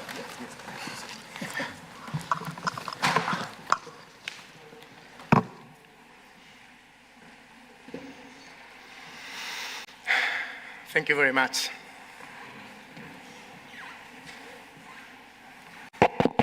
Thank you very much. What a very interesting conversation, by the way. Dear colleagues, friends, as we reach the conclusion of today's event, I would like to take a moment to reflect on the remarkable journey we have shared as part of the Digital Credential for Europe project. Over the past years, we worked together across borders, sectors, and disciplines to turn an ambitious vision into a tangible reality. I'd like to express my deepest gratitude to every single member of this remarkable consortium. Your commitment, expertise, and openness to collaboration have been the cornerstone of our success. I also wish to thank the European Commission, especially DG Connect and HADEA, for their guidance and support throughout this journey. This project has not only advanced the deployment of the European Digital Identity Wallet, we have also set a high standard for collaboration, technical excellence, and innovation at a European level. The results we have achieved in the crucial fields of education and social security, engaging over 100 organizations from 25 countries, are a testament to what is possible when Europe unites around a common purpose. Today marks not just the end of an ambitious project, but the beginning of a new era for digital identity trust and verifiable credentials across Europe. But beyond the engagement we have managed to build together, we have undoubtedly had an impact. The DC4EU project has had a profound impact on the European digital landscape, particularly in 3 key areas: the eIDAS architectural reference framework, the European Digital Identity Wallet, and the development and adoption of verifiable credentials. This impact has happened thanks to and because all of you. The eIDAS Trust Framework has long been the foundation of secure electronic identification and trust services within the European Union. With the revision of the eIDAS and the development of the ERF, we've witnessed a significant broadening of scope from identity to the electronic attestation of attributes and the technical measures needed to establish trust frameworks in sectorial domains like education and social security. DC4EU has played a pivotal role in this evolution. We've closely aligned our work with the iterative development of the ARF, ensuring that our technical solutions, especially our open source, e-source, and verifier components, are not only compliant, but also help existing IT infrastructures across Europe to seamlessly integrate with the new standards. By doing so, we have lowered barriers for both public and private sector bodies, accelerating the adoption of interoperable digital identity solutions. Our pilots have been more than technical tests, they have been proof points for a new paradigm in digital identity. In the domains of education and social security, we have enabled thousands of wallet transactions with more than 10 institutions now able to verify digital credentials and hundreds of users actively participating in the ecosystem. Perhaps most transformative has been our work on verifiable credentials. By leveraging state-of-the-art technologies and aligning with international standards, we have revolutionized how educational achievements, professional qualifications, and social security entitlements are issued, verified, and recognized.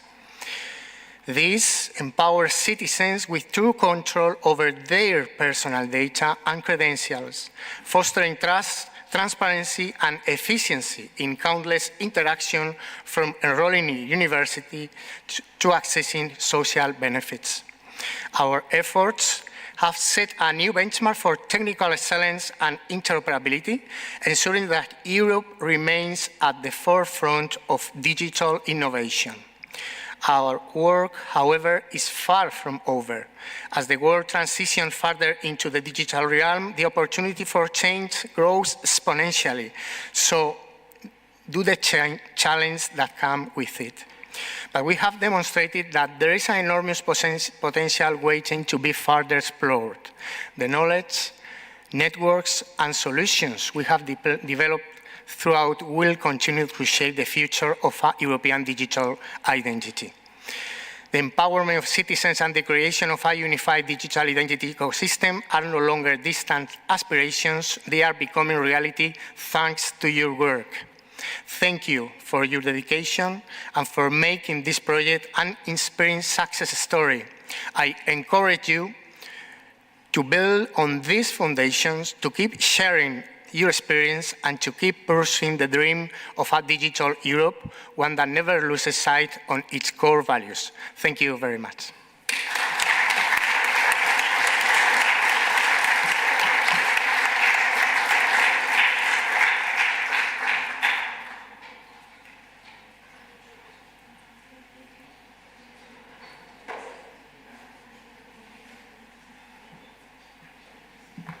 Oh. Angel already closed the meeting and the project, so there's not much more to say. Well, not the project. We have until the 31st of July, Maria, to send the last deliverables. Yeah, that's good.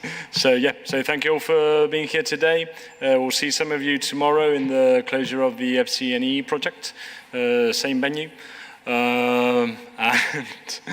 And yeah, well, thanks and enjoy your stay in Madrid if you're staying, and if not, safe travels home, and it's been a pleasure. Okay, thank you.